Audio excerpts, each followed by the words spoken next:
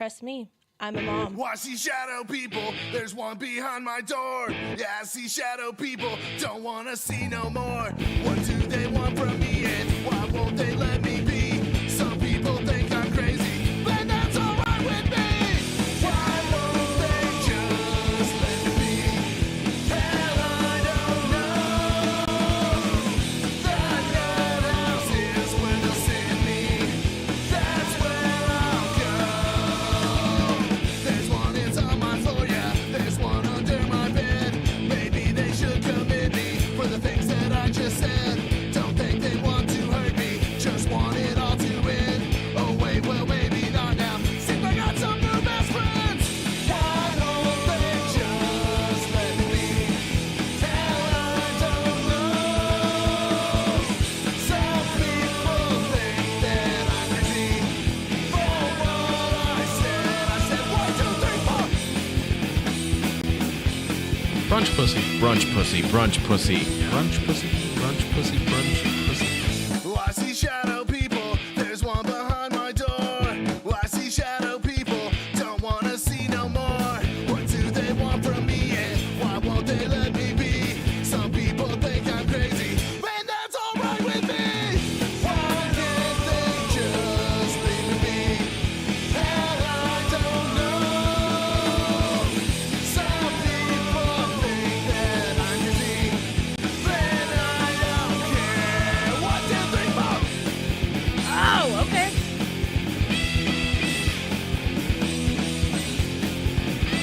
Shadow. Sims and Leon, your mom's favorite podcast. Trust me, I'm a mom. Give me a beer.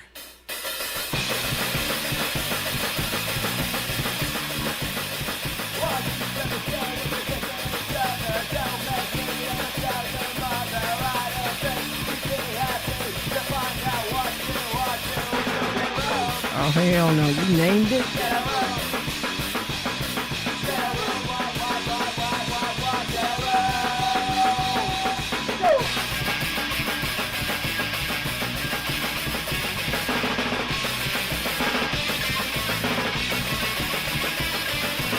You know, it was fun to see that one guy, practically beating him to get him off. I mean, just the jerky. You get right stick on to the backside.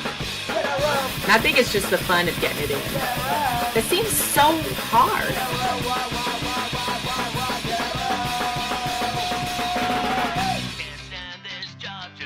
Sims and Leon, your mom's favorite podcast. Trust me, I'm a mom. I don't want to be a Sam.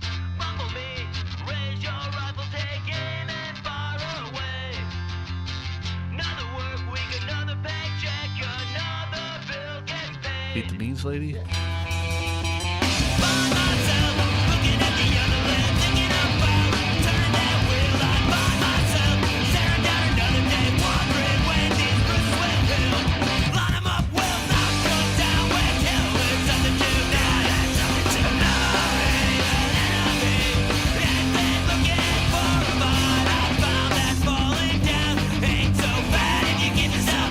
Now do a black guy.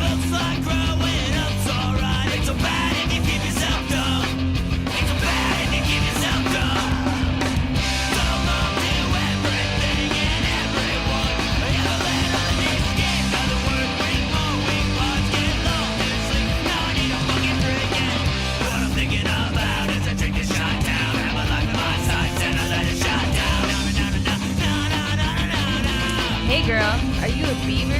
'Cause damn!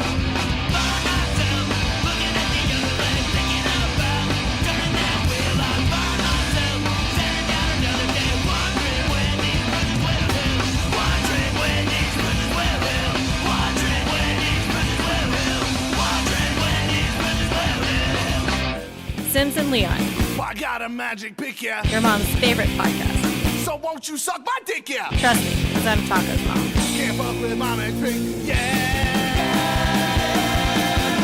I got a magic pick, you see it, it does all the picking. I got a magic pick, you see it, it does all the picking. Sims and Leon, He's got a magic stick, yeah. your mama's favorite podcast. won't you suck his dick now? Trust me, I'm Mikey and Likely's mom. Can't fuck with his match stick. Yeah. Well, I got a magic pick, you see it. It does all the picking. Well, I got a magic pick, you see it. It does all the picking. Jacob P. Crouton. Maybe he was on gummies. Big Shaw. A radical raw. I'll give you a nickel if you tickle my tickle. I'm Trey. What's that jump?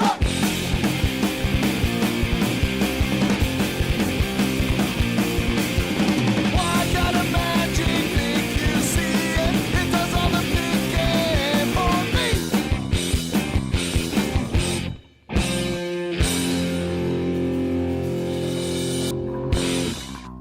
Thanks for that follow there.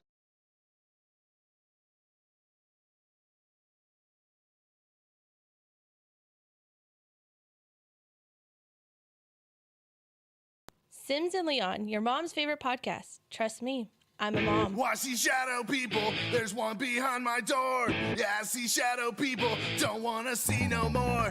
What do they want from me? And some people think I'm crazy, but that's alright with me. Why won't they just let me be? Hell, I don't know. The nut house is where they'll send me. That's where I'll go. There's one inside my floor, yeah. There's one under my bed. Maybe they should commit me for the things that I just said. Don't think they want to hurt me, just want it all to end. Oh wait, well maybe not now. Seems I got some new best friends. Why don't they just let me be? Hell, I don't know. Some people think that I'm crazy. For what I said 1, 2, 3, 4. Brunch pussy. Brunch pussy. Brunch pussy. Brunch pussy, brunch pussy, brunch pussy. Oh, I see shadow people. There's one behind my door. Oh, I see shadow people. Don't wanna see no more. What do they want from me? And why won't they let me be? Some people think I'm crazy, and that's alright with me. Why can't they just leave me? Hell, I don't know. Some people think that I'm crazy, then I don't care. 1, 2, 3, 4. Oh, okay.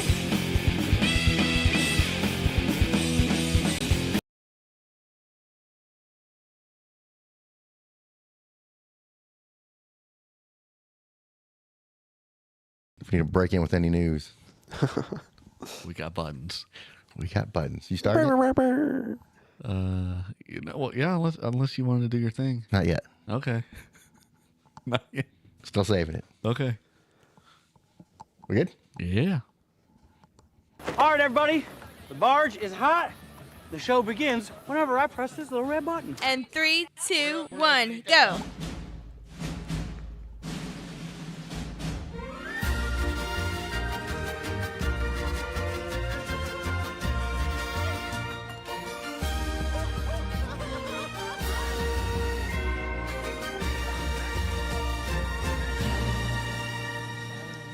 Sims and Leon. Sims and Leon. Simpson and Leon. Sims and Leon. Sims and Leon. Sims and Leon. Sims and Leon. Sims and Leon.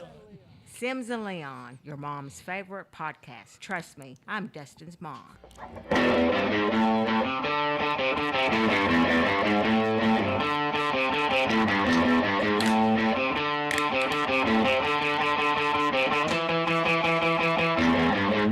Welcome back to the pilot episode. I mean, the episode we have a pilot on. That'll work. We got a guest in tonight, today. Our personal pilot. How's it going? Big Al. Oh, pretty good. It's great to be here. Thanks for having me on. Appreciate it. Yeah. Yeah, thanks for stopping by, Big Al. Uh-huh. So you're a official pilot, a commercial. Yeah, I have my commercial license, so I could go fly for hire and get money, get paid. All right. Can I ask you a lot of questions about this? Yeah, go ahead. How did this journey start? Like, when did you decide you wanted to go into getting your pilot's license? Did you just have a desire to just start flying one day? I mean, I guess it's ever I was little. I just, you know, I was a kid. I just wanted to fly. I just wanted to like planes, I guess. That sounds super autistic, but No, I think it's cool. yeah. And then I don't know. I always liked the models and stuff, like building model airplanes growing up, and then just so happened that the college in my hometown was like, "Hey, we got one of the best aviation programs in the country." So there we go, down the rabbit hole. Okay. So you started in high school. Well, yeah, ish, adjacent. And then how did that? I mean, how did that evolve into you becoming an actual commercial airline pilot? Well, I guess getting your commercial airline license. So yeah, you start out. I just took concurrent classes and then got in the airplane, and like the first ever flight you go on is called like a discovery flight, and they basically just take you up. I'm like, oh, this is the 172. Sounds cool, but it's a lawnmower with wings, pretty much. And I love that. That was a lot of fun. And so then I got enrolled in college, and then took all the ground schools and just started flying. And it took me a lot longer than normally, not because I'm stupid or anything, not because of the classes, but the flying hours. It takes forever. Like I'm probably at like almost a 400 right now, and I gotta have 1,000 to be eligible for my restricted ATP, which ATP is airline transport license. Okay, that's what you need to like work for an airline, like a okay, 119. So I have my commercial license and an instrument rating, so that I can, as long as I'm able to fly the airplane legally, then I can fly out of it and fly people around for compensation, pretty much. So what was the very first license you got? My private pilot license. Yeah. Okay. So what did it take to get there, and what does that mean? Your private license? Can you fly other people around? I know it's not commercial, like you can't. Yeah. So you get your private license, and that's literally just a license that you can fly an airplane. You can take people up and go fly around, but there's a lot of stipulations in the regs. Like you have to both have okay, let's say me and you were flying to Durant to Oklahoma City. Okay. We would both have to have a reason to be going to Oklahoma City. So it's not like, hey, I need to go to Oklahoma City for something. What if our reason is to go have dinner? Well, we both got a reason to go. All right. Yeah, exactly. I mean, you have to split. It's called pro rata share, so you both have to split the cost. Okay, but you can't just like have a ride along. Like I'm flying here, you want to go with me? Exactly. Yeah. Interesting, but they could just say they're going. Exactly. Yeah. You'll get a pack of cigs. Do you have to sign off on it, get it notarized? No, not that much. But if the FAA, I promise you, I'm going to eat dinner. Yeah, the FAA come back with a receipt. They could theoretically just pull up on you at the ramp and be like, "Hey, where are you going?" Question y'all separately. Where y'all going to eat? Where'd y'all eat? What did you have? What did he have? Where's the receipts? Yeah, show me the receipts. It's like the air police, pretty much. But ironically, obviously, they don't stop you in the air. So the private pilot license, how big of a plane can you fly with that one? Or is that even a thing? Yeah. So anything under 12,500 pounds, okay, you can fly. It's classified as like a single pilot airplane. So I mean, I wouldn't go fly like a giant single engine right now because you want to go make sure you're safe and proficient in the aircraft and you know how to fly it. Yeah. I mean, I'd get an instructor and like go take a couple flights before I would. But yeah, that's interesting. It's not like a car I could jump in Dustin's rate van that he has right now, and I feel perfectly comfortable driving it around. But I feel like in an airplane's a little bit different. You don't want to just jump in someone's airplane and just start flying. Yeah, exactly right. Yeah, especially a little bit. Like the Cessnas that I'm used to flying. It's a high wing, and a lot of single engines and general aviation aircraft are low wings, and they perform a lot different. I mean, it's all the same, But when it comes down to it, in like an emergency situation, shit hits the fan. You want it to be like the back of your hand, knowing like what to do. You want to know those small little things that this plane might be slightly different here and there. Exactly. It's like driving your car, like your car that you drive every day for however long. You know exactly where you can fit, like pulling in a parking spot. Oh, I can fit in that one, even if it's a little tight. But it's stuff like that. But yeah, so 12,500 pounds is kind of like, then you got to have a dual pilot, and you have to have a type rating for it. And type rating, that's expensive, like 20 to 100 grand, depending on the aircraft. It's a what? Type rating. What does that mean? So break it down for. All right, so I don't. Yo no comprende. Yo no comprende. You speaking Spanish. So like, there's category and class, and then type. So like, category and class would be like single engine land airplane. Then class is like deals with the weight and everything. So 12,500 pounds in a jet. You got a type rating for it. So basically, it just says that it's like another check ride, pretty much. So like on your license, you'd have multi-engine, commercial, whatever the hell, and then type rating for this airplane. So when you actually have your pilot license, is there an actual license like with your picture ID and stuff like on it? No, I'll show it to you. It's just a green 20. This one's a $20,000 piece of plastic. Okay. Just has my name on it, and It's got Big Al. yeah, big Al. Yeah. Big Al on there. So when did you get your private license? I think I got that like 2022. Yeah. Okay, so about 4-ish years ago, somewhere in there.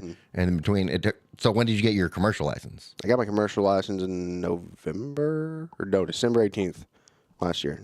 So about 4 years difference ish, 3 to 4 years between your private and commercial. Yeah.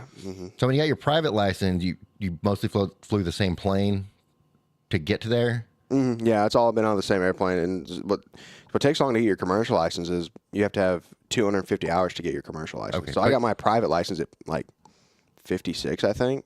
So like between 22 and last year, I'm just flying, trying to build time. Besides just more flying, are there any other things you have to do? Is like, do you have to take more classes, tests, fly different planes? Yeah, absolutely. There's a written you got to study for. It's just commercial FA, written airplane, and that's like you got to go to a testing center and do it. It's a real pain in the ass.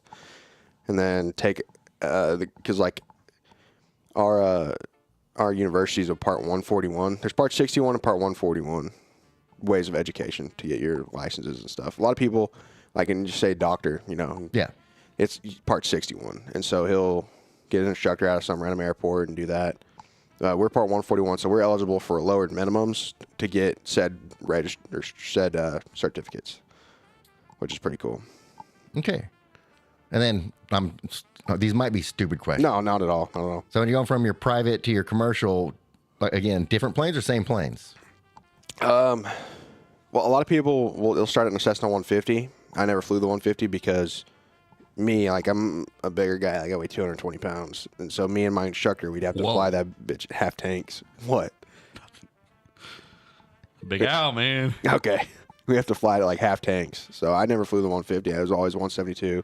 I can fly Cirrus, SR-20. Those are pretty cool airplanes. That's what I did my instrument training in. Yeah, no, these aren't stupid questions at all because for a lot of people, it's like, oh, you're a commercial pilot. Who do you fly for? It's like, not quite nobody. that simple. Nobody. I fly a lawnmower with wings, actually. Hey, we got a question in the chat. It says, does any of that translate to being able to fly a helicopter? Yes and no. So like if you're a helicopter pilot before, I believe, like say you got your private pilot commercial license for flying a helicopter, you still got to do the training, but it takes less time than if you were just starting out new, and vice versa. Do you have any desire to ever do that? Yeah, being a helicopter pilot would be pretty cool. I thought about like joining the Coast Guard or something. Yeah. Well, I was thinking that, or BPS or police departments that have them. That'd be pretty. Those pretty guys cool, are chasing people. badass. One of my buddy's dads, he was a medevac nurse for a long time, and he was telling me about one of the new hotshot pilots they got. He was straight out of the Army. He was like 20-something years old, and he went and flew for medevac. And he was talking about one time they had this bad car wreck on like a back farm road, trees everywhere, and so he had to put it in the middle of the road, and he just like, I don't know, he came in and whipped it around, just like it's like a tactical extract. It was pretty cool, he said. Kind of like parallel parking a car. Yeah, but not. But Yeah. You look pretty badass when you parallel park and you do it one time. Oh, yeah, Just absolutely. saying. Yeah, just imagine doing it in a helicopter. Yeah. Yeah, those helicopter pilots are badass, man. Especially the ones that come out of the military. I don't know if you saw it or not, or even follow it, but Fort Worth Police Department, they recently, I guess, got a new helicopter. They replaced their other one. I don't remember how old it said it was. Anyways, they got a new one in service, and this was probably, I don't know, 4 or 5 months ago. Mm-hmm. Well, they were getting up in it to go probably chase somebody, and they got up and had to do kind of like an emergency landing, but it wasn't.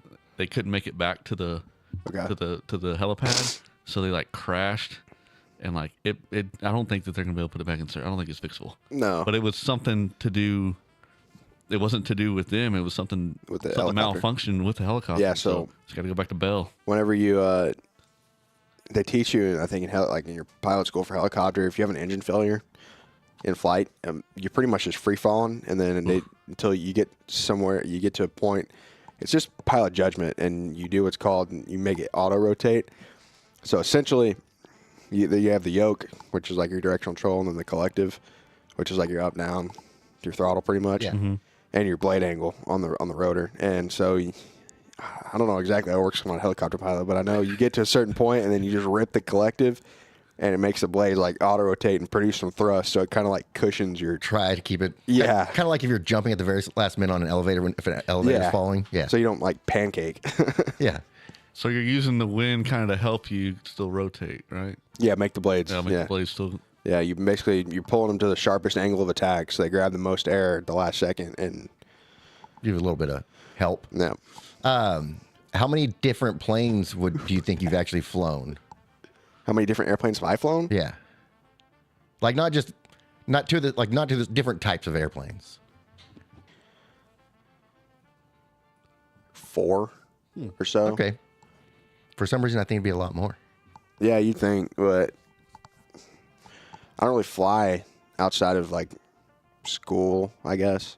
I mean, I do like my buddy's dad. He's got a plane, and we've flown to Kansas and stuff a couple times. Go bird hunting. Oh, is that the reason? Bird hunting? Yeah. Okay. Yeah, we all actually had a collective reason for being up there. So go bird hunting. I like that. We have in the chat, they say, could you fly me to Houston to get a haircut? Who said that? I don't know. Punta. Sure. Sure, brother. like, could you do that? If I could, yeah. I mean, they'd have to rent the airplane and then come to me and be like, hey, could you fly me? And I'd be like, yeah, definitely. Okay. Here's my rate. And then. Ooh, what's your rate? What do I haven't ever thought of that. I haven't got that far. Oh, man. I feel like that would come when you get your own airplane. Well, so I couldn't. It's getting into the weeds of like having your commercial license. So there's part 135, 121, all kind of different types of carriers. And if I was to have my own airplane and fly people out of it, that'd be like 135. I'd have to have an operating certificate from the FAA. Yeah, that makes sense. But if somebody like you or Dustin was like, "Hey, I'll buy the plane," yeah, with a Sims and Leon plane, you know. Yeah, and then you're just hiring me to fly your plane, and so I could do that. Absolutely. So it makes more sense, like rent a plane, you fly it, and let the insurance and all the other stuff be covered by the owners of the plane. Yeah, exactly right. Yeah. Do you have a desire to ever own your own plane? Oh, absolutely. Yeah, there's several on my list, but we got to get that airline check first. I mean, do you pick that up at Facebook Marketplace or what? You'd be surprised. Yeah, hell yeah. I saw a Lear 35 the other day that was like $275,000. Learjets they're sick. I mean, it would need probably like another $100,000 in work just to get it in the air. But of these several you have on your list, how many of those have you actually flown? None of them. None of them? No, a Cirrus. I like the Vision Jet, the Cirrus Vision Jet, but I haven't flown that one. I've flown which Cirrus aircraft are all pretty much the exact same. The Vision Jet is just a jet, obviously. It's just a per hour kind of thing. It can be per hour, or you can charge by the day. Yeah, that's another question. If you're flying somebody, I assume they'd want you to fly them back. Yeah, I can charge per hour or charge like a flat fee for the day. Like one of my buddies, he works for a company called Bray Aviation out of Durant. They've got a King Air C90. They got a couple jets and everything, and a lot of times they just charge them by the day. So like, I was talking to him about like a trip to New Orleans like a few weeks back, and it'd be like your cost, like say you're the customer, it'd be like I think it's $1,000 a day for the pilots, and then plus the airplane fee. So that's like a couple grand a day, I think. And then you kind of mentioned this earlier with the weight thing. Like if you're flying in the C-50, then y'all have to have a C-90. No, that's actually a single pilot airplane. Okay. Yeah. So if you were taking people, how much into account do you have to take the weight of everybody, everything on board? Well, so that's just the max gross weight of the airplane. So it's not like I could be flying an airplane with 11,500 pounds, but then, the people and the baggage weight puts me over 12,500. No, it's just like it's the max gross of the airplane. So if you normally are flying an airplane and it's under that weight, but if it could possibly weigh that much, then yeah, you gotta have two pilots. But okay, I wasn't sure how that works. I think can't remember what show I was watching. I think Curb Your Enthusiasm, maybe, where they rented a private jet. Yeah. And then they made a big deal about they had too much weight coming in, so somebody had to drop their luggage and couldn't take their luggage, stuff like that. I wasn't sure if that's like an actual thing. Could be. It absolutely could be. I feel like you don't see that too much. That's kind of crazy that they made them drop their luggage. Well, it's part of the show. Okay. Yeah, I mean, it's just they get in these stupid situations to where whatever. Now they have to figure this out. And the main guy, Larry, was going there and he picked a bunch of coffee beans. And in the end, he couldn't fly the coffee beans back because there's too much weight on the plane. Oh my gosh. Yeah, so they like this. I know everything on TV shows is exaggerated. Is not the same as what actually happens in real life. Yeah. Is that so? That's not like you don't have to calculate how much fuel versus weight you have to know you're going to make it there. I mean, or is that a dumb question too? No, it's not a dumb question. Definitely the fuel and weight. That's a big part of it. But like most of the time for these private jet charter companies, I mean, they're going to be able to get whoever, wherever, no matter what, because that's part of their contract. People are paying X amount of money and they go here, so they're going to get them there. Damn it, you know. But yeah, fuel and weight's definitely a big. So, me and your uncle were actually talking about this the other day because it was on TV. How they had a plane take off and it like blew a landing gear. Yeah. And then so they were, instead of going to their destination, they were circling back to do the emergency landing there. Uh-huh. And they had to dump a bunch of fuel, obviously, because it was too heavy. Yeah. So, how much relatively, does it cost hundreds of $1,000s for that fuel that they're dumping? And then have an emergency land and then fix the plane or or get people on a different plane? And why is it that plane just doesn't go to its destination? Because it has to land no matter what. Mm-hmm. You're already in the air at that point. Why not burn that fuel while you're flying somewhere? I mean, does it just come down to safety? Yeah, 100%. Man, these safety people. Yeah. Well, I mean, you take off and you have landing gear. Like, how do they? So they blew a landing gear on takeoff? Something like that. It was on the news. Either that or maybe landing gear got stuck. It wasn't retracting back in. Something. Yeah, so they were gonna have to land no matter what. Well, yeah, but then I get that the not retracting back in caused the problem because then it affects your entire flight. Yeah. Yeah, absolutely. You're not that smooth airplane anymore. Yeah. You got that drag going on. Yeah. Like with a duck with one leg, flying circles. You have to adjust for that. Have you ever driven a car that the front line is off balance? Yeah. Oh, 100. Where you have to keep the steering wheel to the left? Yeah, like could you imagine the van. Could you imagine flying like that, flying to the left the whole time just to go straight? Autopilot, baby. Then you burn more fuel. It makes sense. Yeah, I mean, but you're wasting $100,000 worth of fuel dumping it. What's more valuable, the fuel or people's lives? Exactly. I mean, yeah, I get it. But it depends on what airplane and, you know, obviously how much fuel they had to dump depending on the cost value. I mean, I'm assuming it was a jet. So. Oh, yeah. Do you know what kind of jet it was? I don't remember. We were what it looked like. TV. It was a commercial airline. Oh, well then, yeah, absolutely. Hundreds of thousands of dollars for sure. And the reason they had to dump the fuel is because your max takeoff weight and your max landing weight are two different numbers. So you can take off with more weight than you can land with. Interesting. Yeah. What's the reason for that? It's just the structural integrity of the airplane. Okay. What's if it's like the stopping distance it takes? Well, that too. Yeah, absolutely. Yeah. If you have more weight, it's going to take more time to stop. Yeah. Stopping, I guess, pressure on your rear end on it, because when you're coming down, all that pressure is being forced on the landing gear in the back, right? Yeah. And then when you're taking off, that's more of forward momentum. The wings generating lift. Yeah. So they're taking weight off of the. Yeah. And explain to me turbulence again, because I don't like turbulence. Do you like turbulence, Ricky? Oh, I look forward to it every time I fly. Really? Yeah, it's my favorite thing. It's like a massage. Yeah, that's fair. It is until it gets to a certain point. That's not true. I do not like turbulence. I hate turbulence. Makes me uneasy. Turbulence is it can be caused by a number of things. I mean, it's wind shear, just wind in general. There's these things called thermals. So that's whatever.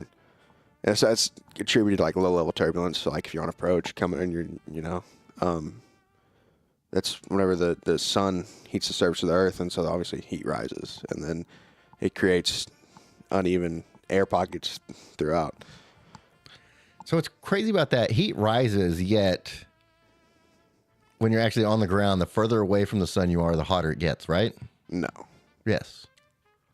Wait, what? Yeah. Heat rise. Like say heat, that again. Say that again. Heat does rise. Yeah. Like heat rises, Okay. but the further away from the sun you are on the ground, the hotter it is. Like like a desert. It's like the closer to the ground you are, the hotter it is. Is that what you're saying? Kind of yes, but no. It's like deserts are below sea level. Mountains are way above sea level. They're colder. Yeah. Down desert level, they're hotter. Yeah. And I think the only reason I know this because podcasts I listened to, they were in Arizona for spring training, baseball spring training, and they noticed that the AC units in Arizona are on the roof. So they called one of their sponsors, an AC guy, and they asked him about it. He's like, "Well, that's because when they're closer to the ground, they're hotter. As opposed to if you put them on the roof. Yeah, absolutely. They'll be cooler on the roof than if they were actually on the ground." Yeah. Okay. I'm following now. Okay. That was an interruption that was not necessary. I don't know why. I was just came into my brain for some reason. If I could fly to outer space, like hell yeah, I'd go. That'd be cool. You fly to outer space? Yeah, that'd be sick. Even if you got stuck for 8 months? That would suck, but I mean, like the last guys did? how many people? How many people could go? Like go to outer space? You're like one of like what? A couple hundred that have ever been, if that have ever been to space. That's true. Yeah. If we landed on the moon, if. Could I fly? We're landing on the moon again soon. Oh, really? Okay, next question. Could you fly through a tornado? These are chat questions for anybody. Yeah. No. Hell no. Could anybody fly through a tornado? Or just don't do it? No. You'd be ripped apart. Okay. By the turbulence. I saw a cow fly through a tornado. Actually, I didn't. So that's I a saw bad the turbulence, huh? What's the worst turbulence you've been in as a pilot? Well, in the 250 light hours you've flown in your lawnmower, light single engines, they feel turbulence different than like an airliner. So compared to them, it was probably nothing. But I've had my head smacked against the ceiling before. Jeez. Yeah. That sounds pretty bad. Well, and we were in IMC or like IFR conditions. We were in the clouds and we were shooting an approach and we were just sitting there and I'm flying the glides. The glide slope's like your visual reference on the instrument panel. So like it's not to get into the weeds, but it's just radio signals that the airplane receives and tells you where you are in relation to the runway. Okay. So I'm flying the glide slope down and I've got it centered and everything. And then all of a sudden we just boom. We just get thrown up. Jeez. And that was it. That was the only one time or just for that instance it happened. And another time we were flying into North Texas Regional, and once we're flying the ILS, and it's just a different type of approach. And we're monitoring. It was before we got switched to the tower frequency. We were still on center, which like center is just monitors the traffic and talks traffic in a wide area. And then obviously the tower is just for that specific airport. But we heard an American Airlines flight like, hey, can we get 20 degrees to the left, like turn 20 degrees to the left to get, get out of the way of this cell? And we knew that they were close because they had given a position report. We were like, what cell? And so we zoom out on our Garmin 650 and we're looking, and we have this, it's called FISB. It's kind of like having a weather radar on your phone. And like right at that moment, the cell popped up and like it was right there, right next to the airport. We were like, oh shit. And so, yeah, we broke off the approach and went back to the ramp, but it was just one of those like, oh shit moments. Did I get a concussion? No, I did not get a concussion. No concussion when you hit your, no. That you know of. That I know of. Shit. Have you ever taken your dog up flying with you? I haven't. I want to really bad. I think he'd love it. Does he have to have any training? No. Any just not certification Just card? be going to the same destination and have a reason to be there. Yeah. To go for a walk. Yeah. Yeah, I'm taking him to Amarillo to go for a walk. Putting the little leather hats on him with the goggles. I've seen a couple TikTok videos of a guy who takes two of his dogs and he's got them vests and has them clipped in and everything. Yeah. He tries, I guess, different forces to see how they react. And I saw that one. Yeah, with his new puppy in the lab. Yeah. Yeah. Or That was golden. pretty cool. Yeah. Do you know who that is on TikTok? No, I didn't. It only came across one time and then scrolled past it. What's the longest flight you've ever flown as a pilot? I think 6.5 hours. Dang. Where'd you go? I went long. Yeah, Durant to this little town in the Panhandle of Texas. It's called Perryton, Texas. Okay. There's fucking nothing out there. Like I had trouble finding the runway because it's like literally in the middle of cornfields. And it just blends in? Yes. Yeah. And it wasn't like, it was in the morning, so it's still kind of lower light. It was before the sun got up real good. But I was like, it was tough. And I finally found it. And I, got out, got a cup of coffee and cup of pulled coffee. up the plane. And then your reasoning for going? It was free. Oh. Get a cup of coffee? No. He's flying himself. It was a training flight. Yeah. Training flight. It was actually, we have to do it. Every person that gets their commercial license has to have a 250 nautical mile cross country. One leg has to be 250 nautical miles. So was that flight? Yeah, that was that flight. And a lot of people go to like Arkansas or Kansas. I don't know. They go to these cool places just for. And I was just looking. And I was like, hey, this one works. What can you get done right now? Yeah, no, I was like a lot of people. They'll go and they'll stop and they'll get the crew car and go eat and. I'm like, hell no. I'm going there and I'm turning around and coming back. I'm getting the time. As fast as I can. You were landing as the sun was coming up, but not all the way up. So that means you're flying at night? No. It was probably like 10 in the morning. Okay. When I landed. So you took off like 7, 10, and flew right back? Yeah. Well, then I had to go to Ardmore and then I came back because it had to be 3 legs for whatever reason. Don't ask me. SFA. I don't know. But yeah, I went to Ardmore and stop and go and came back. Went to Durant. So as like commercial pilots for commercial airlines, they're limited on how many hours they can fly per day. Yeah, I don't know if it's per day. It's like, man, I just had this in my class and I can't remember off the top of my head what their weekly amount is. It's something stupid. It's like a dumb number, like high. But yeah, they can only fly that X amount of time per. And that's not even like flying the airplane. That's just the amount of time that they're on duty. Like, that's wild. Yeah. Like if they're from the time they get to the airport? Yeah, exactly right. Yeah. Interesting. So do you have any restrictions? Myself? No. No? Personally. Or not. But I guess you wouldn't be flying that much where it would come up at any point right now, right? No. At least not that we would tell him. No. So on the back of your license, do you have like that little must drive, that little restriction on the for your must wear contacts? Yeah. I don't know. I don't think so. For eyeglasses. Do you have to take an eye test to get your pilot's Yeah, license? you do. You actually have to. You have to get a medical, and it's like there's first, second, and third class, and you got to go to like an actual aviation medical examiner who's had special training for that. And he's literally just like going to a pediatrician, pretty much. And yeah, he was cool. Let me see. Well, doesn't say anything about contacts. Another one in the chat. Have you ever flown somewhere just to go eat or something? And how does that work when you land? What do you do with your plane? So yeah, I've flown to Stephenville. And Stephenville's got a nice restaurant. It's called Heart 8 Barbecue. The place is awesome. Everybody should go one time. You go and you land and you tell them, and you can talk. Stephenville's really cool. You toss them the keys and say, "Park this thing." Yeah. Stephenville's really cool because the airport's like really integrated with the restaurant, and so like you land and then you switch over to ground frequency, and they're like, "Hey, we're parking. We're going to Heart 8," and they'll call the restaurant, and somebody from the restaurant will come with a car and take you to and from the restaurant. That's really pretty cool. Yeah. Yeah. Like your own professional Uber, huh? Yeah, pretty much. Wow. So what do you get when you go to Heart 8? Oh, last time I went, I spent like $100, and I got like everything. But I brought it back. It was a lot of food. I brought it back with the intent to I went with the intent I was going to bring food back. You had to add it to the weight on your plane. Add the extra 2 feet of landing distance. Yeah, and then one time we went to, there's in Ardmore at Gene Autry, there's a really good restaurant there. They got the best chicken salad sandwich I've ever had in my life. And the only reason I went there is because me and my instructor we got done with the flight, and he was like, "Yeah, I'm about to fly the Cirrus for 1.2." And I was like, "For what?" And he's like, "That's got 1.2 left on the tag before it goes down for its 100-hour check." And I was like, "Hell, you need somebody to go with you?" And he was like, "Yeah, actually, because I don't think that the other instructor can go. He had another flight he had to go on." I was like, "Hell yeah!" So I got a free hour and a half in the Cirrus. So do planes have keys? Oh, yes, they do have keys. Okay, one more.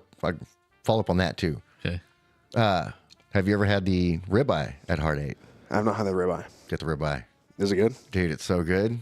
Because they cook it right there. Yeah. They cook it on the wood fire grills. It's Yeah. I got everything. I got ribs, and I know for sure I got ribs. I love ribs. I got, what's there, like the shotgun shell? No, not shotgun shells. They have the bacon wrapped shrimp and the bacon wrapped bacon wrapped chicken, bacon wrapped shrimp. Yeah, I got both of those, and yeah, I got so much stuff.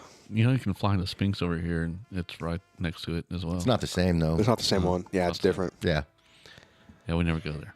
I think Meacham, and I could be wrong on this. It may not be Meacham, but I think Meacham has a restaurant at that airport where if you land at Meacham, you can just park your plane, go to the airport, and it has that the patio kind of thing where you can watch the planes land and come. There's a lot of cool places like that around the country. Texoma has one at Cedar Mills. It's just a little grass strip, and it's restaurant's called Pelican's Landing. Yeah. Oh, could you fly one of those planes that can land on the water? No, so that's a separate whole training check ride, everything. It's airplane single engine C. So I have airplane, it's ASEL, airplane single engine land, and that's airplane single engine C. So it's a whole different deal. Would you ever want to do that? Because I think that would be pretty awesome. Yeah, one of my good buddies, he can actually teach it. He's an instructor for it. So do you know anything about that?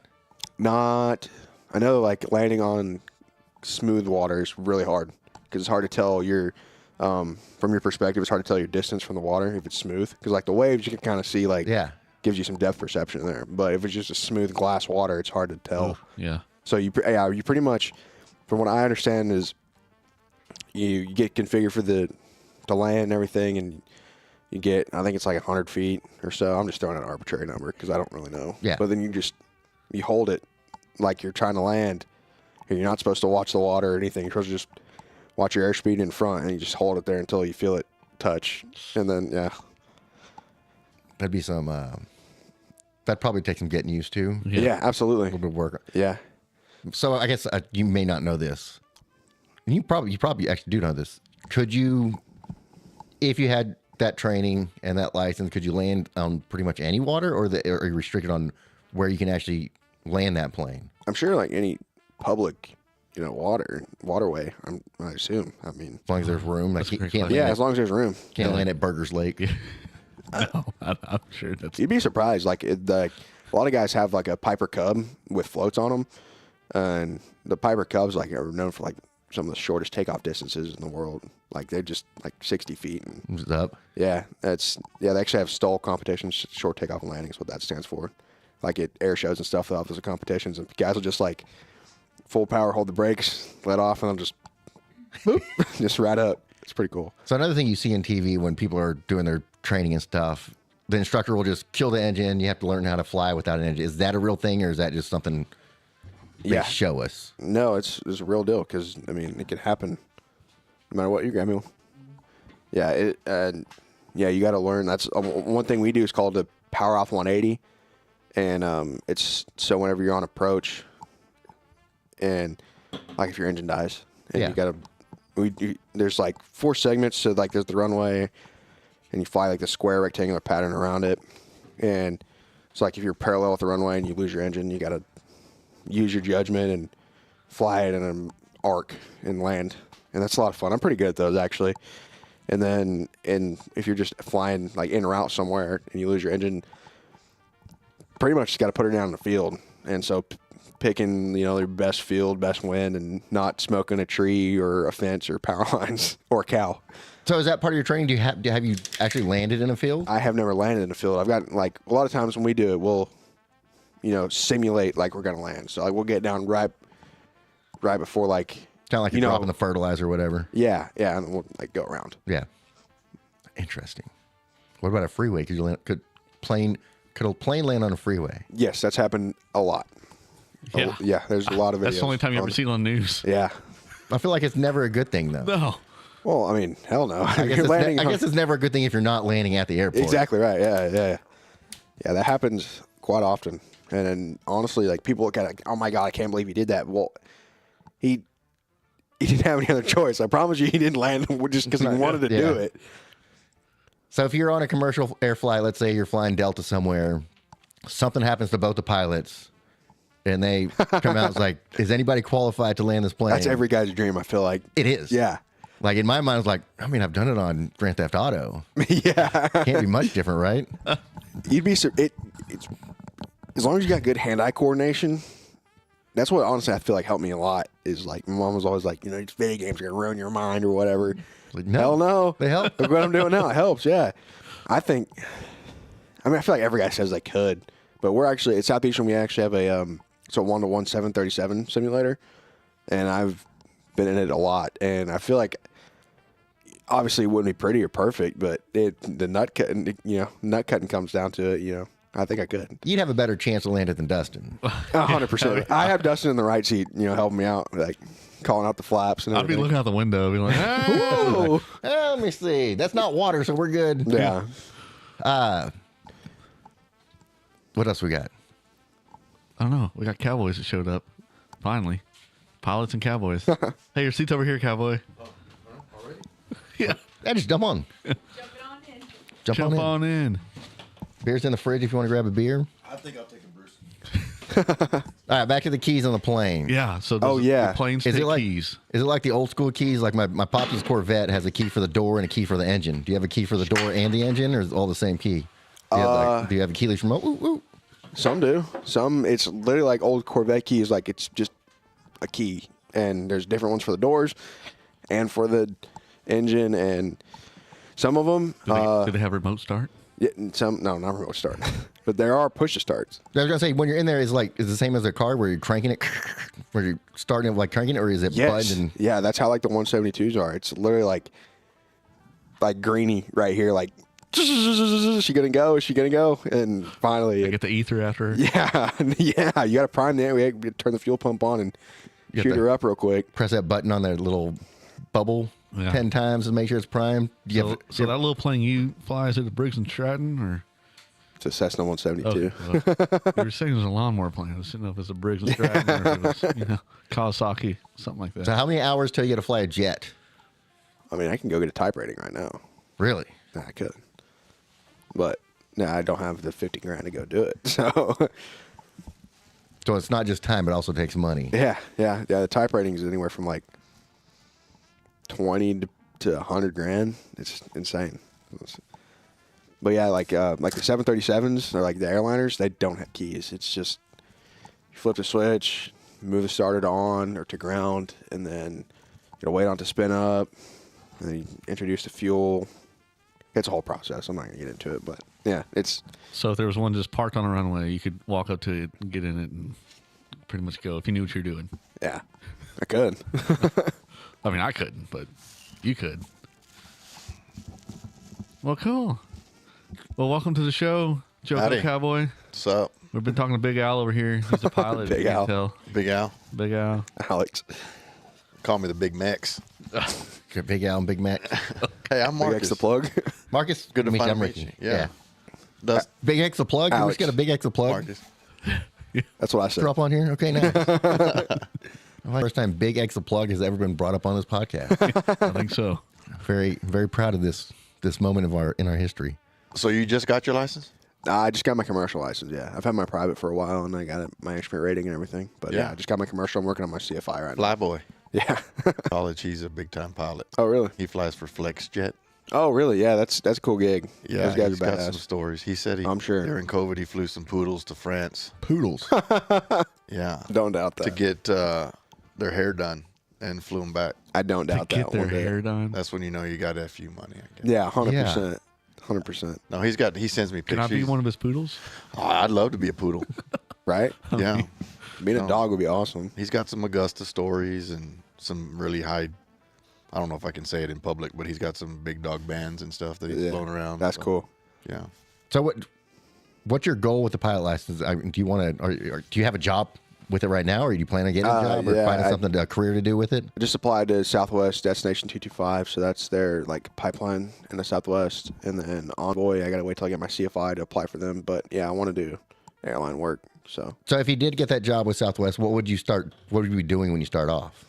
So for them, I think I'll do an interview with them, and once I do that interview, if I get in, then I'm in. But I'll go work for one of their partner companies for 2 years. But actually flying? Yeah, absolutely. Actually flying, and they do that for 2 years just to get you jet experience, jet time, and then after that 2 years, then I'll just step right into Southwest. No other interview, no nothing. Just right on the line. Okay, that's cool. Yeah. So you could technically jump in and start flying jets right now if you. I could. Yeah. Cool. If I had all the hours for it, I gotta get to 1,000 to get mine. Be eligible for an restricted ATP. If you ever need someone to fly with you, I'll always have a reason to. Yeah, hell yeah. We can throw golf clubs back there. Yeah. I'll pitch in, rent the plane. We'll figure out where to go. We can find places. What's that place in West Texas? That's Lajitas. Lajitas. They got an airport over there. Yeah, it's got a little resort and pretty nice golf course. Huh. Do they let anybody fly in there? Or do you have to go through Lajitas to use their jets? Well, I think I don't think it's a private airport, but I think I know there was something through the A&M. I went to A&M, so there was like a fancy a deal where like if hey, we have this jet going out there, Yeah. we have I don't know a certain amount of tee times and stuff like that. So Yeah, they used to talk about Lajitas on the ticket a lot. yeah, And talk about. I know a lot of the guys on the ticket went and did the Lajitas flight through Lajitas. yeah. But I don't know. That'd be a pretty cool thing to do. Just fly somewhere and there's a place where you can hit a golf ball across the border. Yeah. at Lajitas. Old Mexico. Hit it down That's there. cool. Yeah. That way you can get the hell out of there in a jiffy. It's got to clear the fence though. I don't think Dustin could do Can't that. skull it. You got to Yeah, get I some don't- air underneath it. Yeah, not with my clubs I got now. I don't know. It looks beautiful. I want to go one day. That'd be cool. It Yeah. looks real nice. Yeah. That'd be awesome. So let's say the four of us want to jump in a plane. Okay. Let's go to, keep it simple. We'll go to San Antonio, play golf, fly back. What do you think the cost of that plane and fuel would be for us?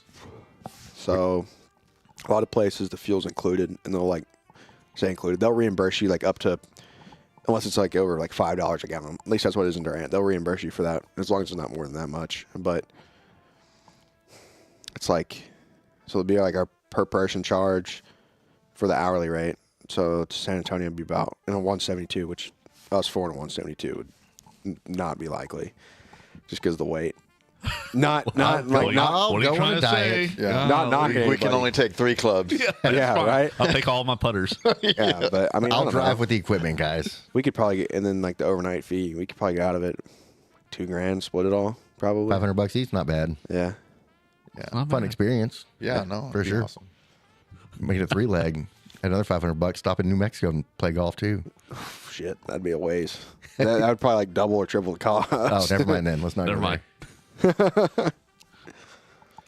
All right, Marcus, you got any other questions for our pilot? Well, yeah, no. Like, so you live in Durant? Yeah, I go to Southeastern. Okay, Yeah. cool. I'm about to graduate this semester. Yeah. This is last spring break. I got a weird story about Southeastern Oklahoma. Oh yeah, Let's hear it. rodeo days or what? Yeah, no, I'm still in my rodeo days. Well, yeah, I ain't grown up. Sorry, I meant college rodeo days. Sorry. No, so I was a senior in high school, and we went to a roping in San Angelo, Texas. Yeah. And so we went over there, and there was 4 or 5 of us in the trailer, and we ended up going to the cantina, and we had our trailer locked. Like it was like we didn't forget. We locked it. Yeah. We get back next morning, we go to saddle. All our saddles are gone. Oh Stolen. shit.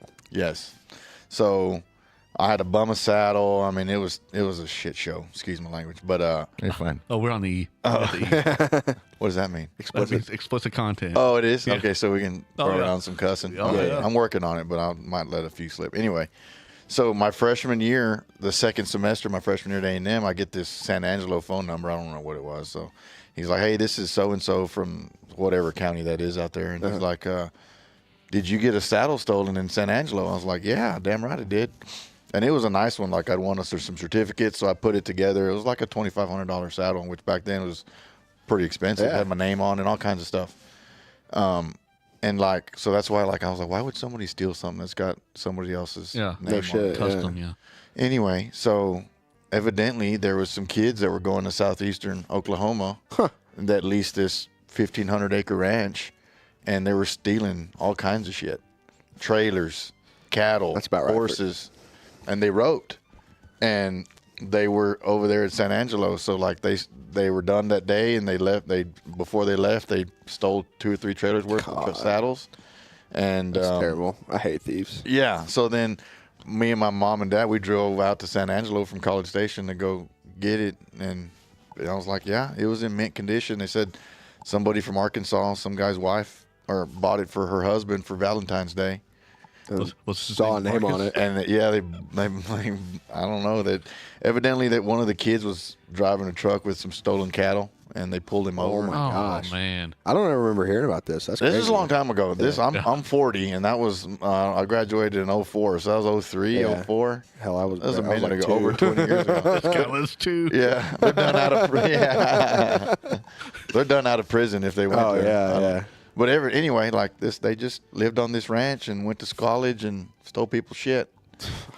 And so, like Dustin used to be a police officer. Whoa. Who did? Who? Whoa. Jesus. Is that not? Sorry. I never used to work at a drive-through, but I never did that. Oh yeah, you were just you worked in Covington. At a drive-through. Anyway,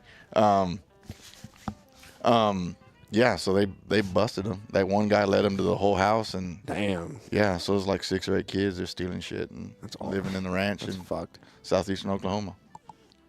So I'll never forget it. They were like, "Oh yeah, they went to college over there." I was like, "Oh, that's interesting." So she never got her money back for that saddle. I thought that was kind of wild. That sucks. Oh. That's terrible. Even after they busted them? Yeah. Man. She's like, "Can I have my money?" I'm sorry, stolen goods. So That is. yeah. I guess you could sue them, but that money was long spent on drugs or alcohol or whatever. Oh yeah. Yeah. So I saw the mugshots and stuff, but it's been over 20 years ago. Yeah. Interesting. Yeah. One of my girlfriends, her best friend. How many girlfriends do you have? Yeah. One of them. One of my girlfriend's friend. One of my girlfriend's friend. When you're a pilot, you got all kinds of girlfriends.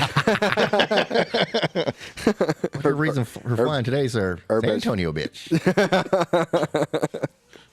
Yeah, her best friend rodeoed at Southeastern. She did barrel racing and she tied goats. Mm-hmm. So. Yeah, Oklahoma's they got a bunch of good rodeo programs in Oklahoma. Yeah, actually, there's supposed to be Netflix actually approached and was in talks about doing a reality show on the rodeo team in Southeastern. Oh, really? I swear. We were like, holy shit, we're gonna be on Netflix, but yeah, I guess it fell through or something. I was surprised. I couldn't believe it. They came out there and observed for a little bit. They're like, we're gonna pick somewhere else. Yeah. All right, we got a couple more pilot questions, if you don't mind. Okay, go ahead. Too far on. How do the fire planes work? I'm assuming they're talking about the ones that pick up the water. So they fill them up with water, and then Yeah, but that water's heavy. It's like but 1 gallon's 8 pounds. Or you got to think about whatever. it. This plane, everything that goes in an airplane counts as weight towards its useful load or its overall. So those planes have nothing in them except for what's in the cockpit and then what they fill up with water. So, but they fill up the water, but then how do they release the water? Like a Bombay, pretty much, and just hit a button. Do they fill up before they leave, or Yeah. or do they scoop Well, the water? some of them, like the seaplanes, they'll land in the water and refill, and then take off and go dump it. And like you see the videos of the helicopters They taking drop water out of in. people's swimming pools and stuff for those wildfires. Yeah. So I guess you're right. Helicopter or the planes land and fill up. They don't drive down and do a quick scoop. No. That That'd might be tough. That might be tough. What about the ones that fly around like the stadiums with the flags and everything?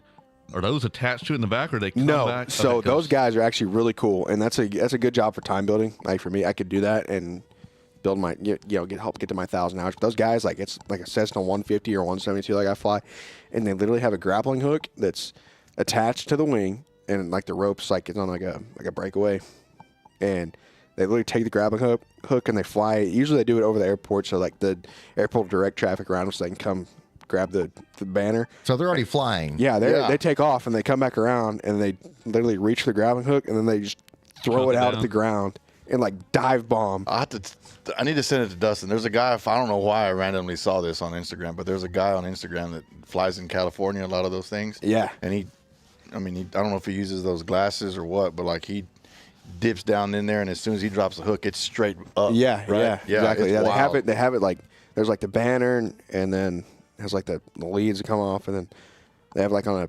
a couple of fence posts strung across there, and so like he throws a grappling hook out and dive bombs it. It's kind of like a carrier landing, I guess. You're trying to grab it with the hook, and then you just.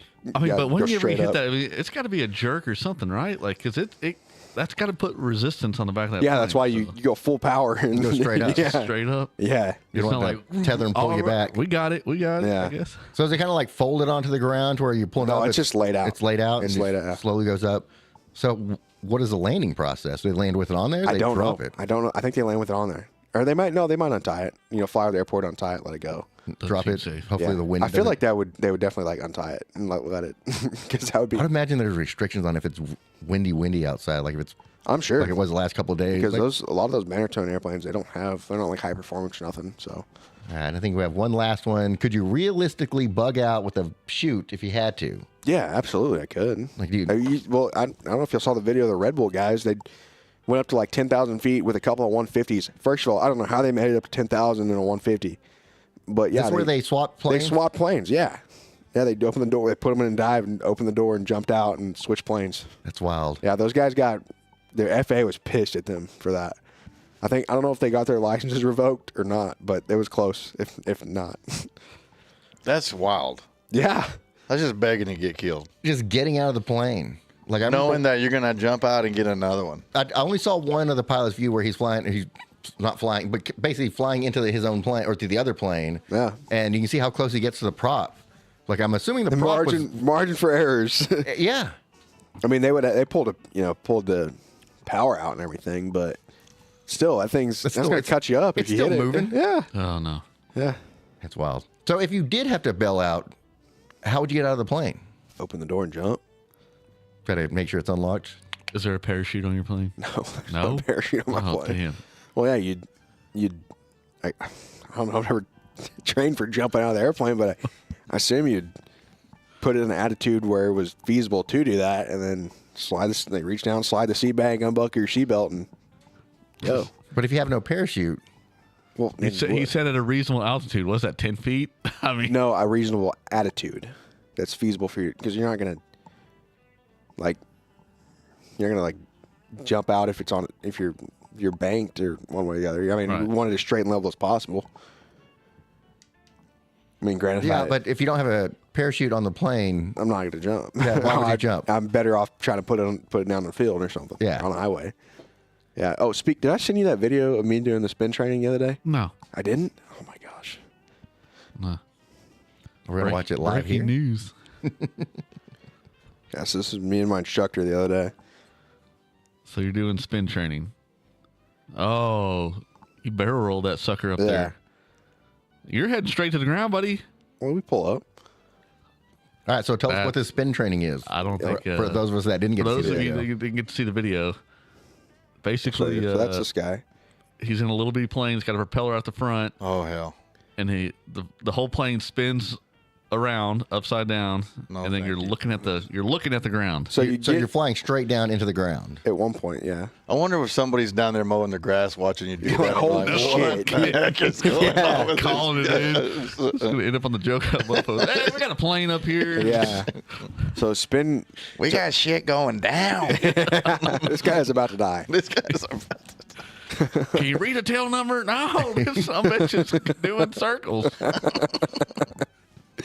So spin training is, well, first of all, what's a spin?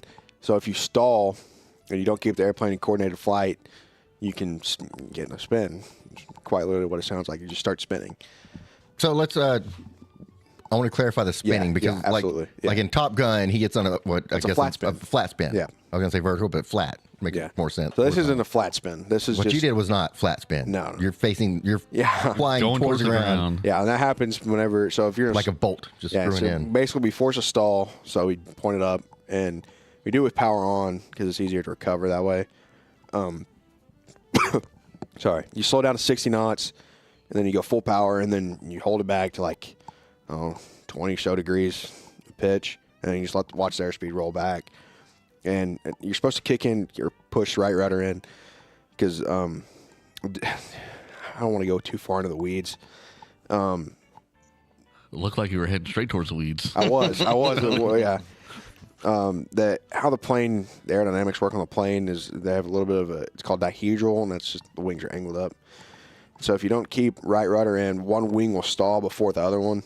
That's what causes the spin, is one wing stalls before the other one. So then if this one loses lift, it's the right one. That's why you spin. Yeah. I say, yeah, like I know what he's talking about. Yeah, I have no clue. He lost sure. me. Yeah. Anyway, yeah, that wing stalls first, and then here you go in the spin, and then basically there's an acronym. It's PAVE. So you go power idle, ailerons, neutral, or pair, rudder opposite, or opposite of the direction of the spin. So if you're spinning to the left, you right rudder. And then elevator down, because you regain lift by getting airflow over the wings. That makes sense. That's why we were pointing at the ground, so we can get airflow back over the wings, and then you just pull up. Makes it sound very simple. It is very simple. What about the flat spin? That I'm not exactly sure how that happens, because I don't. We got to call Tom Cruise on that. Yeah. I don't know how the flat spin happens. I think that was differential thrust, and now he had a compressor stall in one That of was the engines. Dustin's nickname in high school, differential thrust. Okay. Whoa. Spell it. Yeah. Spell it. I can't. I went to Burleson, bro. So, whoa. What? I mean, could you picture flying an airplane with somebody shooting at you? Hell Are you yeah. shooting one down? Hell yeah. Hell yeah. Absolutely. Call I of Duty? could. Absolutely. I thought about going to the Air Force Academy or doing the Navy or something for a long time, and I tore my ACL twice playing football. And then I was looking at like all the recommendation letters and BS you had to get, and I was like, yeah, I'll just fly normal planes. I kind of want to get drafted though. Oh God. I mean, think about it. Hear me out, okay? Hear it. I get drafted. I've already got a predisposition to flying airplanes, so they're automatically going to put Those type of me people into in there. into a flying position in the military, whatever it is. Because if they come to a point where the draft, they're going to be short on people. First off, so I'm already going to be flying. Then if I make it out, I mean, I have no doubt that I would. I'll automatically be like, okay, well, this guy's got military flying experience, so then I'm already like at the top of the list for future careers outside of the military. And I'm getting paid the entire time I'm doing it. And then I got all the benefits when I get out. Yeah. Just need a war. Is all we need. You know? I mean, just get drafted. That's all you need. Exactly. Next step in life. I mean, and then there's also going flying for the cartel. That's a backup option as well. Okay. Yeah. Barry Seal. I feel like that's what you should be doing now, anyways. I feel like you're the perfect pilot that they want. It's like, yeah, just say you're coming to play golf. We'll pay for you and your buddies come out here. Yeah, but the problem is fly not. back. The problem is not getting into flying for the cartel. The problem is getting out. Yeah, I think No, that it's a is commitment, either yeah, live or for die sure. kind of thing. I mean, at a certain point, you're going to be like, okay, I made the amount of money I want to make. Yeah, and they're like, I'm no, we good. ain't done with you. Exactly. Yeah. So that's We ain't what done me and my with you. buddy were actually talking about this. Oh, you've Hear me out. See? Yeah. If done we- the research. The plan B. Well, if we did that, say we fake an airplane crash, like we smuggle a couple parachutes in there with us, we jump out somewhere over Colombia. I mean, we set up the whole process, but then there's going to be product in the airplane, right?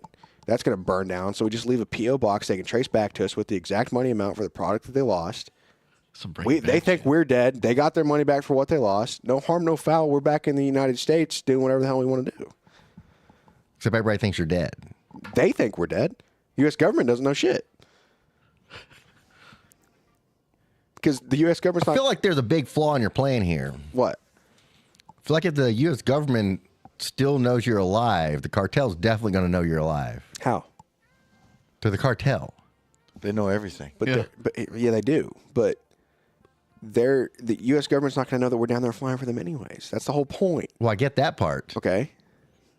But you think the cartel's going to report that a couple of their pilots died? No. They're not going to report shit, but they're still going to try to find you. They're going to get down to this. Okay, we lost this. We lost that. We lost our trained pilots that have been loyal to us for the last 7 years. There's no way that these two professionals that we've had for so long have been so great with us, they just accidentally crashed and disappeared. Well, what if they find you? They're like, they're going to find you. Yeah, what if you're at Waffle House one day Yes. having a nice dinner, Yeah, and then they just Why you walk just in there? move to the north? See a couple old school suburban Tahoes. Move pull to the up. north, away from a major highway, and just live out your life. North where? Alaska? Like North Dakota or some shit. There ain't much cartel activity going on there. That seems terrible. Moving to North Dakota. No, it'd be beautiful. We have in the chat says, what if you change your name to Lexi? You think that would help? I mean, given my cartel alias, sure. I guess. I mean, fuck. I mean, all you got to do is just fly over the water, engine failure, the plane goes down in the water. No bodies are ever found. The cartel's not going to do search and rescue efforts. They're not doing search and rescue efforts for sure. Yeah. But they're going to know if you're still out there doing stuff. I don't think so. So Who's going to pick you up? Yeah, that's what I was about to say. Well, we'd have to set it up. Oh. We have to. Yeah, I mean, Hey, you think there's the some cartel's not going to know about that? Too many people involved. You're going to tell you're going to tell this guy, hey, come pick us up. It's like the guy's, what do I get out of it? He's already going to be part of the cartel. Yeah. He's not yet. But he's going to be like, okay, now I can make a bunch of money by telling the cartel where these motherfuckers are. There's some logistics. crashed I'm the not plane. denying there's some logistics issues that need to be worked out, 100%. But I'm just saying the basis of the idea is kind of foolproof. I think. No, I don't think so at all. I mean, the first premise of you're getting involved with the cartel. I got a lot of. Because you're not going to be able to get on a commercial airline to get back into the United States. How are you going to get back into the United States? Go to Cuba. And do go what? in through Cuba or go back to Miami. You going to hop the wall or what? I mean, what? Hop the wall. You You're going to swim? What? He's just going to get on some fishing boat, you know. People do that every day. Yeah. I promise. Every day. I've seen it in the movies. Yeah. It's real shit. You can do it. We met, and we got the offer to go to Cuba one time in Mexico, and we didn't, but we definitely could. Offered by the cartel or? No. Oh, it's just a stamp. All it is just a visa to go into Cuba, and it's not like anything. It's not like here in the U.S. trying to get a visa. It's Cuba. So, do you have people paying you to fly them around right now? I don't. I could, but I'm a little busy with. I don't have the time. So, is your degree in? Yeah, it'll be aviation professional pilot. That's Cool. my degree. Yeah. So, how many people are at southeastern Oklahoma are in that? There's like 150 or Damn. so, which sounds like a lot or not a lot depending on who you talk to, but it's a lot for us because our planes are. We're so backed up, like with the scheduling, trying to get in a plane and stuff. It's a nightmare. There's a lot of colleges that offer that. There are, yeah. There's like OU. I mean, there's Spartan and up in Oklahoma City. There's a million down here. that Really? do it. The difference was there's a bunch of like they call it fast track programs, and one of my buddies actually left Southeastern to go do a fast track program, but he's kind of SOL because they do it under Part 61, and he's got higher minimums to get his restricted ATP, and then they're not partnered with airlines like the 141. Mm-hmm. So there's not like a direct pathway. But to be a American or Southwest airline pilot, do you have to have a 4-year college degree? No. Oh, no. Absolutely not. Especially not during COVID. They were like offering mechanics and teachers and anybody who would sign up for it to learn to be a pilot because they were that short. And the Still haven't recovered. Yeah. It's slowed down a lot, the hiring, and that's not necessarily because of the lack of pilots in the airlines. It's just they don't have enough planes because of the whole Boeing deal with the door flying off on that Alaskan flight. So they still have only taken delivery of like 8 or so planes of the 50 or something that they were supposed to get. Boeing's been dropping the ball lately, right? Oh, yeah. Big time. Like even in space. I didn't hear about that. Apparently the people that got stuck in space, they were supposed to go only for like 8 days or something like that. They got stuck in for like 7-8 months. That was a Boeing thing? It was a Boeing thing. How was that a Boeing thing? Because their spacecraft that they went up in was Boeing. We got a specialist over here that has listened to it. I thought that was on the ISS. I thought that was podcast who had one of the pilots on, and he was explaining how there was a recall on their ship from Boeing. They knew that it shouldn't have gone up in the first place, but yet they let it slide. That's like the precursor to every single accident that's in the history of it. And so they went up there and... How you going to crash your plane in the Atlantic? Oh. Or the Gulf. Oh. Yeah. Well, working for the cartel. Lord willing, that the cartel ain't got no Boeing shit. No, it's gonna be a shitbox. That's why I'm saying it's gonna be likely. It's gonna be very plausible, logically, that the plane went down because, I mean, it's a shitbox. But you're gonna be running it the entire time before I don't think you're decide giving. it's gonna go down. I don't think you're giving the cartel enough credit here. They got money. They're not just going to have tracers on the plane. They're going to have trackers on you. Yeah, they're gonna put up his butt with millions of dollars. Oh yeah, y'all are. Yeah. Well, no, that's why we set up the money, like I'm just throwing out PO box arbitrarily, but so that something they can trace back to with us that's got their money in it of the product they lost. No harm, no foul. They got their shit back. You are the product. At that I'm not point. that product. At the point you're owned by them. I guess, but as far as I know, we died, so nobody to talk. They got their money back that they thought they lost. Who's paying the money back? We are, because This is the where- whole time we're this is making the money flaw. with the cartel. We're setting some aside for our exit strategy. Retirement. Set some, For your 401k. Yeah, exactly. From the cartel. Set some aside. And then we have It's a SEP. this mass amount of money that we can just set aside that they can trace back from us to, because they're going to come looking for all our assets. You once give them we're your dead. log and your Wells Fargo You know? account. Yeah. No, I'll leave it in Colombia or Mexico or wherever the hell. And they'll just be like, oh shit, man. cash. Cool. Oh, wow, this adds up to exactly what we lost. Sick. How convenient for them. Exactly. Your plan is completely flawed. Yeah. That's, how much money can we make? Let's get this done. I like the idea. Butch Wilmore and Sonny Williams became stuck on the International Space. I thought it was the ISS, yeah. After technical failures with the Boeing Starliner spacecraft on its first crew test flight, June 2024. That checks out. Stuck for 9 months. Man. I don't know if I don't feel like I want to be stuck somewhere for 9 months, especially in the. Not up that far up. Oh, no. Yeah, once you're there, you're there. Have y'all ever eaten space food? That shit sucks. Oh. It's disgusting. Freeze-dried food sucks. Yeah, it ain't no fine dining. Well, no. All right, well, we're done with cowboy talk. I mean, pilot talk. Going to move. I don't to think cowboy? we'll ever be done with I pilot know. talk, but we can take a break from it. No, it's. I love. I mean, it'd be a fun job for sure. Oh, absolutely. I can't wait to be making. We'll have you back on, and maybe we can do. I'm just going to the bathroom. Yeah, are you leaving? No, you're not leaving. I feel like Dustin's trying to kick you out now. No, let me explain to you what I was about to say. I said we'll have you back on once you get to the point to where we can do a podcast up in the plane. Oh, that'd be crazy. That'd be tough to do because how sensitive the audio is. You talk about unplugging the fridge. I can't really unplug the airplane engine. We'll have better headsets by then.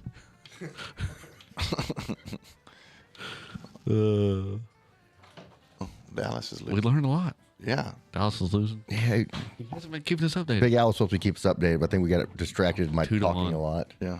2-1. Yeah. All right, Joko Cowboy, how's it going? Good. What have you been doing? Man, today it's working, taking care of my little boy.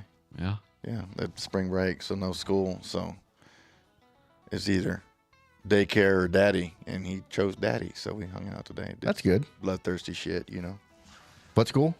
What district? He goes to some church programs in Grandview. That's cool. Yeah, no, it's good. So Monday through Thursday and 9 to 4, so it's not too bad at all. I wasn't sure if all jurisdictions have the same spring break. Man, I tell you, the traffic this morning was glorious. Yeah.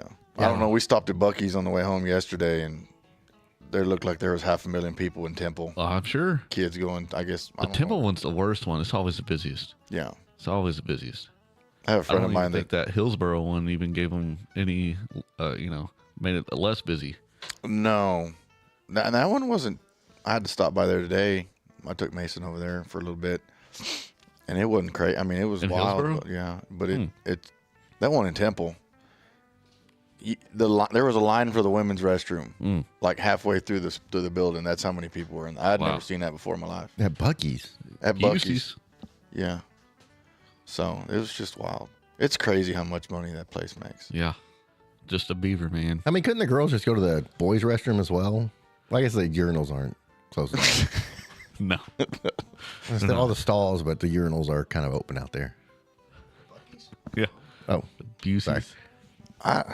I don't know. I think if you get in a bind, I think somebody, I mean, it wouldn't matter. I mean, I guess it's either shit yourself or, hey, use the men's restroom. I think I'd rather use the women's restroom instead of shit myself. I've used the women's restroom before. Oh, we all have in downtown Durant. Oh, yeah. Yeah, that's true. I wasn't talking about that instance, but yeah. Yeah. Yeah, no. Today's the weather's crazy. I just and then 95 this weekend. I just don't understand. It's gonna be way hot. Yeah. I don't I'd rather that than what it was today, though. You don't like the cold? Not really. I love it. I'm kind of over it right now. I don't mind the cold, the wind. I'm not a big. Oh, no, wind is man. awful. I hate the wind. Yeah, that was Got insane. wind burn on the face. 50-mile-an-hour gusts. Yeah, that's nuts. I prefer hot over cold. I don't hate the cold. I just like the wind is terrible. Wind in any circumstance is awful. Yeah. Yeah. It just blows in all my allergies and yeah. I'm miserable. You're telling me. I'm physically built for fall and winter, though. You know. What does that mean? Vest. I like to wear a vest. I'm You look like a vest guy. slim thick. You know, so winter's my cup of tea. I agree. That, and I feel like during the summertime, I just recycle the same like five shirts, 5 pairs of jeans, 5 pairs Golf of shorts. Yeah. But in the wintertime, I have like all these different pants and jackets I like to wear. You know? Yeah. I'm a You got big a whole jacket fit. guy. So what year are you in? This is my senior year right now. Yeah. So I graduated. This is last spring break. Yeah, my last. He's spring enjoying break. it with us. Yeah. You're not going to the beach or anything? Oh, we No, just he's got here. back. We just got back from the beach. We went to Key West a couple weeks ago. Did you fly there? We flew there. I did not fly Oh. fly us there personally, but yeah, we did fly there. So when you're on a flight, are you like paying attention what the pilot does? As nerdy as it sounds, I mean, I got my there's an app. Get like, the hell out of the way. I mean, So hold let on. Daddy in here and fly this something. Well, like, I can do it better. the reason I asked, like, I design fire alarm systems for a living, so every time I'm in a building, I cannot help but looking at all the shit around there that is up to code, not up to code. Like, it drives me crazy. Yeah, that's like the same with my dad being a firefighter. Like going to Walmart and see like all the sparring and shit, and be like, "This son of a bitch would come down in a fucking minute." Yeah. I'm like, so is that cool, the same for as a trained pilot? More with or your less. commercial license? Are you on the planes like this motherfucker? Well, turbulence my ass. as much as I can, because at a certain point I gotta like concede and be like, you know, I do know a lot, but I'm nowhere near what that guy knows. You know, so I'm not gonna like cut him that hard of a break. And I mean, I'm sitting in the back of the plane watching the flight on my flight. It's like an app we use. It's just plan on your flight plans and everything. Yeah. So I can, and I do. I sit back and watch, but I don't think I've ever gotten mad or like been like, what is this guy doing? I can't remember where I flew last, and it was this worst turbulent flight that I've ever been. That scared the piss out of me. I can't deal with I'm trying to think about where we flew back from, and I'm like, oh my gosh, I'm gonna die. It was that bad. It takes a lot. It takes a lot to tear those planes apart. Yeah, but it doesn't seem like it. It doesn't. I don't Especially feel like the it. American But Airlines yeah, one. no. It. Oh, I know. We were flying back from California. We went to watch the Rangers play San Diego and. Oh, that's cool. Petco Field. That's badass. Yeah, we've done that the last couple of years. Got a couple guys. Did you watch the baseball game last night? I did not, but I watched the highlights. Yeah, I love it. I'm a patriot, dude. Anything America. Absolutely. Yeah, America. The hockey game. Oh my God, I was about to say that. You know, and like. Yes, I woke up at 7 a.m. to watch that game. I'm to the point where like. It doesn't matter whichever way you vote. If you're not an American and you can't choose America. Yeah, absolutely. Team America. If you can't support that, then what are you doing? Then fucking get out of here. Yeah, absolutely. You know, like that was playoff baseball. Uh-huh. You That know, was before awesome. the even season even started. Absolutely. You know, that was amazing. And then you have them guys hitting. I saw the guy. I watched the highlights this morning, and I guess the first guy that hit the home run for the Dominican, he kind of showed. I mean, he kind of flaunted a little bit. I know he did. You know, Because it's Paul Skeens, and Paul Skeens has been unbelievable throughout this World Baseball Classic. And coming in as Dominican, you're not necessarily the underdogs because you have a stacked lineup, but it's Team USA versus Dominican. Yeah. So hitting that homer in the first inning, I mean, I would have done that shit too. Yeah, and then he like tomahawks the bat. And I'm like, oh boy. Yeah, here we go. And then it was 2-1. Yep. Yeah. Well, and then Aaron Judge got robbed by what was his name? Rodriguez? No. By a Dominican? Yeah, it was by one of the Dominican guys. I thought it was out. I was like, get gone. And then he jumped and made the play, and I was like, all right, well, props, because that was a good play. But yeah, no, like, I don't know. I guess they were throwing Scoble under the bus, or however you say his last name, because he's in the contract year and he didn't want to pitch anymore. And like, well, I think if I was in his position, like if it was, America or nothing, like I'm going down with America. Oh, absolutely. Yeah, I concur, 100%. You're gonna get the money. Like you just pray that you don't get hurt and just go do your job like you do all the time anyway. But yeah, when's opening day? It's coming up. Yeah, it's pretty soon. I think It's for on the a Friday Rangers this year. Yeah, the Rangers is like April 4th. Yeah. But yeah, speaking of that, back to that. Third's on a Friday. Yeah, we went to. So a buddy of mine my business partner from Frisco, he has a good friend of his, and he runs a lumber company out there in California. Oh yeah. L4. I don't know what the name of it is. Anyway, it's a big company, and he's always got tickets. So we went and watched the Dodgers year before last. Uh-huh. and we won 6-5, and that was awesome. We stunk. We didn't. I mean, we literally flew in, we hung out, we watched the game, and then we flew home the next day. So it was short. So this year we went to. He's like, hey, I can get us some tickets to San Diego, and then I can get us the next day. They played in Anaheim. Oh yeah. So we flew in a day early. We hung out. We saw some sights, and then we went to the San Diego game. That ballpark's awesome. It's the weather was unbelievable. I'm sure. Did you go to when you're in San Diego? Did you go to the Top Gun bar? No, we did not. But we went to. I got to look the pictures up. But man, the beach over there is awesome. Yeah. The whole everybody. I mean, we were there on a Tuesday. I mean, everybody's chilling, drinking beer on the beach. Hell yeah. Yeah, and we went to a couple really good seafood restaurants, and then stayed at Airbnb that was really nice, and then we drove to Anaheim, and we watched the game there. With that one, we sat on the mezzanine right above the home plate, and there was a whole table where it was buffet, all you can eat. They bring you the food and everything. It was That's badass. cool. And then that next day we flew home, and that's when that plane ride was rough. And both the guys were hungover. I didn't really drink that much, and then I was like, being on an airplane when you're sick is the worst ever. I've had it like one time. Reagan, she had the neurovirus, and we were coming back from DC, and I thought she was gonna die because she had been up from 2 a.m. to 10, I think, just puking both ends, and then we had to go to the airport and leave, and it was this Reagan National Airport in DC. It's weird. It's like the whole airport just. Is your girlfriend's name Reagan? Yeah. Okay. Yeah. And he's flying out of Reagan. Yeah. Sorry. Confusing. Too many Reagans. Yeah. But one of his girlfriends. The terminal's like a whole E, and our airplane was on the very end. That's how he names them. One of my the girlfriends. airport. That was Reagan. Flying out of Reagan. The airplane was on the very end, the very corner spot, and so the sun was just baking. And it was a chrome American Airlines. It was one of the old liveries. So essentially, she got everybody sick. Well, no, Probably. I don't think so. But she, it was 80 degrees on this plane as we're boarding. Even me, I was perfectly fine. I'm like, it's hot as fuck in this plane.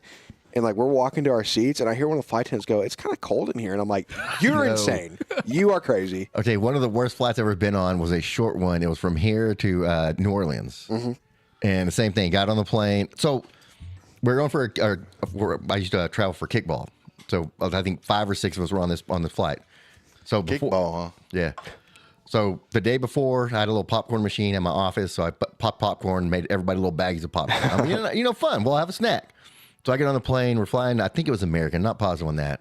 But I'm a little further in the back, towards the back of the plane. So whatever. Didn't matter.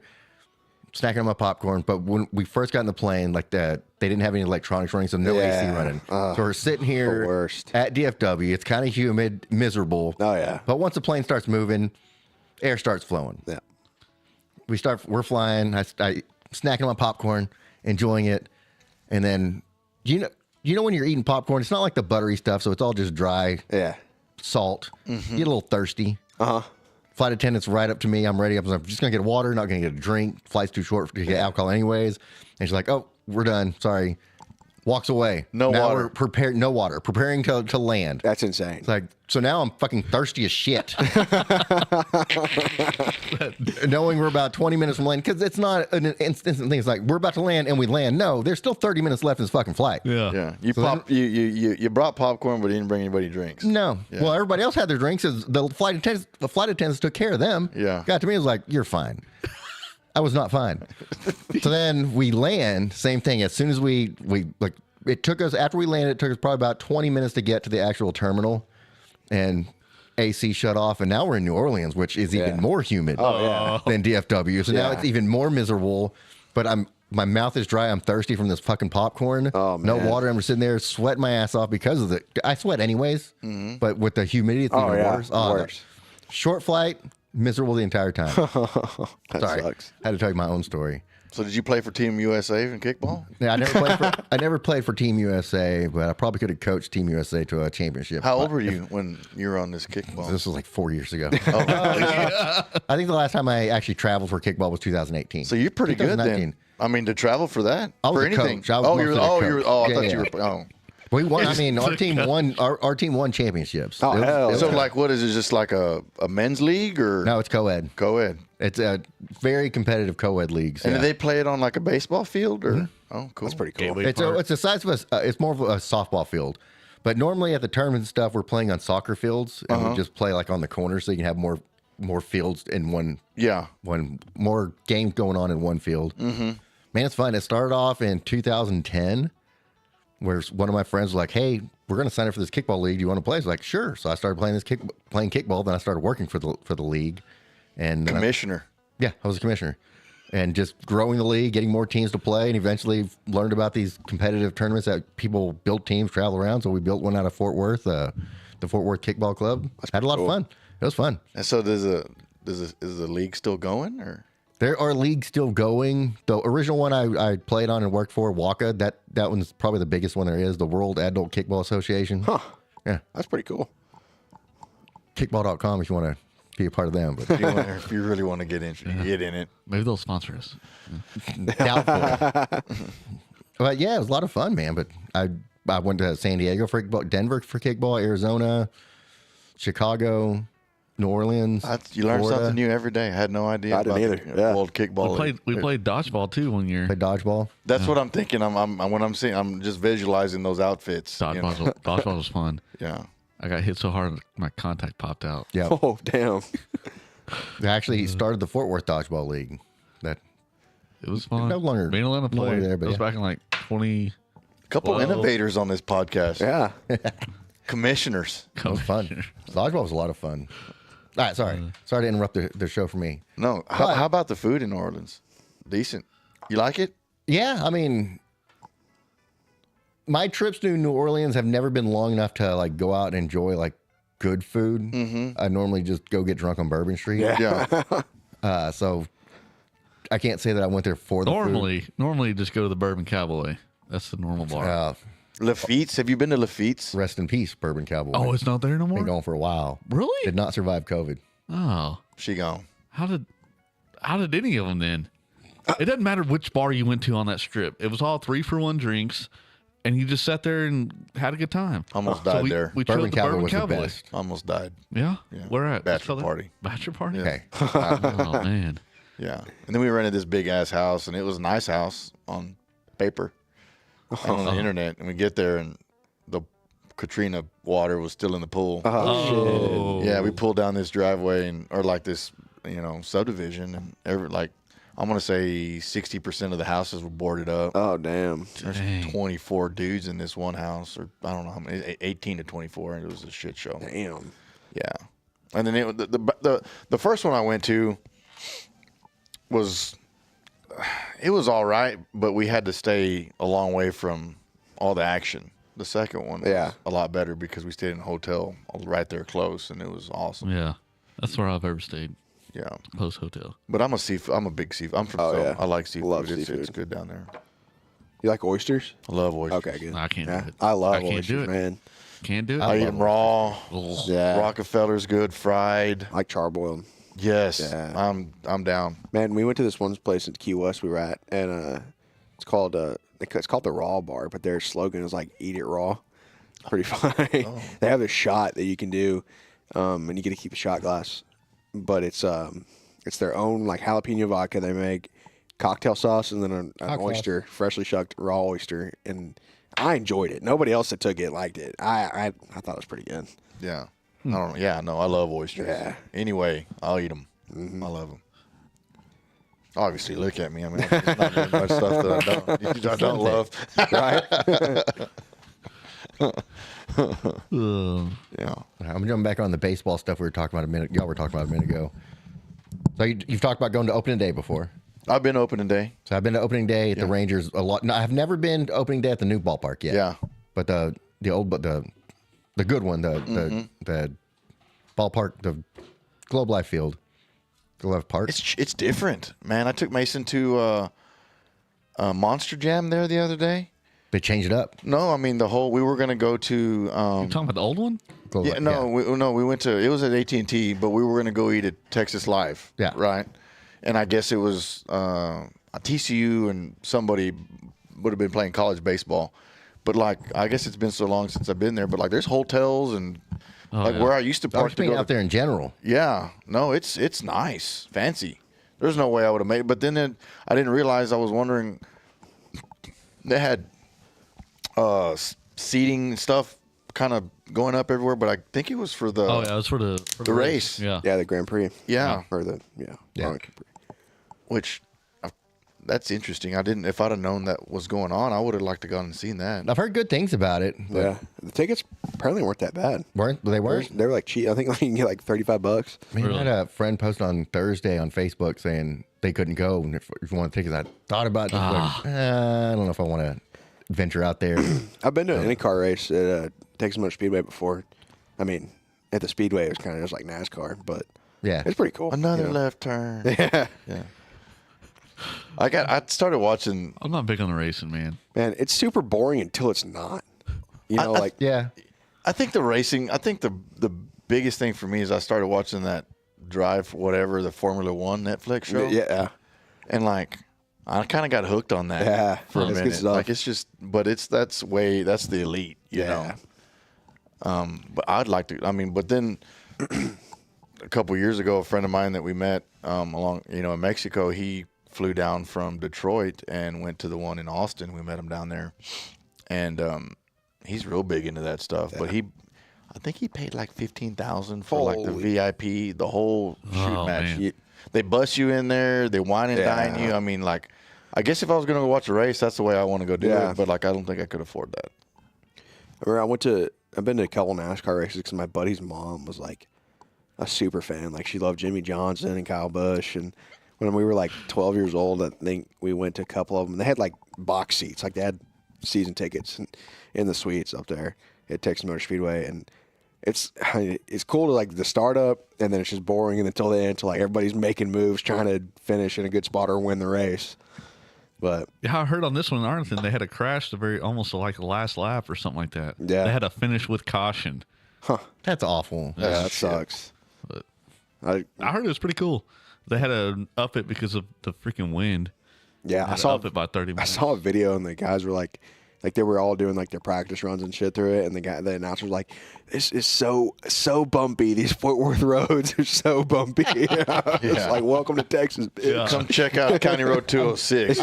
I'm glad they didn't fix it just for the race. Like, Yeah, no, right? We're going to make them experience the Yeah. true DFW. Well, you could 200 see miles it an on hour over them potholes. Yeah, you could see it on the driver cams. Like it'd be smooth and just be like all over the Well, place. it was smooth in the parking lots, I'm sure, whenever they're yeah. coming across the parking lot. So where did they just raced around that whole area? Or? Yeah. Yeah. Oh, they had it going through parking lot and Jerry Yeah. World and all that. Like, yeah, it was a cool it track. was wild. The random What was it? Was it a Formula 3 or? It was Formula just One. Yeah. Yeah, Formula 1, like a big dog? I'm pretty sure. Yeah, Yeah. No, it was. Oh, I'll be dang. I'll have to check that on Netflix next year. yeah. Yeah. I don't remember who won it. It was I Don't saw get me it. lying. Yeah. I don't follow it. I couldn't I name saw it one on race. Facebook. I couldn't either. I don't know. Max Verstappen? I love Rangers. I love the new ballpark. Yeah, Globe It's, Life. it's awesome. I didn't like it. We went to until the I was rodeo actually there. inside. You remember? Oh yeah, that was during COVID. Yeah, during COVID, they moved the National Finals rodeo there, and we went. And one all night. they were all strapped up, like half the seats. Mm-hmm. Like we were sitting with 4, but you can only sit with 4, and then the rest of them were strapped up. Oh man, it was It was a different way to watch the NFR. It was an because that's like the Super Bowl for professional Oh rodeo. yeah, absolutely. Yeah, and you just Reagan wants to go so bad. We watch it every year. you need to go. I always tell people it's one of those things like it's like the Super Bowl, I guess.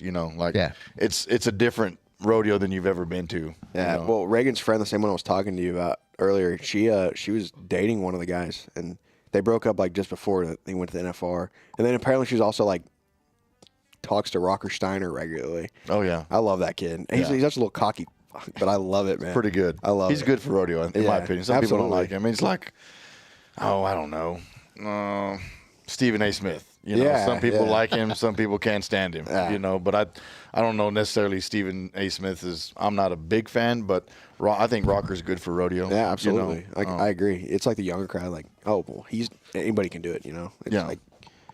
It's like the kid, like Dylan. I don't know if y'all are if you're big into fishing, but like Dylan Nutt just won the Bassmaster Classic. Mm-hmm. That's last weekend. 19 years old, and he qualified through like some smaller tournaments, the Bass Nation. He's the first one to do it since like 1994. You bet. Yeah, and everybody's pissed at him for the whole forward-facing sonar deal, and oh, he's this young, hasn't paid his dues in it, and he shouldn't have won it. But he qualified like everybody else, man. Yeah. It doesn't. The lake doesn't reward how long you've been there. It rewards execution. So I think it's awesome. That is cool. What does a man win for winning that tournament? $300,000. Holy shit! Yeah. Let's go fishing. I take that. Yeah. I'm big into bass fishing. I've bass fish tournaments all the time. I got one a couple weekends coming up actually. Yeah. Where at? Arbuckle, like the Arbuckles. What's one of your favorite? What's your favorite? That's lake to fish? that's between Ardmore and or it's in Ardmore, right? It's just north of Ardmore and Sulphur. Yeah. That's a big fish factory. It's tough, because all the fish are so pressured there. But if you can get on some big ones. What's really crazy is whenever I don't know if you all know what live scope is or anything, but it's like a live sonar pretty much. So you can see them, you find a wolf pack of 8-pounders and they just won't eat anything. It's the most frustrating thing in the world. But you can do that during fishing tournaments? Yeah, absolutely. That's not illegal? No. There's some circuits that have banned it. They'll have no forward-facing sonar certain tournaments, and people are thinking for a while the conversation was that, oh, well, let's see what these people can do without forward-facing sonar or whatever. So that's why those tournaments came along. But then the weights are just still insane. Did you see that guy that got caught sticking weights in his bass stomach? Yeah, I did. Yeah. That was on Barstool. They hammered that. Yeah, dude. that's the first. I know. It's terrible. Yeah. That's the first big one that's happened since the walleye tournament a few years back. Those guys, Oh yeah, they were ripping up that walleye circuit. They won several big tournaments. Yeah, they could never figure it out. Yeah, those people that do that. And see, for me, it's I could never. I mean, no matter how much money's on the line, I mean, I can kind of sympathize. If you're in a bind, you need the money, but at the same time, go work your ass off. Do something else. Yeah, exactly. Yeah. Yeah, you're taking money out of people's pockets. I can never, because the glory of I did that. I won that tournament. I caught or even not even just a tournament rodeo, whatever. Yeah. It just defeats and I guess at the end of the day, nobody else would know, so to speak, but deep down in your heart, it's I cheated, Yeah. What goes around comes around. Yeah, absolutely. I'm a big believer in karma. You're going to get what you get. Yeah. What you deserve, for sure. So do you mostly fish in Oklahoma? No, I mean, I fish Texas and Oklahoma just because it's close, but I think paying people to take me fishing. Yeah, guide trips. Oh yeah, they're a lot of big fun. fan of that. They're a lot of fun. You've been a I like striper guide? catching them. I don't like fishing. Yeah, yeah, I agree. Yeah, I actually got in a sniper or striper last year. A buddy of mine, Riley Stone, he guides kind of around here locally, and man, we went. What lake do you know? I'm not going to say because he says he doesn't want to. Okay, that's fine. Yeah. Give up his spots. Okay, but we went to this spot. He's like, I don't need you taking any pictures. Yeah. Of where we're at. See, and a lot of guys are big about that. They don't want to give up the spots, and I agree if it's simple, but a lot of times you got to figure them out, how exactly to do it, because we had a championship on Texoma, and I knew what my buddies won it, and I knew exactly where they were at because it's my home lake. I know every spot there is to know on that lake. I knew exactly what they were doing, where they were doing it. But at the end of the day, it's if you can go there and do it perfectly the same way and catch them. Yeah. And that's what I kind of don't understand. All the people blurring out their background, their pictures and stuff. It's who cares, Yeah. Well, I think fishing. That's coming out in me. I think, barometric pressure, weather patterns. There's a million and one variables. Yeah.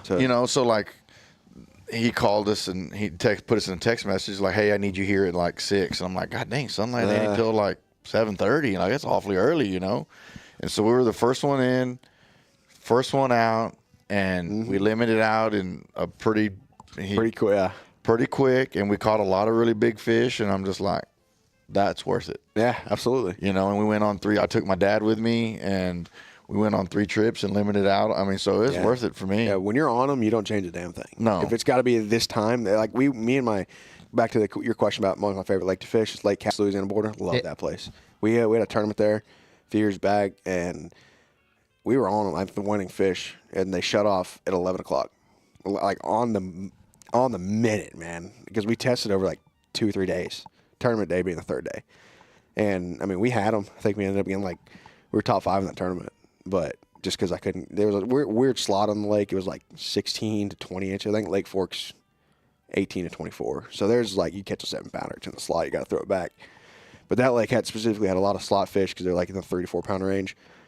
So we ended up having to throw, like, we threw back 20 pounds worth of fish in the first 30 minutes of the tournament. And 20 pounds is a good bag. You couldn't keep them within the slot? Yeah.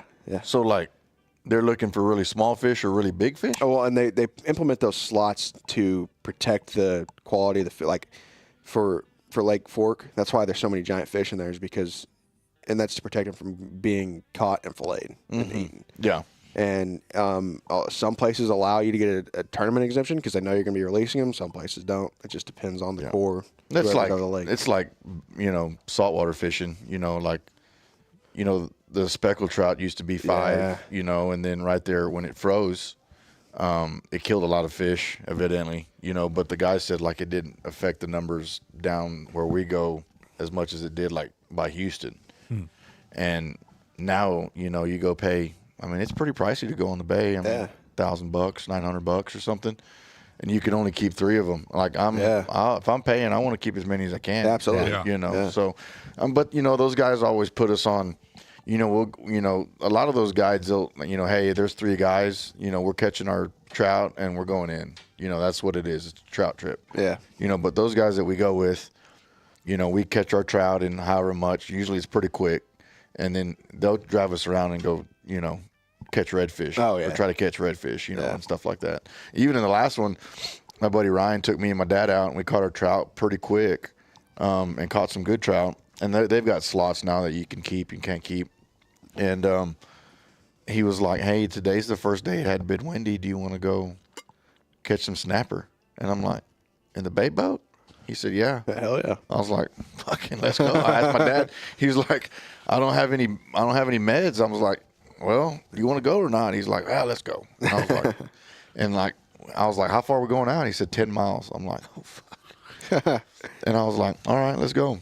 And we get out past the jetty, and I'm like, you said it wasn't going to be rough. And it's just like, boom, boom. And then I'm at the very back, and my dad's in front of me, and he turns around and looks at me and gives me that fucking side eye. He's like, you son of a bitch. And I'm like, we got out there, and I guess there's this place where, like, all these cement barriers, they put on the roads and stuff. They just went and dumped them They offshore? dumped them, and there's, I don't know, several hundred yards of them that are wide. And he's got a pretty big bay boat. I can't remember the footage, but it's some fucking haul butt, too. It's got a lot of horsepower.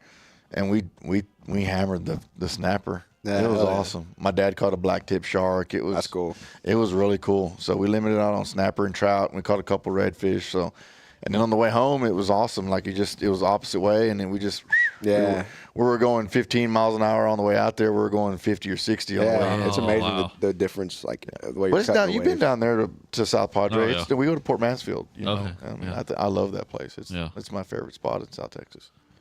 I'd rather go there than go home, to be honest. But but it's just a little fishing town, and we know 4 or 5 guides that live and work there during the summer. And that's cool. Yeah, they'll do bay trips or offshore or whatever. you know? We got a buddy. Well, it's Reagan's cousin. His name's Ben Escamilla, and he's got a guide trip guide service out of Port A, and he's just started it in the last year and a half or so. He's doing really good for himself, and I'm glad for him. Yeah. No, I love to eat them. I love to catch them. It's fun. Yeah, it's a good time. Yeah. That's the season I'm ready for. The warm Fish. weather. Fishing season. That's right. Yeah. Now, they're about to What's spawn going to be here. this weekend? It's going to be 95. Yeah, they're about to Shoot. spawn around You here. ain't lying. Yeah. I've never been a 30 big bass degrees. fisherman. I guess because I guess they're not the best eating fish, but No, I don't ever eat bass. I like crappie fishing though. Crappie's good. I honestly, striper, like, we fried some up, and my dad's pretty stickler for trout and drum and redfish and stuff. And man, it's honestly a really good eating fish. Never had it before, and it was awesome. I never had sea trout. I don't like trout, like regular trout. It's too fishy for me. But I never had sea trout before. Yeah. It's good. You can fry it. You can, grill it or do whatever you want with it. It's make tacos. Honestly, they're pretty. It's a light fish. It's good. Yeah. Ricky and I used to go jug fishing out there. Catfish? Out there at Joe Pool. I love catfish. It's cleaning them bitches is the hard part. Oh, yeah. I love cleaning a catfish. You do? Like, I still don't really know how to clean one. Oh man, they're easy. Are they? I think so. Yeah. Yeah. The hardest part is ripping the skin off, but Yeah. once you get that down, Catfish is good eating. You fry it right, boy. Yeah. That's why I like crappie fishing just because I hate cleaning catfish. I don't like stripers. I'm not a big striper guy, but crappie, I get my electric fillet knife and I just wipe through them, and then just dump them in the grease. And it's easy. Actually, did I tell you about the time that I almost got arrested at Scott's? Yeah. Yeah. That was nuts. Anne's in the chat, or she's watching, but yeah. Is she? Yeah. Awesome. Yeah. Yeah, he almost. I'll tell the story. Yeah. I'll go tell the ahead. story. So Go ahead. me and my buddy Owen, we were in Catfish Bay. We were crappie fishing one night. We had a good mess of crappie, and so I pulled up. So there's Scott Slip. There's one that used to be empty, but now it's got a. And it was I thought, as far as I was concerned, I thought it was his buddies, and there's an empty one at the very end slip, like closest to the bank. So me and my buddy Owen, we pull up in there, and I tie the boat to the slip. You own a boat? Yeah, well, my dad's boat. Okay. Yeah, my dad's boat. Boats and hoes. I I pull up in there and I walk, and I'm going to be very detailed about this because this comes into play. I walk over and there's a gate separating, so I open the gate, walk over, grab the crappie basket, walk back to the boat. We load them up in the crappie basket, and then we walk down a slip after Scott's where the clean table was, and I have permission to use the clean table anytime I want to, as long as I leave it like I found it. Yeah. Clean. Yeah, clean. And the reason we pulled into the slip, normally I would have just tied it up right there by the clean table because it was closer, but it was about to come a freaking turd floater, and I didn't want my boat to be freaking wet, so I pulled in the slip. So we get down there. We got the music playing, all the lights are on and everything. And I just got in my groove. I'm wiping through these crappie, get them cleaned, and I hear this freaking banging on the slip door. I was like, man, what the hell is that? Is it the wind or something? And it was just a banging, like no words, nothing. So I was like, okay. So I went back to it. And then I hear bang, bang, bang, Marshall County Sheriff. And I was like, oh shit. Snap. Oh, shit. Law dog. I was like, okay. I was like, oh, and pause the music. That was my buddy. Yeah. Oh, no. And I walk to the door, and I open the door, and like they were down at the next slip's door. So I peeked my head out, and I was like, hey, guys, how's it going? They're like, go on, step out of here. Step out of here. Is anybody with you? And I was like, yeah, my buddy. And meanwhile, my hands are bloody. It looked like I just killed somebody. Like, seriously. And I was like, I turned around. I was like, Owen, your presence has been requested. I said, just want to preface, guys, this is fish blood. I'm cleaning fish down here. Yeah. Just want to make that known. and this man, I think it was a Monday or Tuesday night. And so it was one Marshall County Sheriff, his ride-along partner, some girl, and then it was 3 light horse. They all pulled up. They didn't have shit to do.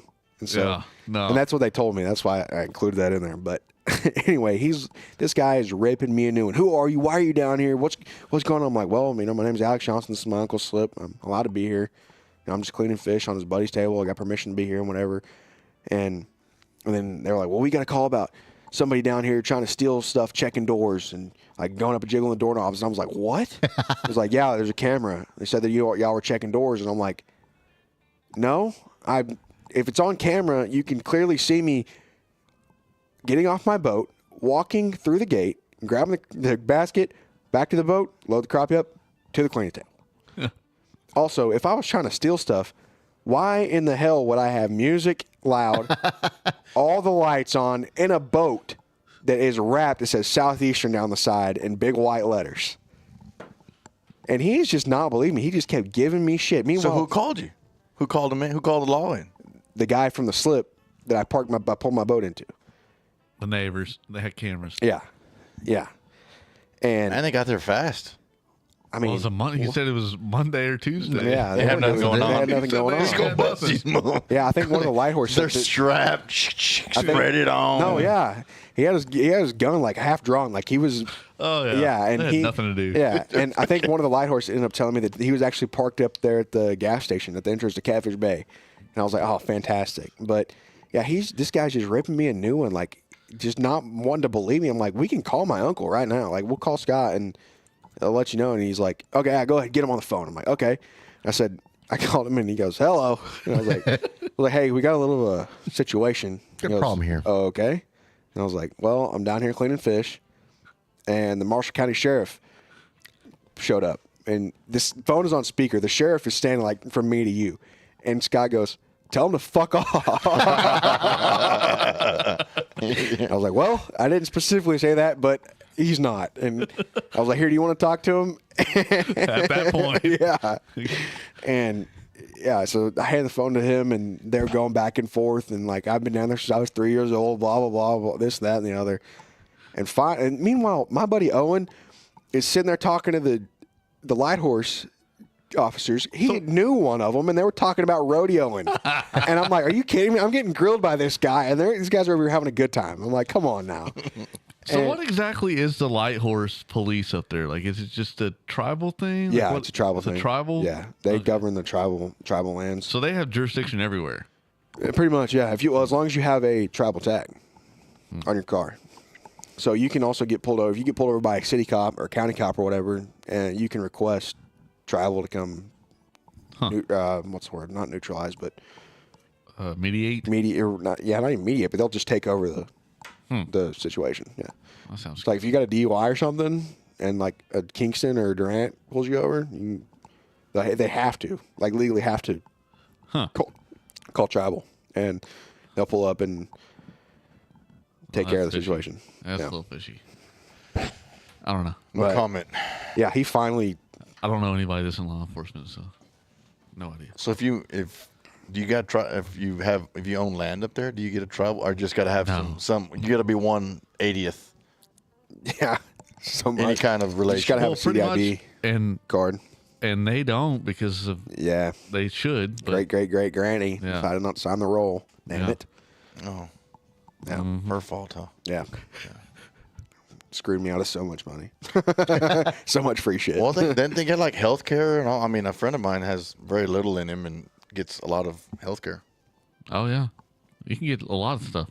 Yeah, I don't like how they charge you to play hand of blackjack. I'm not a big fan of that. Yeah, the antes. Yeah, not a big fan. That rubs me the wrong way. I love blackjack though. Yeah, well. And then you got to buy your beer. That's the other thing. Yeah, that's true. That's true. I'd almost rather fly to Vegas and not pay a nanny. Wish I knew a pilot. Yeah, we could fly there. That would be great. Somebody's got a plan. Yeah. So is that still at Choctaw? Yeah.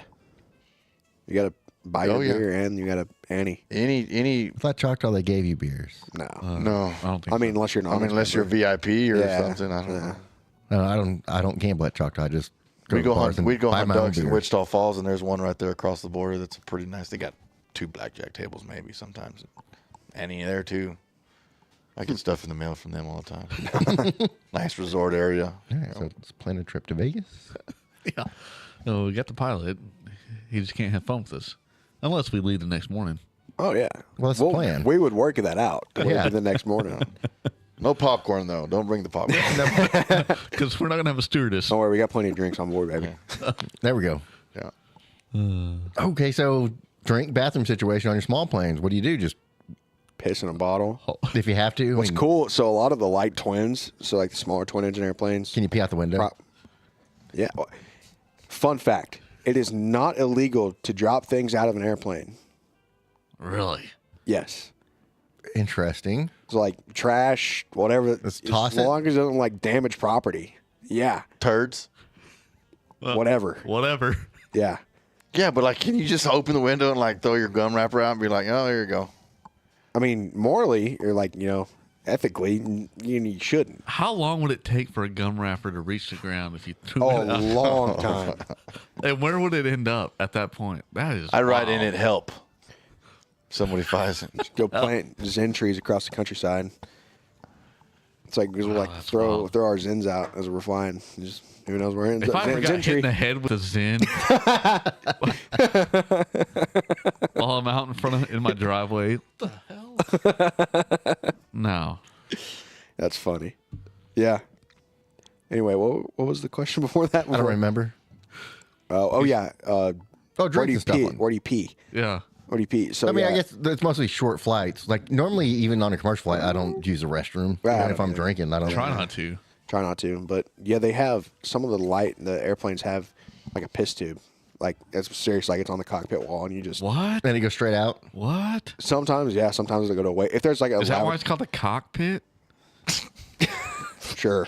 I don't know. I actually don't know why it's called the cockpit, but yeah, sometimes Could it goes. be, you never Sometimes know. that'd be day one of pilot school. Why is it called a cockpit? Because we pissed out in a hose.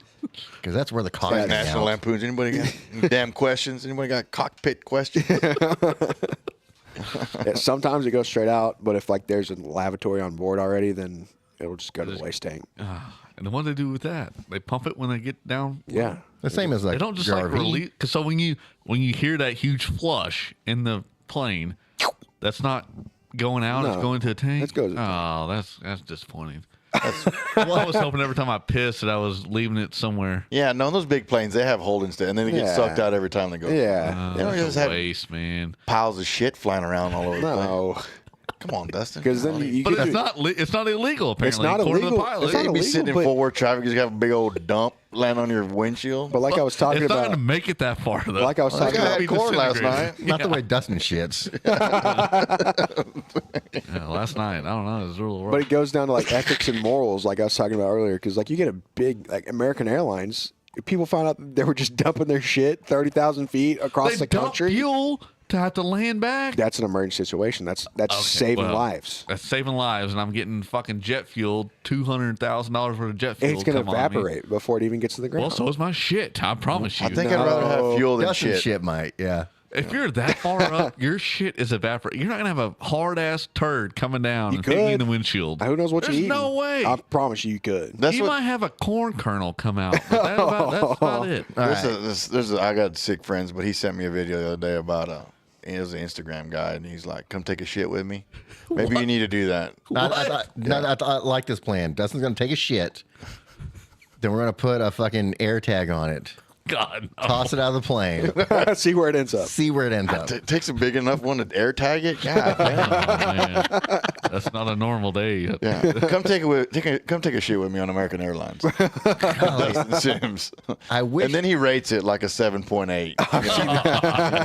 I wish MythBusters still existed just for this experience. Yeah, yeah. Can we Not air wrong. tag a shit Well, coming out of a they plane? had the one about whenever you crash, and they tell you to like put your arms over your head and brace against the seat. Apparently, you're supposed to break your neck so they avoid insurance payouts. Oh, that's why they do that? What? They confirmed it or plausible it on MythBusters. Well, they also Because said, if it puts you already your spine like that, and then Yeah. you have this massive force coming. it's going Yeah, to eliminate you instantly. yeah, exactly. It was plausible. So it's like a suicide mission, basically. No, it's a murder mission. Oh, So that way the insurance doesn't have to pay out as much. oh. Yeah, So if you're not alive, you can't sue them. exactly. Interesting. They also said that walking in rain. I saw that, and I still walk in rain to this day. And I never run. But then they came back and said that they got that one wrong. Oh, really? Did you see that? Oh, shit. Well, I guess I need to start running. Fuck. Because that was the same thing. I was like, I'm walking in rain. Yeah. You get less rain on you when you walk. Yeah. Yeah. It turns out that they were wrong on that one. Damn. It's just, I don't understand how, because it could be sprinkling, and then you get in your car and drive, and it's like it's pouring on you. Yeah. You know? I don't know. Maybe I'm wrong on that, but I'm pretty sure I heard somewhere or read somewhere that they came back and was like, we might have had that one wrong. You could probably run in the rain. Get less wet. I don't know. I feel like running in the rain, you get more wet. Yeah. What do you think, Marcus? Honestly, if you're walking real slow and it's pouring, you're going to get your freaking butt. Well, soaked. yeah. If it's to a certain But if you're running, then, I mean, if you got to run from here to there, in my opinion, if you walk slowly from here to there, you're going to get more wet. Yeah. Yeah, that makes sense. Who knows? But I had Not an animal. Mythbusters. Not Mythbusters. I don't know. Maybe. I had an animal science degree. I don't know. I wasn't much. What is that about? What did you learn? Genetics, feeding. So where'd you get your animal science degree from? Texas A&M. Oh, that's right. You mentioned that earlier. Gig 'em. The faggies? Yeah. People from Oklahoma used to call us that. Yeah, because they couldn't get in A&M. Okay. Yeah. Okay. That's what it was. Yeah. I don't know. Honestly, my most favorite class I've ever taken was meats, and that's where we. That's cool. Actually slaughtered a beef. That's and, pretty badass, actually. Yeah, That's cool. A sheep and a swine. So we got to. So like it was, you learn cuts of meat, and like, the lab was like you actually got a set of knives. That's the one thing I freaking lost that I don't have anymore is, got 3 knives and then a knife sharpener with the little belt and stuff. And then in lab, we killed a steer. We'd be 4 people, and then essentially they would bring a live animal in, and you would kill them ethically, and it would go from there to bleeding them out, and then hanging them, and then all the way to slicing them, packaging them, and then they would sell them. That's pretty cool. And that's like actual useful, legit knowledge. That's legit. Yeah. No, it was awesome. Till pretty cool. One girl, missed the head and jumped and ran around the deal for a little bit. Shit! We had to pin him again and shoot him again. Oh. But yeah, no, you have a lot of appreciation for like those packing plants. I don't know what the exact numbers are. They kill a lot of animals. An hour. Right. But I mean, to kind of. And then we would eat this, sometimes we would, cook the steaks or whatever. But like we did that with you got a break for lunch. Yeah, a beef, a lamb, and a hog. It was awesome. That's cool. Yeah. Did you ever go to Midnight Yell? Yeah, that was for sure. Not as many times as a lot. I mean, I don't know. I was on the rodeo team, so we were gone a lot, So, but yeah, it's a special thing. A lot of tradition down there for sure. Yeah, absolutely. But. We like to disappoint. You ever been to Lake Somerville? Yeah, they used to have a pretty good little bar and grill there. Yeah, we had a tournament. Pretty good fishing, from what I heard. Yeah, that's what I thought too. We had a tournament down there one time, and I didn't realize it was a freaking sand pit, except for this one ledge that's right by the boat ramp, and everybody and their damn dog was just stacked on it. Pretty small down there. Yeah, yeah. I actually blew my tire going down there. My trailer tire, and I didn't have any tools. I didn't have shit, and it just happened to be that we pulled over on the side of the highway, and right across the median off the Service Road was a Mexican trailer shop, and they didn't speak a lick of English. They no cash though. But no, they didn't. I asked them, "You want money? Whatever. I need some tools, get my spare on." And they were just like, "No." And the guy walked out there and helped us and put the spare on and everything. It was pretty badass. Yeah, it was it was perfect. It was funny. That's one of my fears in life is pulling a trailer that has. Was it only 2 tires? No, they have 4. Yeah, it was a 4. Yeah, 2 axle. So you didn't carry the tools with you. You just. Well, I do now. Yeah, oh yeah. But I was just. Yeah. I was like my freshman year of college, and I was just like, what's gonna happen? I didn't do a whole lot of fishing at college. No, man, I did. I've done a lot of fishing. I did. It was a lot of fun stuff. But yeah, no, and then genetics was animal reproduction, just all kinds of cool stuff. And we took a lot of. I mean, then I graduated. My mom was a very big stickler, education stickler. So whenever I went home to Kingsville, it's a sister school, so I took summer classes. Oh, there you go. So my advisor, my first advisor, Dr. Hesby, he passed away. He actually had a heart attack on an airplane. Damn. He's a legend at A&M. And they were going on an equine trip to California, and he had a heart attack and passed away. And then Dr. Ramsey was my advisor, and he was like, "Hey man, you're gonna graduate at your junior year," and I was like, "Shit, I don't want to graduate. I don't want to go to the real world. College is awesome." He's like, "We could do a business This guy's finance." still living spring break. Okay. Yeah, I got a couple more of those. And then so he was like, "You want to get up?" I said, "I'll do it." What can I do? He's like, "Just get you a business minor," which was another, I guess, a semester and a half of classes. And so that's what I did. I got a major and a minor.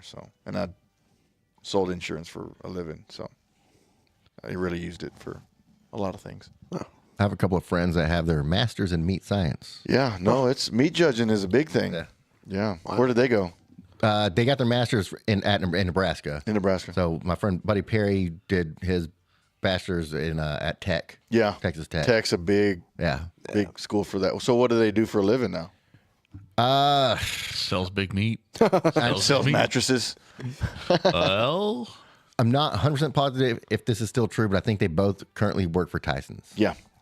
But I'm not positive Packing that's still plants. accurate. Yeah. Yeah. But I mean, they're not working in the plant. They're buyers, or they grade meat. Yeah. Yeah. They both have had a lot of really cool jobs. I know Adam, one of his mentors was a graduate and a professor at A&M, and he worked with that guy for a long time before. I guess I don't know, they had a falling out or just went his own ways. Yeah, I got a good friend. He's from Brazil. He was my TA when I was in college, and now he's he's a liaison for Brazil and a lot of horse deals and stuff like that. And he actually goes back to A&M every year, and he does a barbecue class, a Brazilian barbecue with the meats department. It's pretty cool. So what do you think about Texas Day Brazil? Man, I'm a fan. Like I like to eat meat, but like we went to a place in San Antonio the other day that was way better. Yeah. I can't remember the name.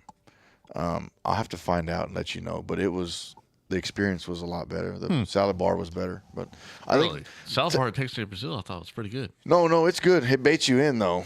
Like it's a badass salad bar, you know. So like you go over there and get you a whole mess of salad, plate of salad. And then you got steak to eat. Yeah. And then you're like a lot of meat to eat. And then you're like, dang, I'm full. And then they start coming out there with like you eat 3 or 4 pieces of meat, and you're tapping out, you know. You ever been to H3 in the Stockyards? Yeah, no, I like it. I love that place. No, it's good. We went there the other day, and I don't know, the menu says the best prime rib in Texas, and I'm inclined to agree because it was pretty bomb. Yeah, no, I went to the Cattleman's, I guess the guy that owns, or what's his name? Taylor Sheridan. Yeah, I think he bought and they redid it. Yeah. Yeah, it's honestly like I think I cook a really good steak. So like if somebody wants to have a good steak night, like let's get together and we'll make some steaks. You know, like there's a couple of meat shops in Johnson County. You can go buy like some really good prime steaks, and I think if you cook it on mesquite, Joco Steak Show over here. I think if you cook a steak over mesquite wood, it doesn't get any better than that. In my opinion, because I think a lot of people don't like heartache barbecue, but I would agree. Yeah, but if you go have you had the ribeye? Yeah, that's what he told me to earlier. Yep. The ribeye is the best in Johnson County. Best thing in there. Well, that and Fresco's has a pretty good ribeye there too. Yeah. Yeah, what is it about Mexican restaurants having a freaking bomb ribeye? I don't know. Like, I swear, I never had a steak at a Mexican restaurant until Reagan's dad told me to go. Like, he's like, you get the ribeye here; it's really good. And I was like, okay, whatever. Yeah, Fresco's, I feel like, has better American food than they do Mexican food, in my opinion. Yeah. Like, I judge a Mexican food place by their enchiladas, rice, and beans. And Fresco's, I don't get that. Rice is too dry. I judge it by. I think the best Mexican food I've had. I went and worked an event in San Antonio, and there's a place called Salunas in San Antonio. Salunas? Yeah, if you're ever down there, it is. I had the ribeye tacos. It was that place. Ribeye tacos, damn. Yeah, it was honestly the best meal I've had in a while. We went to a friend of ours in Waxahachie and practiced, and we go pretty much every Wednesday. And so we like to barbecue. So like me and my buddy Nan, he keeps his horse at my house, and he's real big. We love to cook, and mainly meat. I'm not a sides guy. Yeah. I'm a mashed potatoes? I like sides. I don't mind sides. I just don't make them very well. You look like a sides guy though. Well, no. He's thin thick. Yeah, slim thick. Yeah. So we went over there, and he brought his wife had some ribeyes, and I think they. I'll show you a picture to show you how good these were.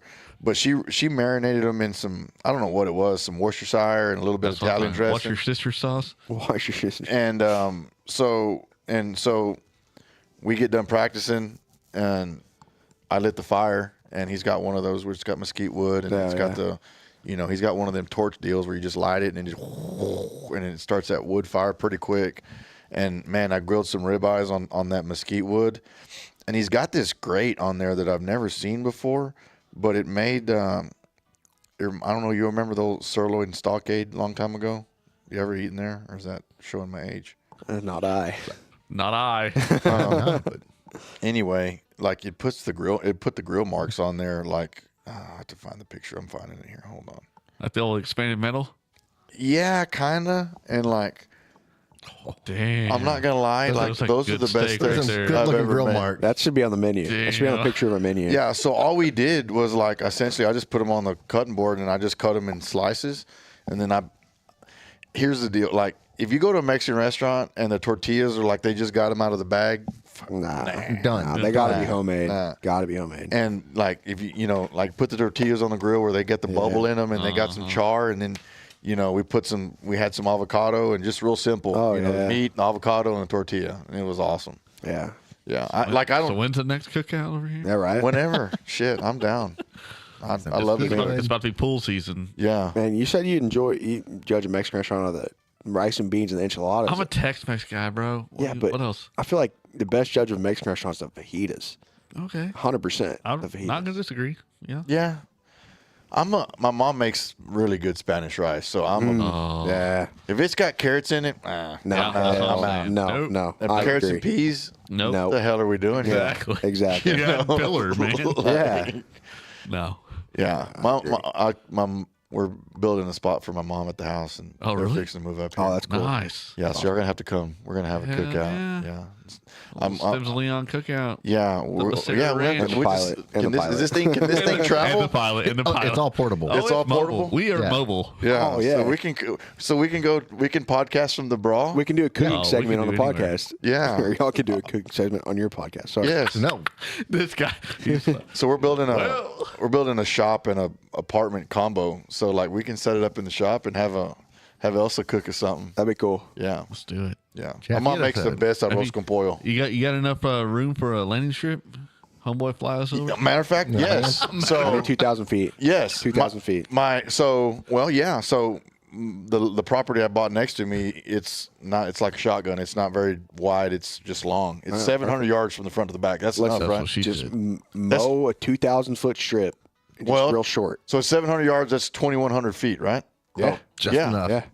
That's perfect. Shit, money. just land in there. I'll come Yeah. pick you up in a Side by horse. side? Hell yeah. in a me the stretch horse. side by side. Yeah. Hell yeah. Drive you right over to the bra, and we'll have the podcast set up. Damn right. So we'll have some some beans, some homemade tortillas, some grilled That's what ribeyes. I'm talking about. That'd be good shit. Yeah. Yeah, fuck Vegas. When are we doing this? Yeah, I love to cook, man. Like I just think that's the biggest thing. Like even when we went to the roping this weekend and we set up camp and we just sat by the fire and I made some pork ribs and some tablitas, and then I had some sausage. Tablitas. And then I heated up some tortillas and we had some love sausage. queso fresco and some You look like avocado there. All right. And we watched. They had this big horse sale that was going on in Arizona. A couple horses brought over 200,000, and one brought over 200,000. A lot of over 100, a lot of $90,000 horses. And Damn. we sat there and ate tacos and drank some cold beer. Hell yeah. Sounds like good Arkansas fellowship. coach. I reckon I'm going to drink me no cold beer. So that was the one. That's Calipari, wasn't it? Yeah. Yeah. And he won the. They What are you won going to the. do after this big win, coach? Well, I reckon I'm going to go sit in my car and have me no cold beer. No, that was the Indiana coach, wasn't it? No, that was Arkansas. Oh, it was? Yeah. Calipari said that? I think so, yeah. Really? Yeah. Because they won the big SEC championship. Well, that was just last year, yeah. The guy, he just got fired, I think, from Arkansas. Oh, the big guy? Yeah, the big guy. Oh, yeah. He ate a hamburger and a cold beer. Yeah, uh-huh. What about venison? You big on venison? I love it. I do too. Yeah. Yeah. No, I should have brought some Son of a biscuit. as a what do you call it? A gift to the podcast. That would have been nice. I know. Oh, we should have brought some jerky. We got Reagan we got the jerky she shot, or the deer she shot this year. We got the back straps and then we just jerkied the whole thing because we got so much roast and ground meat and everything. Like we're just like fucking jerky it.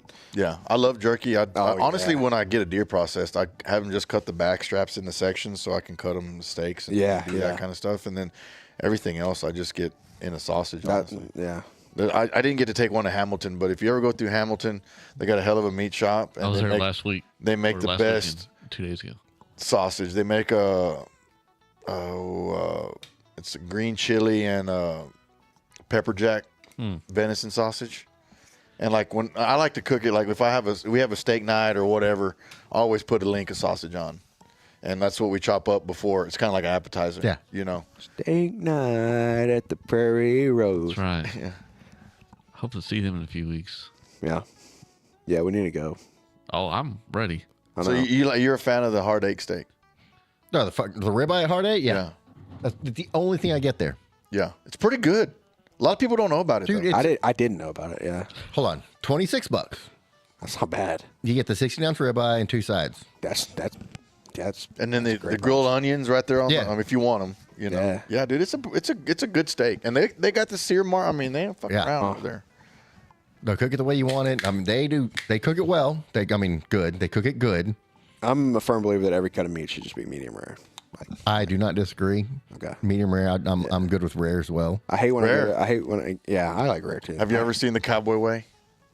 You have that? to watch this movie. It's a movie. Oh, the movie. Oh, that's a good movie. Have you seen it? Yeah, Have you I seen it forget before? what was the line. I can't remember the line. When he says, how would you like your steak prepared? He said, oh, you mean cooked? Yeah, He yeah. goes, well, wipe its ass, knock its all horns off, and slap it down on the plate. Yeah, He goes, I'll yeah. relay those directions directly to the chef. Yeah. No, Yeah. there's been time where I've been either camping at the river, the lake, or at NASCAR where we'll just pull steaks out that we've had in the cooler, just let them get to room temperature, slap them on the grill, flip them over. That's the best cooking. I mean, 20 seconds at the most on each side, just flip, just enough to Sear get it just a good. slight sear, Yeah. and just eat it. Yeah. I don't care if it's cold on the inside. I think it's got to be warm, but medium rare. You know, like, so that's what I was talking to a friend of mine on the way here, and he was talking about, well, now it was a guy I was talking about. I'm on the sheriff's posse, so we're doing the PRCA rodeo. Oh, nice. That's cool. Yeah, so we're doing some posse marketing. member. Yeah, posse member. So Joko we're doing some Mofo posse. Yeah, Joko fun time. So we're taking over that. We did the ranch rodeo last year, and now one of the guys, he was renewing his sponsorship for the buck and shoot, and he said that one of his friends was at a sale barn, and there was 25 cow calf pairs that went for $7,000 a piece. Damn. Jesus. So that's at the sale barn, right? So that goes to show you why beef is so expensive at the store. You know, Yeah.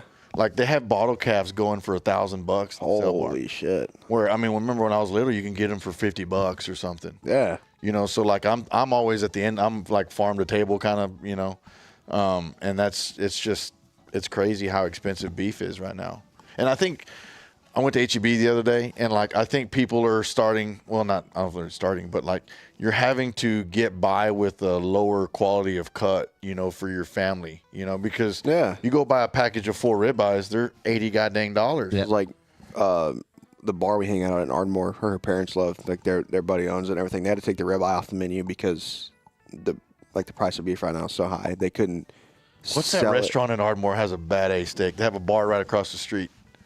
Oh, God dang, Cafe Alley. Yes. Cafe Alley. Yeah.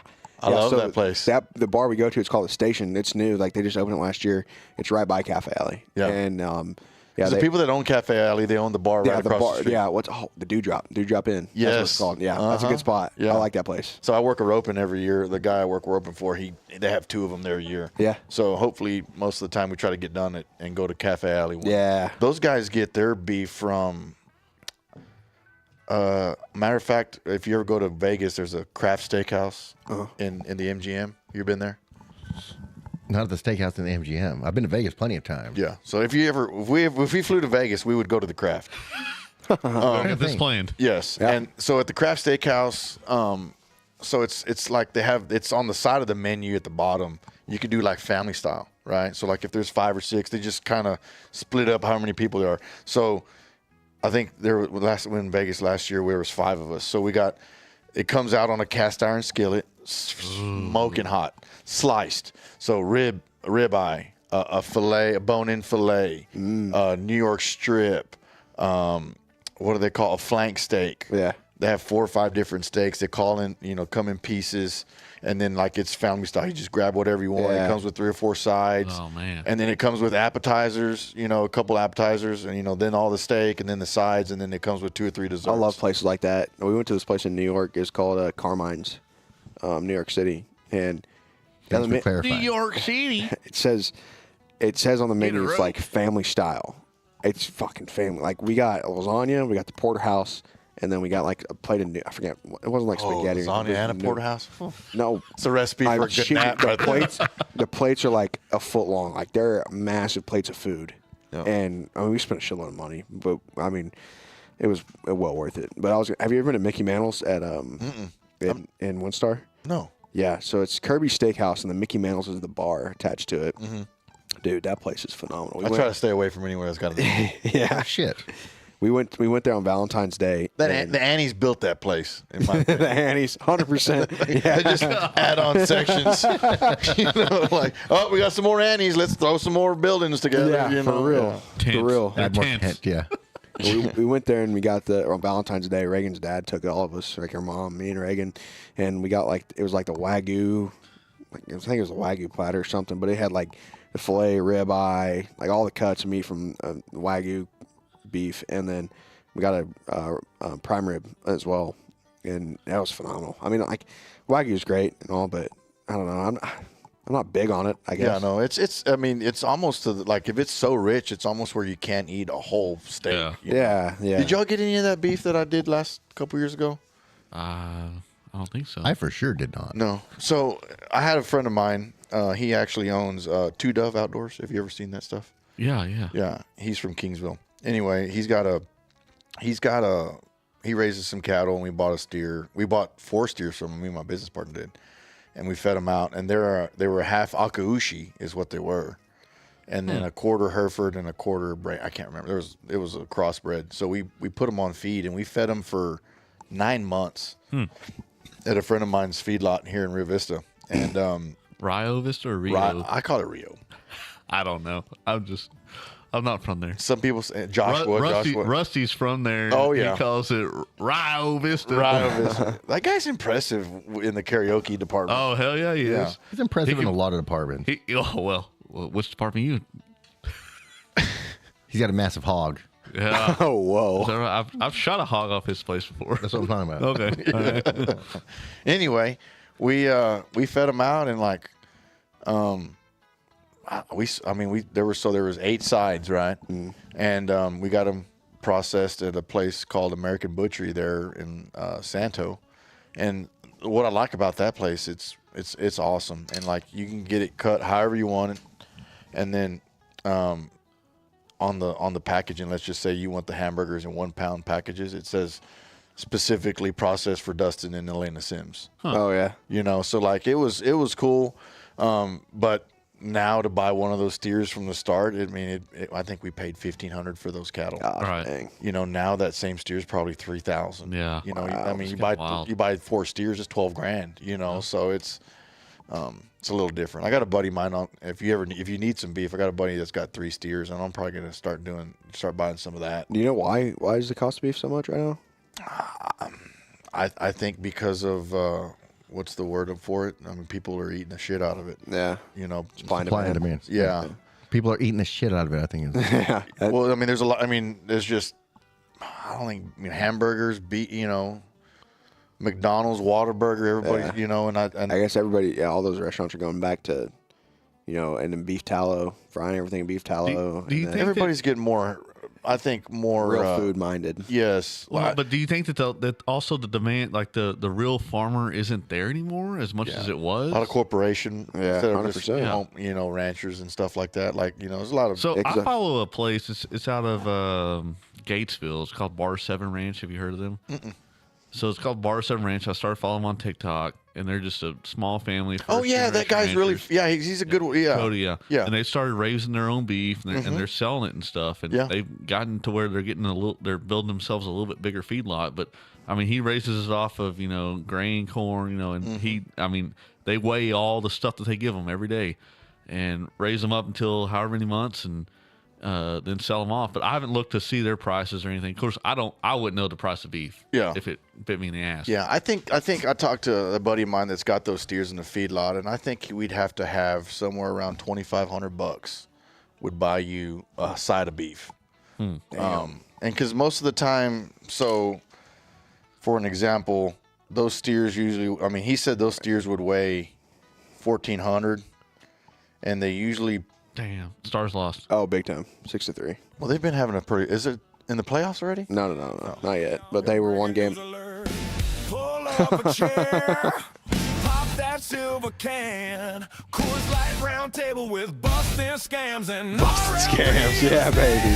You're locked on the Sims and Leon podcast. Hot takes, cold drinks, it all goes fast. Hell yeah. Breaking news, better believe what you heard. We're loud. You just caught the word. Sims and Leon, breaking news alert. I don't know how, but you triggered the breaking news sounder. Breaking news, Stars lost. They were one game away from breaking the all-time franchise record for winning streak. What was it? How many games? The bastard. 14. Damn. Yeah, they're solid. They've been on it. Yeah, and then they just shut the. I think those are They're catching up to Colorado, though. Yeah, they were until tonight. I mean, they're still fine. Colorado No, they're might still lose not. tonight. They're still not. Yeah, I think I think hockey players have got to be some of the nastiest. Yeah, those guys. Man, I love hockey. I wish I would have played hockey. They got to be some beef eating motherfuckers. Yeah. Oh yeah. The Canadians? A Dennis Dream hockey player. Yeah, no kidding. Yeah. Wow, fuck Canada. Yeah. Beat their ass. I don't give a shit. Yeah. No, man. On that though, I think I gotta. Damn. I know. You got to drive back to Oklahoma tonight? No, we're going back to Fort Worth or to. He's Keller. on spring break, bro. Keller. Oh, yeah. Reagan's got to go to work. One of his girlfriends Where has got the full-time job. Where's she work? Alliance at the airport. She works for MTU maintenance. Okay. It's ironic. They build and service jet engines for airline companies. So. I had a buddy, well, I'll say buddy, my neighbor, my parents' old neighbor, their oldest son, who's older than me, he flew private jets to the Virgin Islands. Oh, yeah.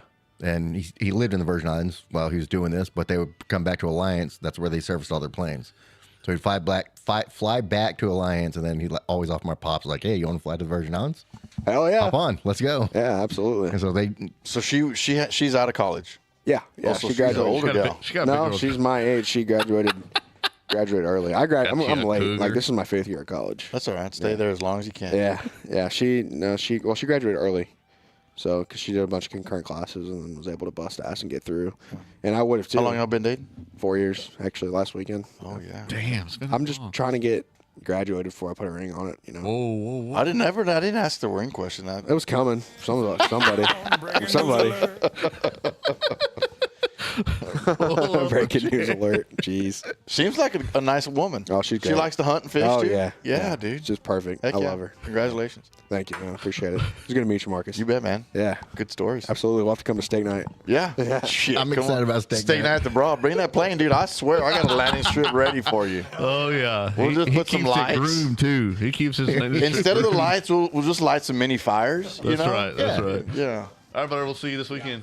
Yeah. Thanks for coming out. Yeah. Thanks for having me on. It's good to see you. Yes, sir. You too. We'll see y'all. So he's your cousin? There he goes. He's flying away. No, it's Elena's cousin. Elena's cousin. Yeah. Stealing koozies. That's what they do over there in Oklahoma. Steal some shit. No, they're not buying their own shit. No, they're just permanently barring it. Yeah, I've known that kid since he's 10.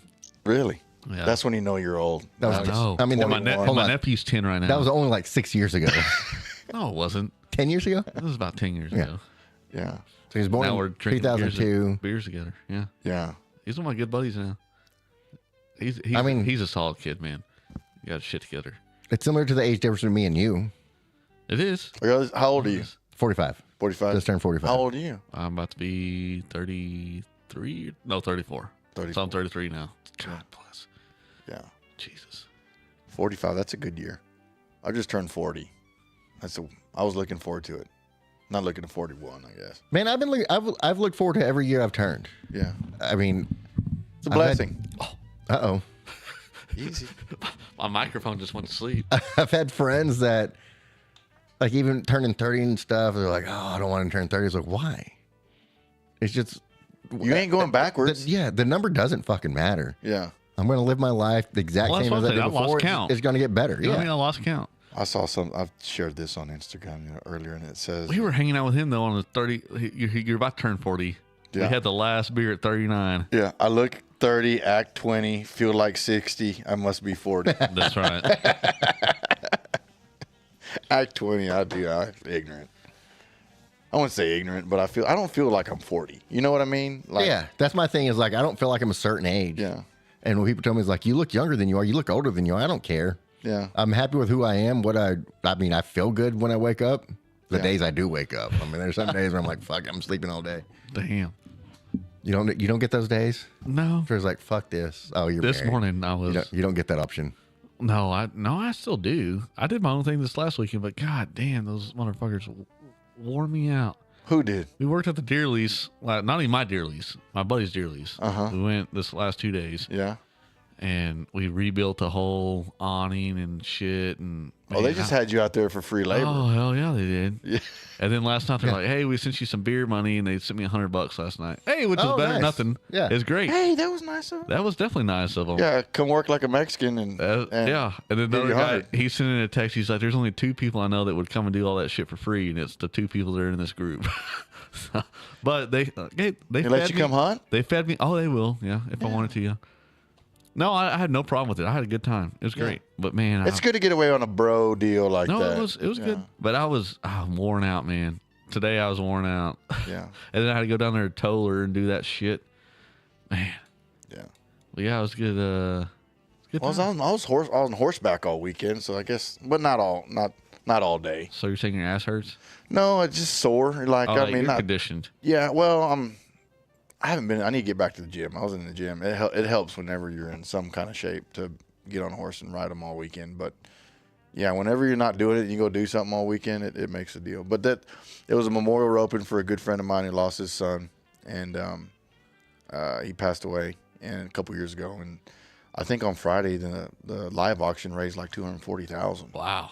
Yeah, there was That's a pair really of good. spurs that went. That was probably $1,500, $2,000 pair of spurs that went for $40,000, $30,000. Wow. That's cool. That's Yeah, pretty so awesome. they raised and they help a lot of people.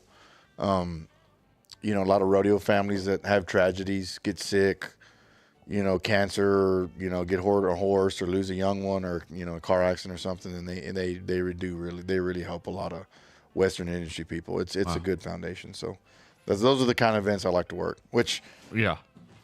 I don't just go work anything that I don't like to hang out with my Right. good friends, and it's not a good deal sure. anyway. But yeah, it was really cool.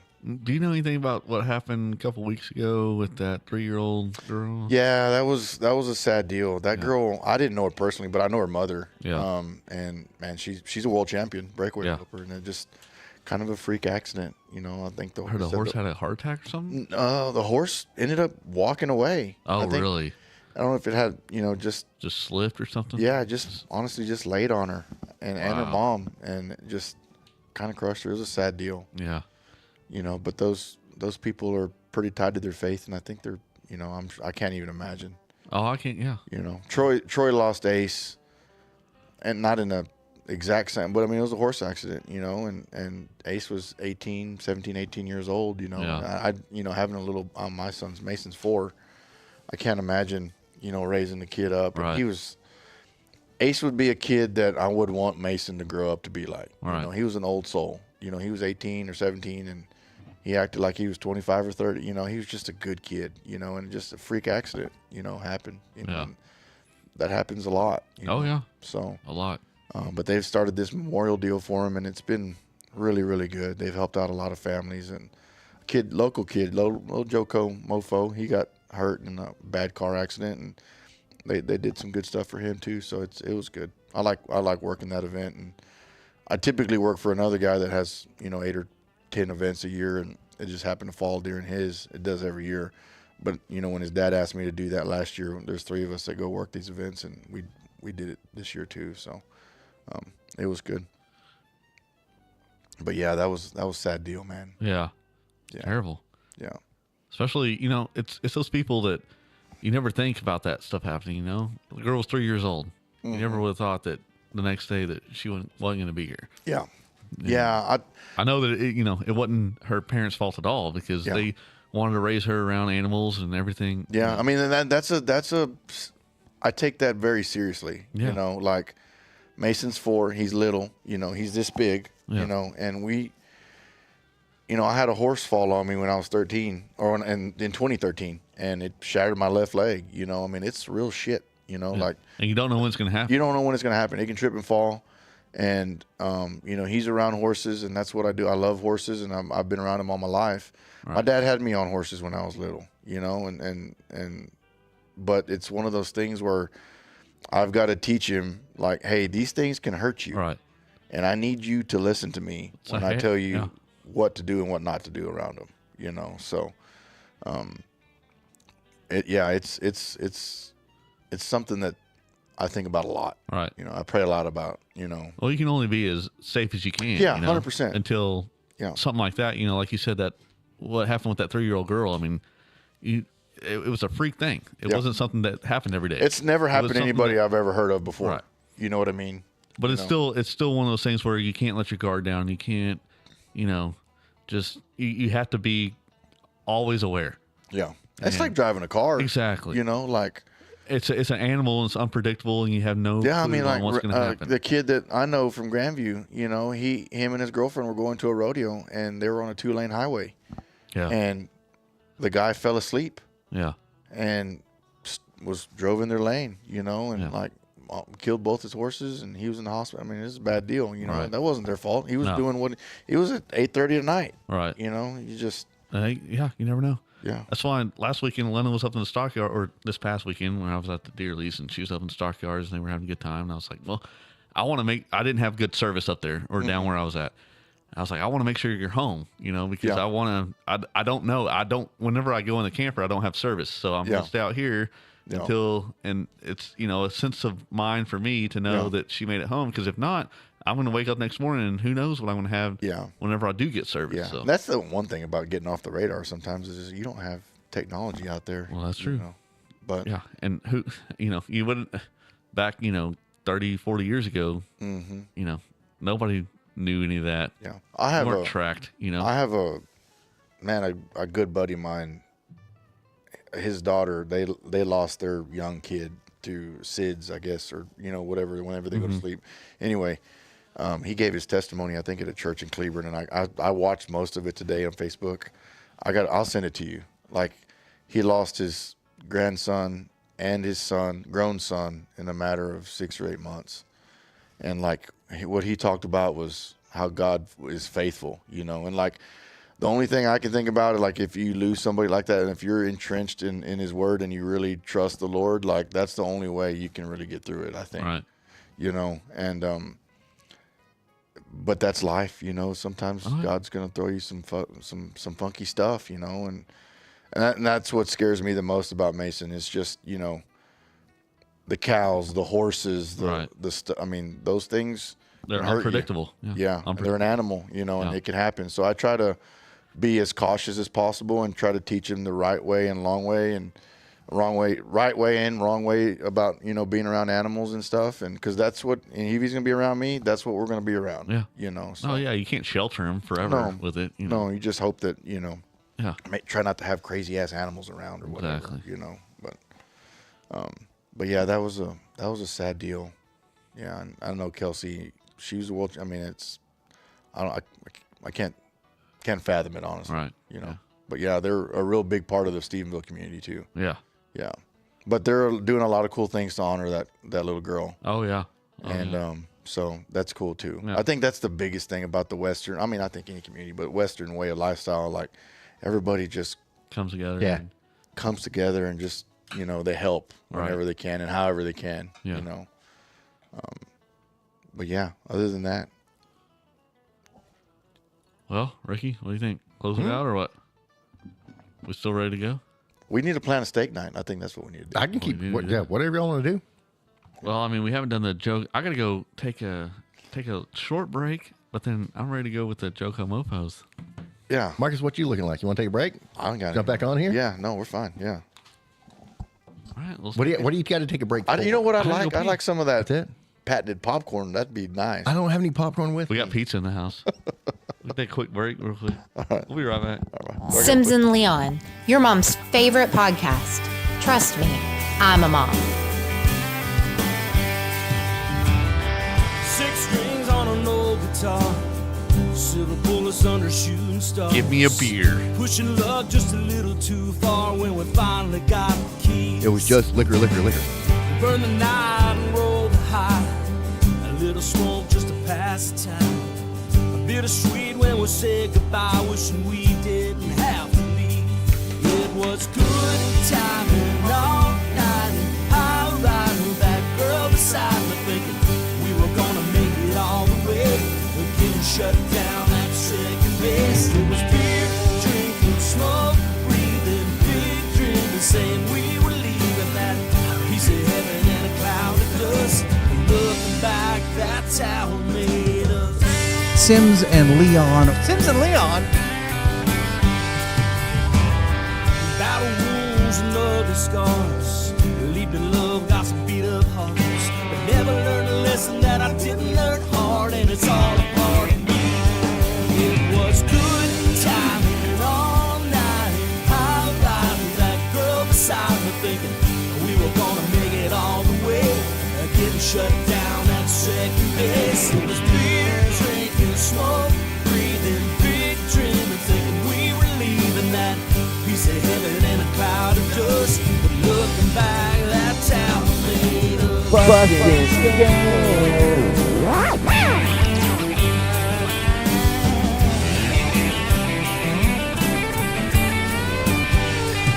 It was good timing. Sims and Leon, your mom's favorite podcast. Trust me, I'm a cool mom. It was good timing. It was good timing. All night in high line with that girl beside me, thinking we were gonna make it all the way. We couldn't shut down that second base. It was big drinking, smoke, breathing, big dreaming, saying we were leaving that. He said heaven in a cloud of dust. And looking back, that town made us. That town made us. That town made us. That town made us. My boys may call me crazy, but I don't give a damn. I've got a sweet woman laying in my bed. She done come and changed me, made me a better man. About time I'm calling daddy, talk about a rock on her hand. Sims and Leon, your mom's favorite podcast. Trust me, I'm a cat mom. Well, they say that you know when you know, and I know it sounds crazy. Slide a wiener down my throat. Little more like me would have a girl like you come and change me. Do your moms look like they're laughing at us? I was a wreck inside, you were out of your mind, thinking you were gonna fix me. That's a hell of a woman now to save me. Sims and Leon, your mom's favorite podcast. Trust me, I'm a mom. She done seen it all. I've been too drunk to even walk. Enchilada's terrible. So I slowed down my drinking before I went and ran her off. Taco good. She still hung around while I figured it out.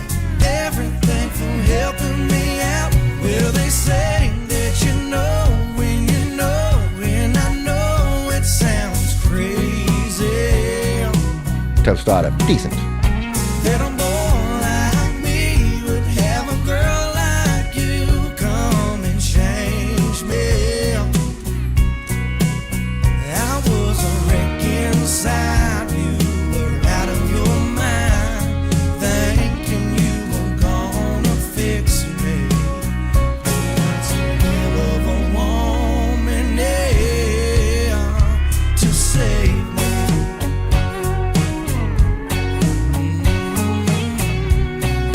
Sims and Leon, Nicholas Couperion's favorite podcast. Trust me, he's my brother.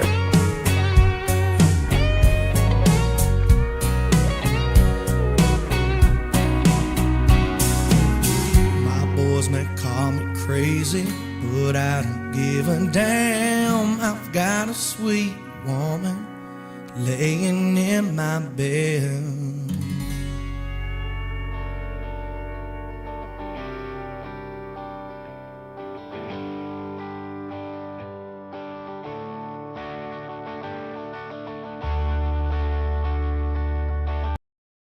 The one that girl was singing, I need that. Oh, we'll get that. Oh, this one? Hold on. We're back. We back. You're just a big chicken. A-coodle-doodle-doo. A-coodle-doodle-doo. A-coodle-doodle-doo. Rooster in the cage. Buff rooster. 12 cage. Read like millimeter. Tarp Radio, KTRP, Los Santos. Cuckoo-ca-cha! Okay, that's a pretty good chicken.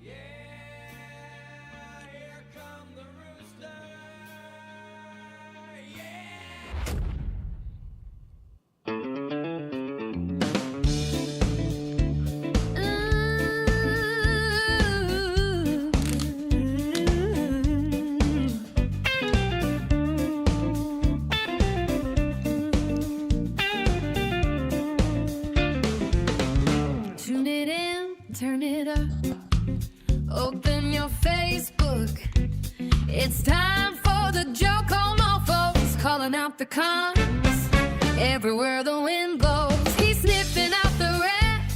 He's shredding out the plans. Hot on the mic, give it up for busting scans. Joke on morphos, joke on morphos, joke on morphos.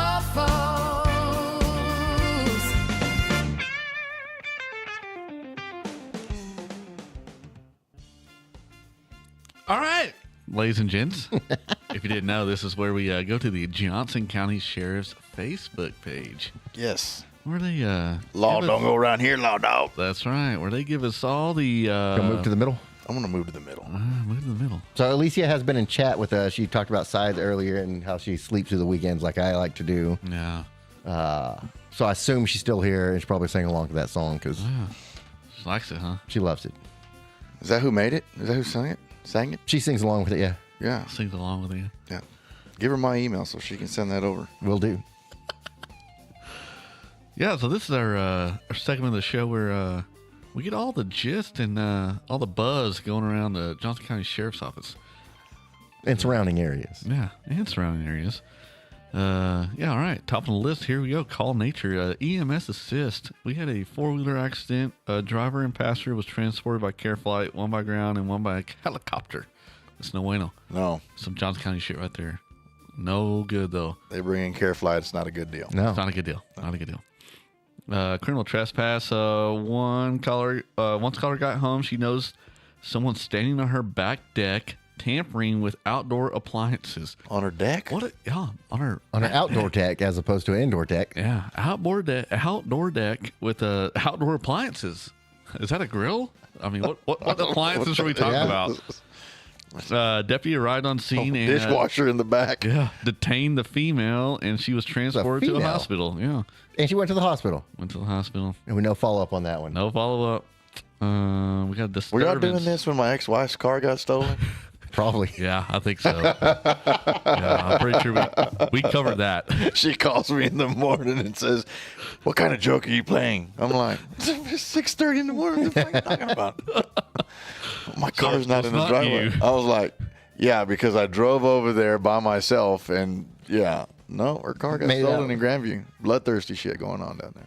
Yeah, that 13 one made 13 and 15-year-old kids. That made DFW scanner. Yes, it did. On a high-speed chase, they caught him in your ex-wife's car. Yeah, yeah, and they rolled that sumbitch. Yeah, they were going 100. It got stolen in Grandview, right? Kids were living. Yeah, kids were in Venus. Nice ass car too. Yeah, man. May she rest in peace.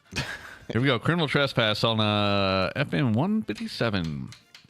Oh wait, we just did that one. We're back to we're on to the disturbance. Been heavy with animal stuff lately. Oh, hold on. We got animal coming up. We got an animal coming up. Dog bites. Oh yeah. Yeah. We got a disturbance. Caller was sleeping and woke up to her roommate's ex-boyfriend breaking in the house and assaulting her roommate. The suspect left the scene before deputies arrived. A Rio Vista police officer located the vehicle, headed towards Cleburne, and was able to make a stop on it. A deputy apprehended the suspect and transported to corrections. That's some Rio Vista shit right there. They got him. They probably got him with a rope. Here we go. 911 investigation disturbance. Male called crying. The male called crying. The male called crying. Male called crying, saying never mind. Oh. Deputies and Venus units arrived. Call was a disturbance. Deputies made an arrest. So I'm assuming they arrested the female, but I don't know. Called crying and said, never mind. Yeah, the male called crying. He was getting beat by one of them freaking. It was in his feels. If Venus arrived, Venus big bush old bitches. Yeah, big old burly Venus bitch. Oh man, we got discharge of firearm. Caller states he has a bullet lodged in his window. We don't know when it got there, who put it there. He might have done it. Don't let me forget to tell you about the stray bullet at the bra. Let's hear it now. Stray bullet at the bra. Yeah, so This is Johnson County. Yeah, we're roping. This is some real. Yeah. This is some true So Johnson County. The bra is the Becerra Roping Academy. Okay. Yeah, so we got a nice logo with a bra in it. So I'm ordering some caps. I'll bring you a couple. All right.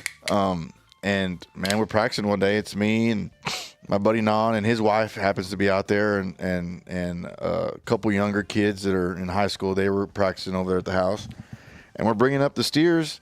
And I'm gonna say, I don't know, half a mile to the northwest of me, I could hear the bullets going. Somebody shooting. Yeah.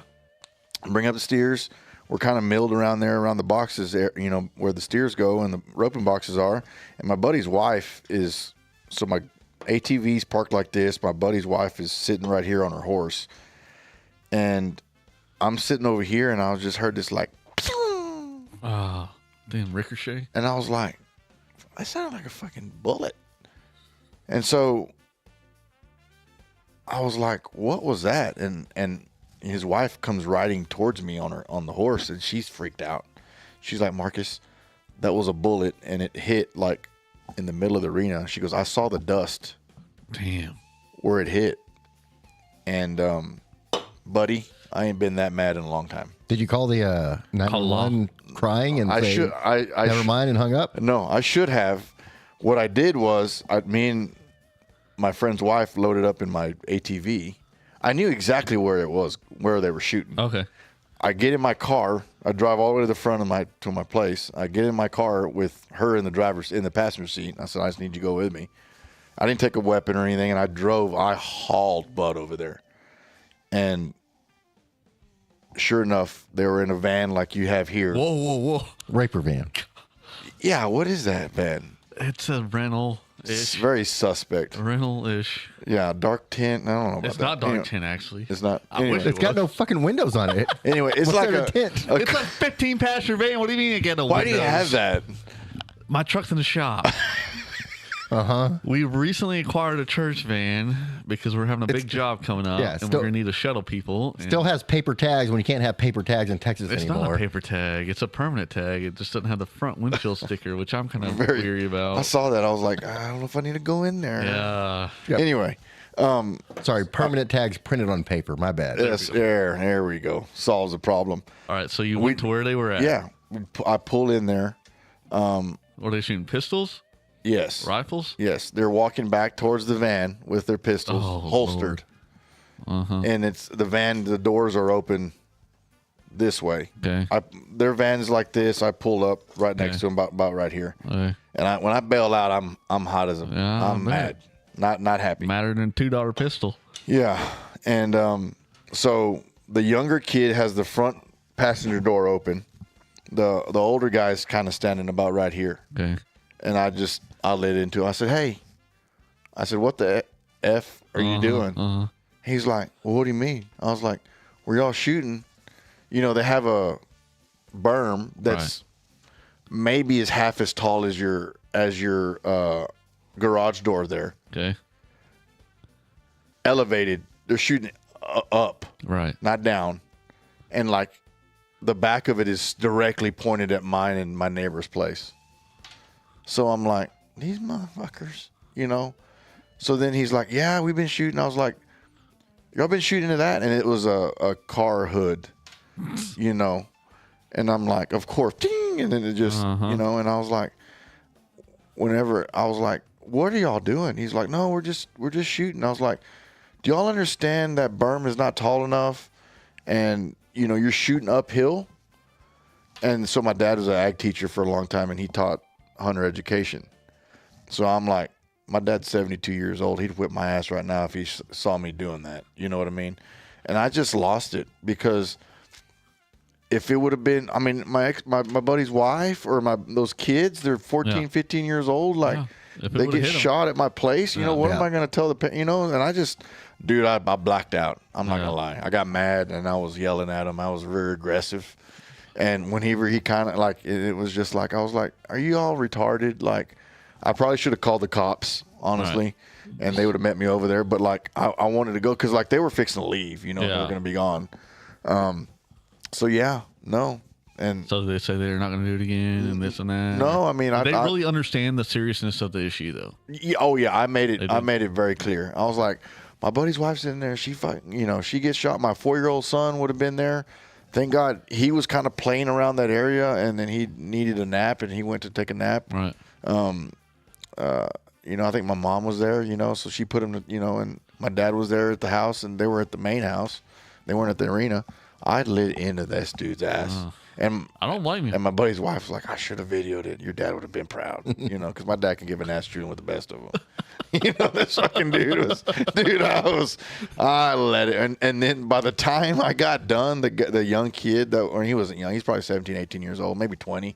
He was done up in the van with the door almost closed, like he was like, all right, let's get that. We're never going to shoot here again. Yeah. So I called the sheriff a couple days later. He met me out there, and he was like, yeah, that's not a deal. Because I think if your bullet, if they prove your bullet goes on to somebody else's property, it's called, what's it called? I don't know. I had to talk to a cop, but yeah, no, it's something like that. Yeah, it's not a good deal. No, it's not. And so...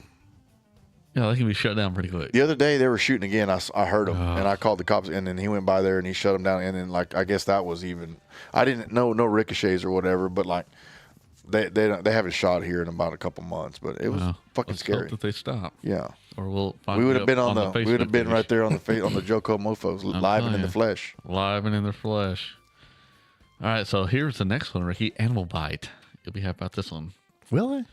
Caller was walking to his friend's house when some dogs attacked him and tore up his clothes. Caller has bites and scratches on his leg. Sounds like a pack of chihuahuas to me. I mean, tore up his clothes. He could have been wearing jeans and they just fucking attacked him. I don't know. It's kind of sketchy. That is sketch. Yeah. A lot of dog bites, huh? Well, around here we got a lot of dog shit going on. In this particular run of scheme of things, we have a lot of civils. Where we had one the other day, a couple weeks ago, where the guy called the cops on his own dog. Yeah. What? His own dog bit him. Yeah. He's like, my dog just bit me. Shoot him. Who you, exactly? What? Yeah. What do you? What do you called somebody? Dog. So they made a police report about it? Yeah. They called the cops on their own fucking dog. It's like, oh my God, help me. My own dog just bit me. You little fucking pussy. Yeah. Do something about it, man. First of all, that's your dog. Yeah. Yeah. What do you, yeah. Fucking Johnson County, man. Who knows? Joko so we got a civil. We got a caller. I don't think that guy's not a mofo. He's something else. Caller showed up at this address to pick up his daughter. Caller's brother and sister-in-law would not let her have her daughter. I don't even know how to spell. Custody issue. Okay. Caller showed up at this address to pick up her daughter. Caller's brother and sister-in-law would not let her have her daughter. Anyways, that's some Johnson County education. Criminal mischief over here. Caller advised the fuel tank on the back of his trailer had been cut. The fuel tank? That's what it said. Caller advised the fuel tank on the back of his trailer had been cut. Somebody's trying to get some free gas. Vehicle has been Shit's parked high. here for a few days. Came back and noticed it. Well, sorry about your luck. Person with a weapon. We got a caller advised her mother was beating her grandmother. Oh my goodness. Her mother was beating her grandmother. Domestic dispute. Once asked if weapons were involved, a reporting party mentioned mother's boyfriend had a machete. Okay. This is some Johnson County shit right here. Hold on. Yeah. Let's start this one JCS. over. Let's start this one over. Just capital JCS. That's what that is. Yeah. Yeah. So person with a weapon over there off of County Road 701. Caller advising her mother was beating her grandmother. So the caller, the daughter or son is calling. Son, yeah. About their mother beating their grandmother. Right. But then the mother's boyfriend, not the grandmother, once mother's boyfriend has a machete. Once asked if weapons were involved, reporting party mentioned mother's boyfriend having a machete. And nunchucks. No. I mean, he wasn't even involved. He wasn't. No, he just was. He wasn't involved. I think he might have a machete. Are there any weapons? Well, this random other guy. I mean, he might has be just something cutting something in the backyard, and they're like, "Is there any weapons?" Well, I mean, could be. Leroy's got a machete. Well, I don't know. Oh, Mama's got Laverne and Is that Shirley a- going on. Oh man, I thought that was a great one too. That's a good one. All right, FD assist on I like the third party weapon. Is there a weapon involved? Kinda. Kinda. Yeah. Lamont's boyfriend is it got a holstered? machete. There's Is it holstered? a machete once removed, but it's in the vicinity. Yeah. Got a Oh, FD grandma might pick up a rock. You never know. FD assist a male on mushrooms falling over and becoming aggressive. How can you be falling over and becoming aggressive at the same time? I don't know. Doesn't make any sense. Are you aggressively falling over? Are you falling over and mad that you're falling over? That might have been it. He might have gotten a little upset that he was falling over. Mm-hmm. Or was he being aggressive? Somebody tapped him and fell over. He's like, oh, this is perfect. Yeah. He probably ended up perfect. All right, we got another I feel like you should never have to call 911 on somebody on shrooms. No. That's like calling somebody with dog biting, your own dog biting. Right. Very simple. Biting yourself. We've had. My dog bit the shit out of me. I want to arrest him. Hey, at least there's no cockfighting this week, though. There's been a lot of cockfighting. There was going something. on. Was it off of 6 over there? Yes. Yeah, I heard about that. That's a big one. Yeah. Hold on, Marcus. of big Have you ever cocks. watched the show Community? Mm-mm. Okay, I know Dustin has. Yeah. So it's a fun show. They're in community college, but it's all like adults that have gone back. There's a couple of characters that are freshly out of high school, and everyone else's age is in range from like 25, 35, 40, and to an 80-year-old man. Well, there's one Which episode is played by Chevy Chase. Yeah. There's one episode where it's the so it gets to the point where almost every episode is making fun of a genre of TV shows. So they're not making fun of it, but kind of mimicking it. Yeah. One was like a cop show. So two of the girls that are in the study group at the community college were trying to be the badass cop girls. One's supposed to be, they wanted to both be the badass girls, but one's supposed to be the badass, one's supposed to be the good cop. Supposed to be good cop and bad cop, but they want to both be bad cop. So they're chasing somebody down, and one of the girls has pepper spray. So she sprays the pepper spray as she's chasing somebody, and it all gets in her eyes. And at the end, when she talks about it, she's like, it was self-inflicted friendly fire. And that statement right there, it's such a funny statement. Self-inflicted friendly fire. Yeah. It's the same thing as calling the cops on your dog biting you. Yeah. No, you ain't It's lying. self-inflicted friendly fire. You ain't lying. I've got another animal bite. Okay. 12-year-old Oh. bit by a dog that frequents the area but unknown where it lives. I'll tell you what. What do you about that? It's over off Ferguson. Who gets arrested in that situation? Well, once they find They're not gonna who the catch that owner dog. is, they're not going to catch it. It's just a stray. Yeah. All right, we got a warrant served. Oh God! Is it the guy that called? See, if a dog that, well, I mean, we know who the dogs belong to around the county road or whatever. But like, if it was a dog that was not normally there that bites my kid, I'm shooting that. Shoot it, yeah. You're putting it down. Yeah, I wouldn't. No need to. That would not post end on up Facebook. that would not end up on the Joe Como post. Yeah, no. Threat would have been eliminated. Yeah. I can't wait to call the cops on Lady G. On your own dog. She got out again. Come find her. Yeah. Then take her to the pound and find me. That bitch bit me. All right, we got a warrant service. Subject turning herself in on surety withdrawal warrant. Theft of property. Surety. What's that mean? I don't know. Female also had warrants out of Fort Worth, Tarrant County, and Lake Worth. So Outlaw. She just went in and turned herself in. She said, "Hey, I'm tired of running from the law. being on the run." All right, we got another warrant service. Caller describes description. Subject turning himself in on DWLI with previous warrants. Driving while license expired. What's the I? No, it's the I. Intoxicated. DWLI. Driving while license invalid. Sure. I think. Here we go. Assist. We only knew a cop. Assist agency Northwest Hillary. This is over by your neck of the woods. Oh. Burleson PD responded to a juvenile party and multiple juveniles took off running. BPD requested county assistance to locate juvenile runaways. Okay, not necessary. They should have been. First of all, let them fucking run. They're being kids. And juveniles. I don't know. Good Lord, I would rather hear that these days. Right? Kids having a party, underage. We went and busted them. They ran off. Let him fucking run. We got to call in county. We ain't got enough city cops. We need backup. The fucking city can't handle it. Got to call in the county. Shit. My was called Fort Worth DP2. You know how long PD2. it's going to take for county to get there, too? They're gone. They're gone. Fucking Hillary. They're at another friend's house fucking drinking beer already. Do you know how long the stoplight at Renfro takes? Yeah. Well, they're not going to get there anytime soon. No. Especially being county. Yeah. So we have two assist agencies back to back here. I-35W at 1187. That's over there, QT. Yeah, Burleson officer had a male walking on 35 requesting assistance to get male detained. Must have been a pussy officer. Anyways, male was detained and arrested by BPD. Is that BPD or is that Fort Worth? On the freeway is Fort Worth. On the access road, BPD. Really? BPD really only runs to McAllister. Oh. So I don't know why BPD was involved Out of jurisdiction.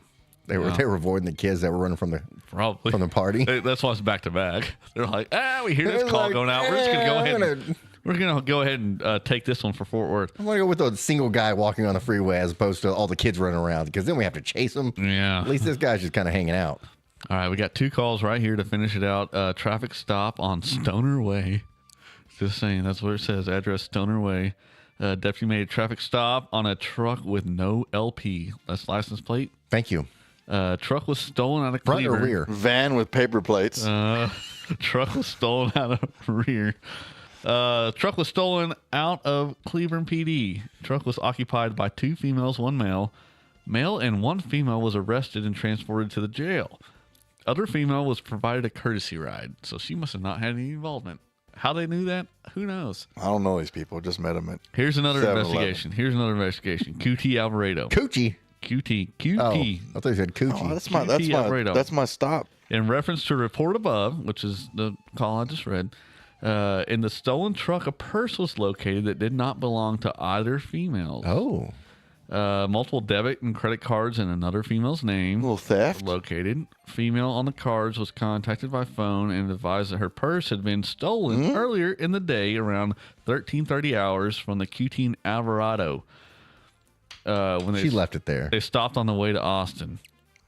Deputies responded to get QT surveillance. Yeah, exactly. He's already on it. This guy knows his joke and infos. Yeah. It's my people. That's his Getting their people. shit stolen over there down Alvarado. My favorite right. QT. Don't leave your truck unlocked or your car right. on. That's right. And he'll close it out on that Joe Mofos. Yeah. I called it.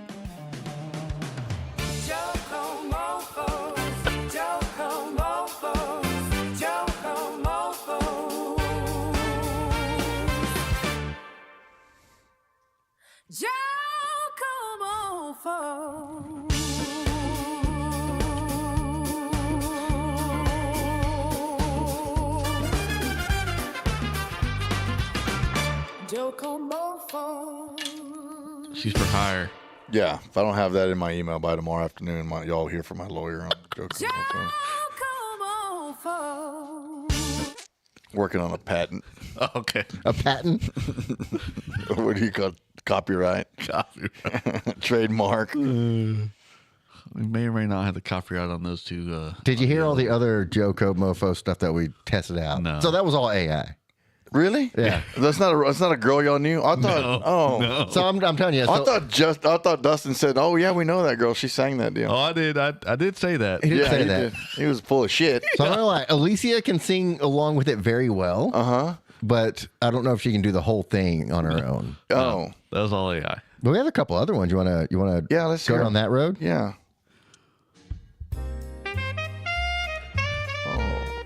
Elevator music. Let's get in the mood. Let's get in the mood. Tune it in, turn it up. Open your Facebook, it's time for the Joe Mofo.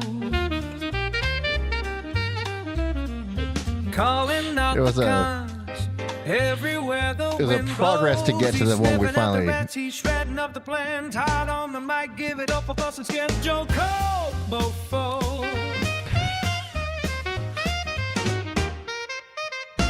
I love it. I like it. I mean, now do a black guy. What else we got over here?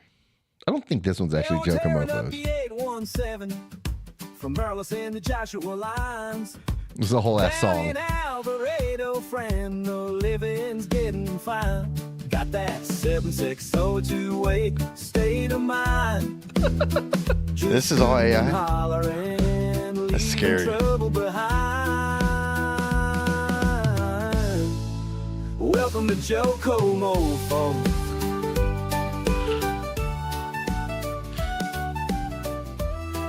It's all from AI. Me just typing in, make me a song with this, and just adding stuff, taking stuff away. That's scary. To eventually get to where we're at.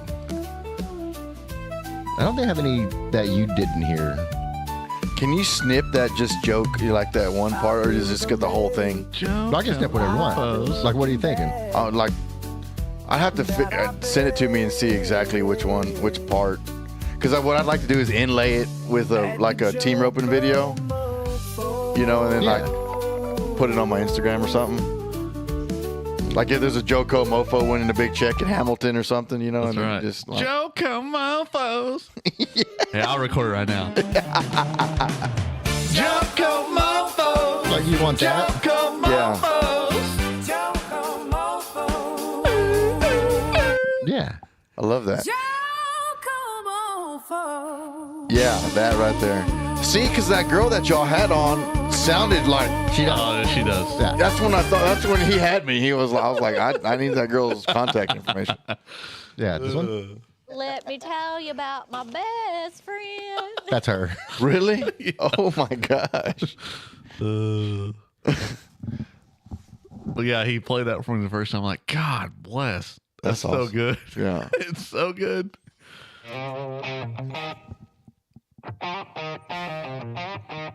I love the way this one started.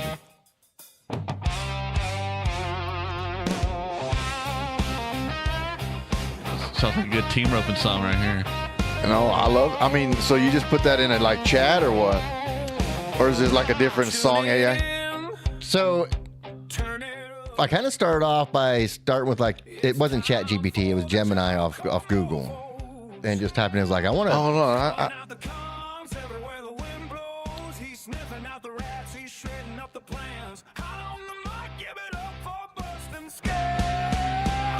Joko Mofos. Joko Mofos. See, I would almost like that part snipped too. Yeah. Can you do that? Yeah. Yeah. But I like that one too. That one's catchy. Oh, I didn't dislike any of them. They're all fun. They're all good. So is that something you pay for, like that AI, that app, or? Yes and no. So a lot of these I got without paying for anything, but then you're limited on how many times you can do this. And then they start charging you. Knowing Ricky, he's going all in. Yeah, I got the year's subscription now. So when you're ready I'm paid up. When you're ready to make some new stuff, let me know. Yeah, because we're good to go. But Yeah, Ricky, we're good. Once he got the one in, he's like, "Oh shit, I can do this." Oh damn. Well, This see one sounds more like the roping, though. how much is the yearly membership? Dude, it's like $20. Oh, I'll pay you $20 Yeah. just to make some some Becerra Roping Academy music. Golly, I can't remember what show it was. I want to say. Let me get you let me show you the logo. I want to say it was Shameless, where someone said bra, thinking that was the. Golly, what did he say? It's an acronym for. I don't remember what it was. Like booby. Something apparatus. I don't know.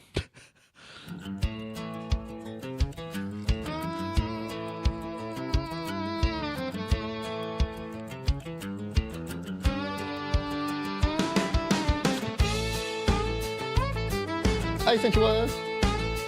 After since she was, since she's up.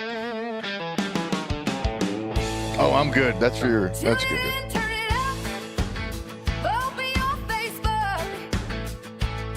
It's time for the Joko Mofos.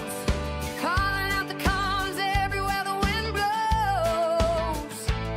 He's sniffing out the rats, he's shredding up the plants. Hot on the mic, give it up for Boston Scams. That's me, by the way. Yeah. Joko Mofos.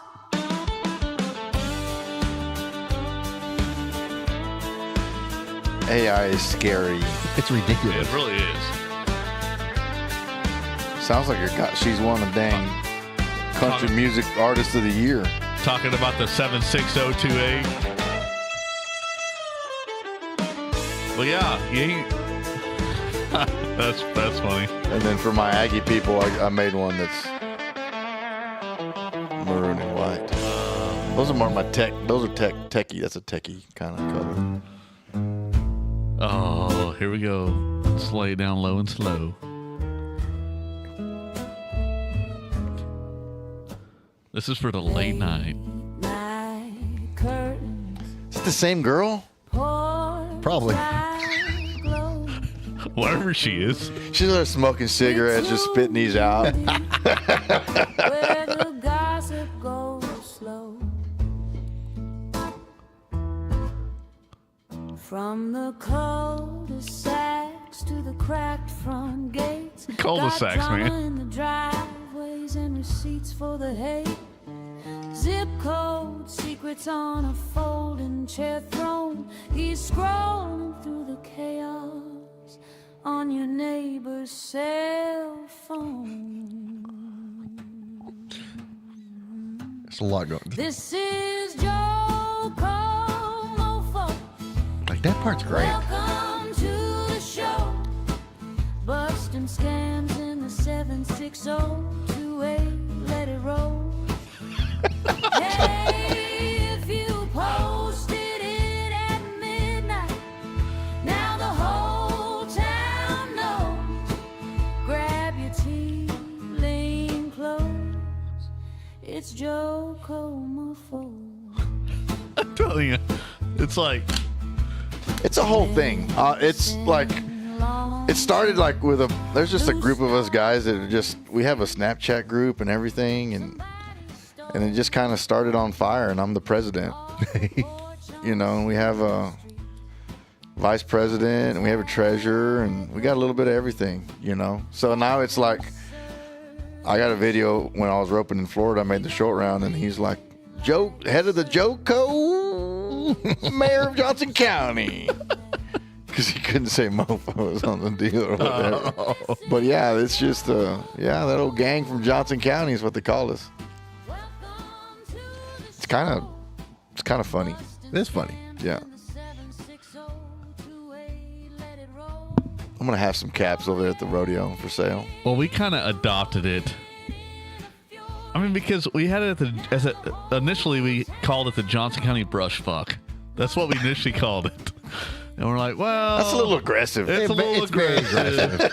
It's a little aggressive. So fucking asking Siri to make a song about that. She's like, huh? Yeah. So then we're like, I mean, it's a Johnson County mofo motherfucking shit. You know what I mean? No, Like, 100%. It's kind of like dude, that's where the name came from. The toned down version of it. It's like it's what we report on is the Johnson County. No, like there's my buddy's kids. Like they call them the junior mofos. They got a Snapchat too. Yeah. Like so they want to be like us. We were kind of a not.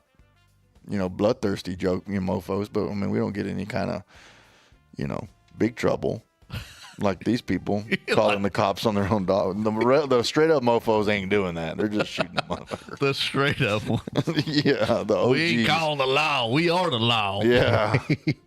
Yeah, they don't have the mofo brand on them like Yellowstone. I cannot believe somebody would call them. I mean, my dog bite the shit out of me. Come get him. Pick him up. I need to pull it back up, man, but it was, yeah. That's unbelievable. You don't have to. Yeah. I mean, there wasn't much more description than that because Ricky was like, what? And we went through the whole thing. Like, I can only tell you what we know, and it's very limited. So they started doing this shit. They used to post, like, very detailed stuff. Yeah, I remember that. And then it got kind of, I guess obviously, people got pissed off, and it was probably the people that they were reporting. Well, I think they started naming names. Yeah. You can squeeze that in here if it's bothering. Oh, no. And then, that's what she said. And then, yeah, squeeze it in there. Just like that. Nice and deep, like. Anyway, but yeah, like they got detailed, and then they were like, oh, that's so-and-so's cousin, Dustin. Well, what I miss the most is the comments that they used to post. Like they would post whatever on there, and then the comments would be the best part of it, of how they're reacting to it. And people comment is like, "Oh, I was there too." Now they're just hooting and hollering. Yeah. So speaking of comments, we got some new stuff. Okay. Yeah. So we're back on the Joko Mofos. Yeah. Go ahead and roll us back up. Might as well.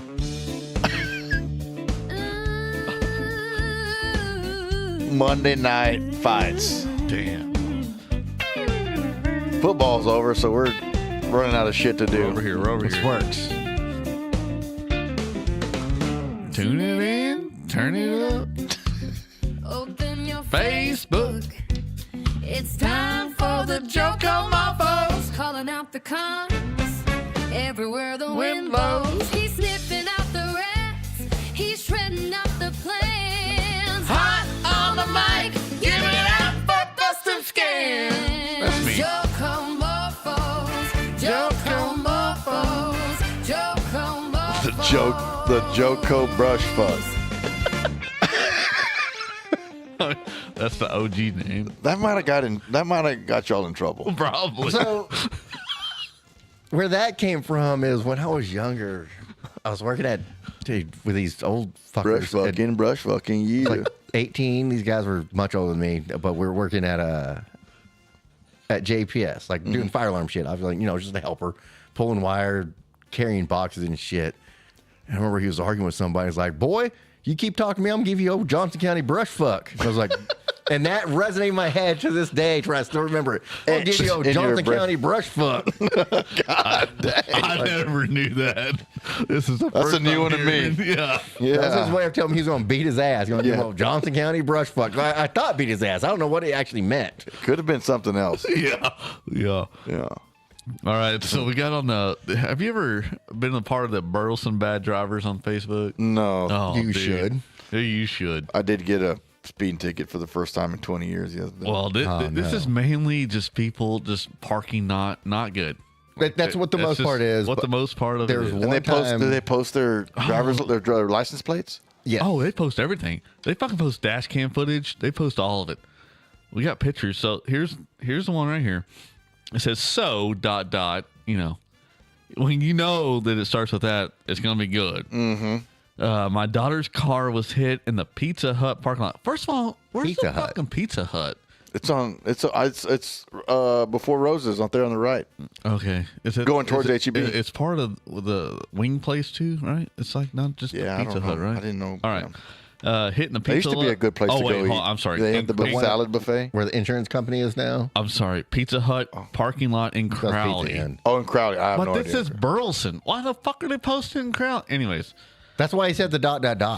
All right. Well, she's 19 and a good kid, apparently, and doesn't deserve this. No, she don't. Here we go. She has invested a lot of her own money in this car, and the money is just a money sign. I just want you to One clarify or that. multiple money Just signs? one money We should sign. have used that money to buy some insurance. One money sign. The sorry POS hit and run. Luckily, there's a camera pointed directly at her car from Anytime Fitness. Problem solved. If anyone saw or heard something, please contact me. Once I and the police find you, I will be taking the fullest actions. Whoever I will be you taking are, the fullest actions. whoever you are, brush fucking her. you know you hit this car and took off anyways. Anyways, it looks like an old fucking Trans Am from like the 2000s. You got a That's picture? old uninsured I got a motorist picture. claim there. It's a white. Oh. Looks like a fucking Trans Am, right? Yeah. Or a Camaro, Trans Am, Camaro. That's more than the 90s late model, 90s model. Late 90s. Like he says old school, and me is like, that's not old school, but it is. It is old school. It is. No, yeah. All right, so That looks like a let's certified hit and run. Let's head straight to the comment section on this one. Okay. This is what I miss. I love the comment section. All right, so we have Sir Knows It All. That's his name? Yeah, Sir Knows It All, 1887. I like these posts. The camera is pointing right at it, but you know who did it. Hold on. You know who did it. Contact me. Wait, what? He says, I like these posts. The camera is pointing right at it, but if you know who did it, contact me. He's talking shit saying that the cameras are right there. Yeah. Why are you asking for us? You don't need to post this whole fucking thing, right? I mean, it's a valid Look at the footage. comment, but It said, didn't know cameras ID people. Okay. All right, yeah, we're on this. You got room temp, IQ, and Celsius, huh? They're responding to this guy. You got room temp, IQ, and Celsius. I guess they're trying to. That's supposed to be a joke. You can't imagine a scenario where a camera captured what happened to back up the validity. Spell it. Spell it. VALIDILY. Validity? Yeah. Yeah, they spelled it. Of the fucked up. claim, but wasn't able to capture the plate number. Yeah. Apparently, the camera at Anytime Fitness is not functioning. That's probably true as well. I mean, maybe. All right, here we go. This is by the author. No. It was liked by the author.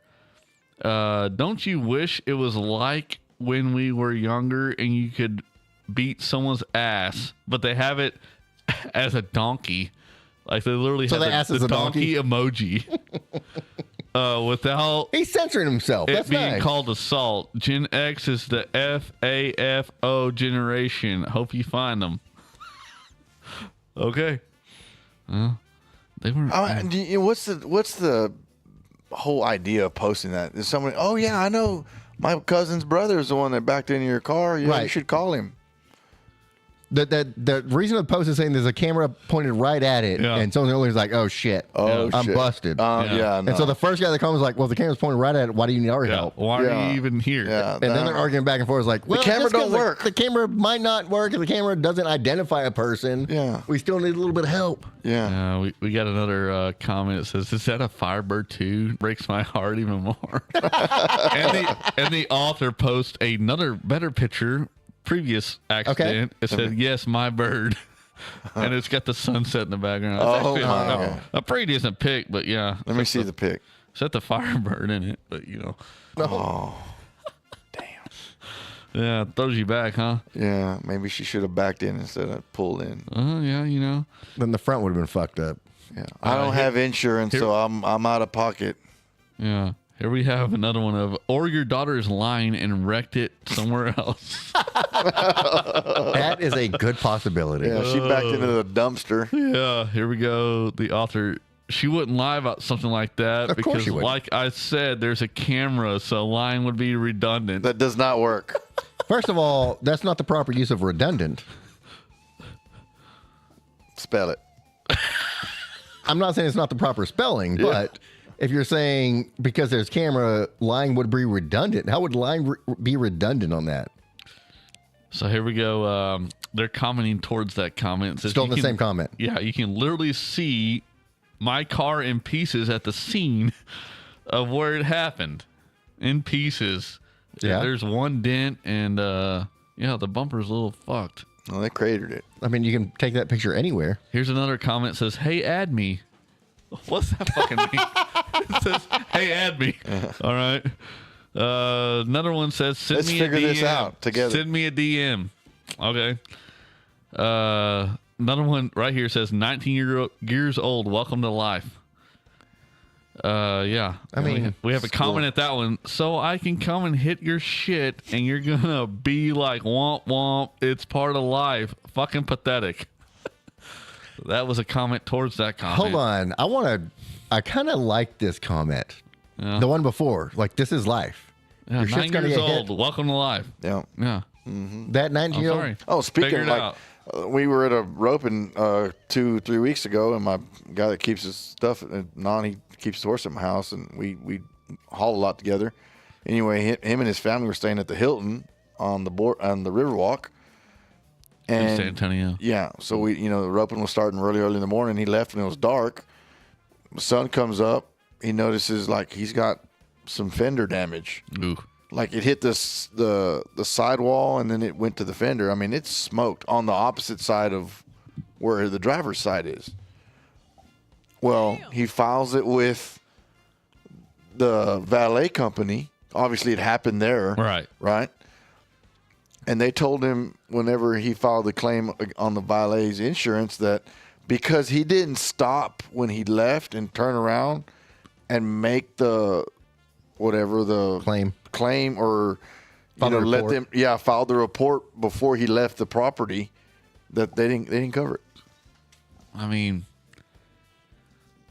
I guess I understand that part too. Like just as being a business owner. Yeah. Like you never know what's going to happen past that point. I had something happen to me like that too. We were eating downtown Fort Worth, and valet brought my car, and the front bumper, old Sexual Chocolate was her name, Trailblazer, Chevy Trailblazer. Damn. Dude, it was the same I know color. a guy who's got that one. Yeah, probably bought mine. It looks like Dutch chocolate, the same color as Blue Belt Dutch. That's the same color as old Sexual Chocolate was.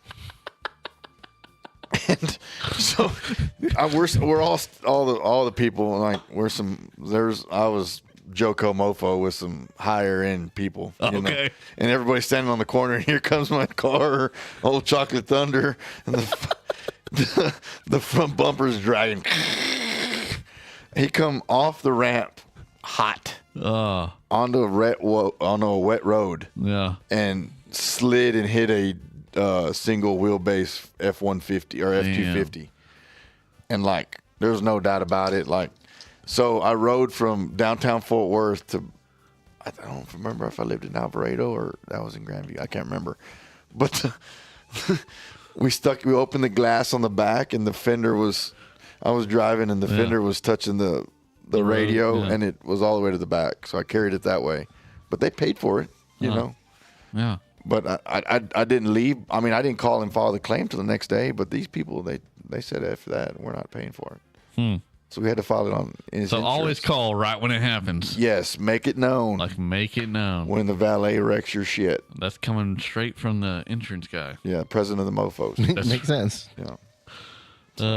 So here's another comment. If anyone knows who this person is, please come forward with the information. Then we can give that driver a ride to the train station. They're going to kill him. What the fuck? Yeah, that's a... What? And it's in train station is in quotation marks. It's aggressive. That's very aggressive. That's Tarrant County. That's That's Tarrant County comment. Probably is. For bumping into a little car? Oh, man. She took it. I mean, that was her pride and joy. Apparently. She's 19. She's had the car for at least 3 years. At the most. Here we go. So, this is in Burleson Bad Drivers, right? So, Okay. This person says, Burleson is very good at looking at a hit and run. And somebody says, it was Crowley. Yeah, thanks for the... Thanks for clearing that up for us. That's what you're going to eat That's what you get for going to Pizza Hut. Yeah. So that's a good point. Should have just got that delivered. Did she work at the place? Or maybe she working at the Pizza Hut. This person says, this is what you have insurance. This is why you have insurance, to make life less taxing. First of all, who's going to file an insurance claim on that? Yeah. Someone bumped into you the author in the says, parking lot? It's just liability. Yeah, because we saw how old your car was. Like, we know. That's why she posted it. She has not enough insurance to cover that. If any insurance. Yeah. This person says, Crowley definitely got hit by a Dodge Charger. Hope to find that POS. Oh, well, maybe. Somebody says, not the Firebird. Not the Firebird. Oh, birdie. Never forget the person that totaled my car in a parking lot. Okay, that has nothing to do with anything. No. Don't claim insurance on that worthless piece of Firebird. They will total it. Okay, so if you bump into that car, what are you doing? You driving off? No, I'm going to fucking leave a note. If I can't find it, I'm going to sit there for a minute. I'll be like, hey, I'm probably going to go to the business straight across from it. Say, hey, just hit your car. My bad. Let me know. I'll probably pay for it out of pocket because insurance is way too much. Good, upstanding citizen. Yeah. Yeah. But what would you do? Would you run? But if I was in Crowley, that's something different. Like yeah, we're in Crowley, though, so it changes things. Let me verify all these cameras don't work. That's right. Then we're getting the hell out of here. So let me make sure I make it on the some Facebook page before I go and do something, because that's apparently the thing to do. No. I've never hit anyone in a parking lot. Yeah. But I think if I did, I would I mean, I would evaluate what happened. How bad was the damage? I'm in a parking lot. I'm not fucking hauling ass through a parking lot. Yeah. I'm not backing out of my. That to do that, they got to be going You're kind not of going fast. slow. Yeah, that was a decent dent. I'm not backing out of my parking spot at warp speed. I'm, you know, I'm calm. I'm put together. Easing out. I'm easing out. You're easing out. I'm not. I don't feel like I'm making that kind of damage. So if I bump into somebody, I'm literally just bumping into You can them. dang sure do that with that. Yeah. 40-foot van you got out in there. Hey, but we do have an update on another Firebird that got hit at the Domino's in Crowley. Oh shit! We have it's a pizza place thing. Yeah. No, it's also a Firebird thing. Oh shit! It's a Firebird. It says got hit at Domino's in Crowley. Still haven't taken care of it, but have hold on. Different Firebird. But I can. Yeah, it's a different Firebird because this one's blue. The other one's white. It said just get a new bumper. Basically, he's like, you're good. But yeah, it's another Firebird, and they got hit. So Crowley and Firebirds are about two. There's a magnet. 2-0. There's a magnet About over there. 2-0 right here. They're just a wreck waiting to happen. Don't drive your Firebird. Or don't park your Firebird. Don't at buy your pizza kid a places in Firebird. Crowley. That's right. Not in What Crowley. color was that one? That one was blue. The first first one was one white. that got hit was white. Maybe they can get together and drive the And then Firebirds. there's just people. Yeah, there's just people posting fucking Firebird pictures on here. Of course. Seems like a Crowley thing. Look to at do. mine. Yeah, look at mine. This one has full coverage. Yeah. I don't think any Firebird. When was the last time Firebird was even out? A new one. Yeah, you ain't getting full coverage on that. This one's in mint condition. Yeah. Well, we'll close out the second half of this Joko Mofos with that. In Tarrant County. That's right. Because Crowley's in Tarrant. Joko adjacent. Joko. The Tarrant Mofos.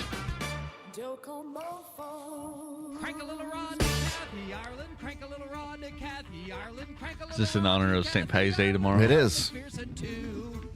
Green beer. Green beers. All right, who's going out tomorrow night? I might be. You might be, or you gonna go?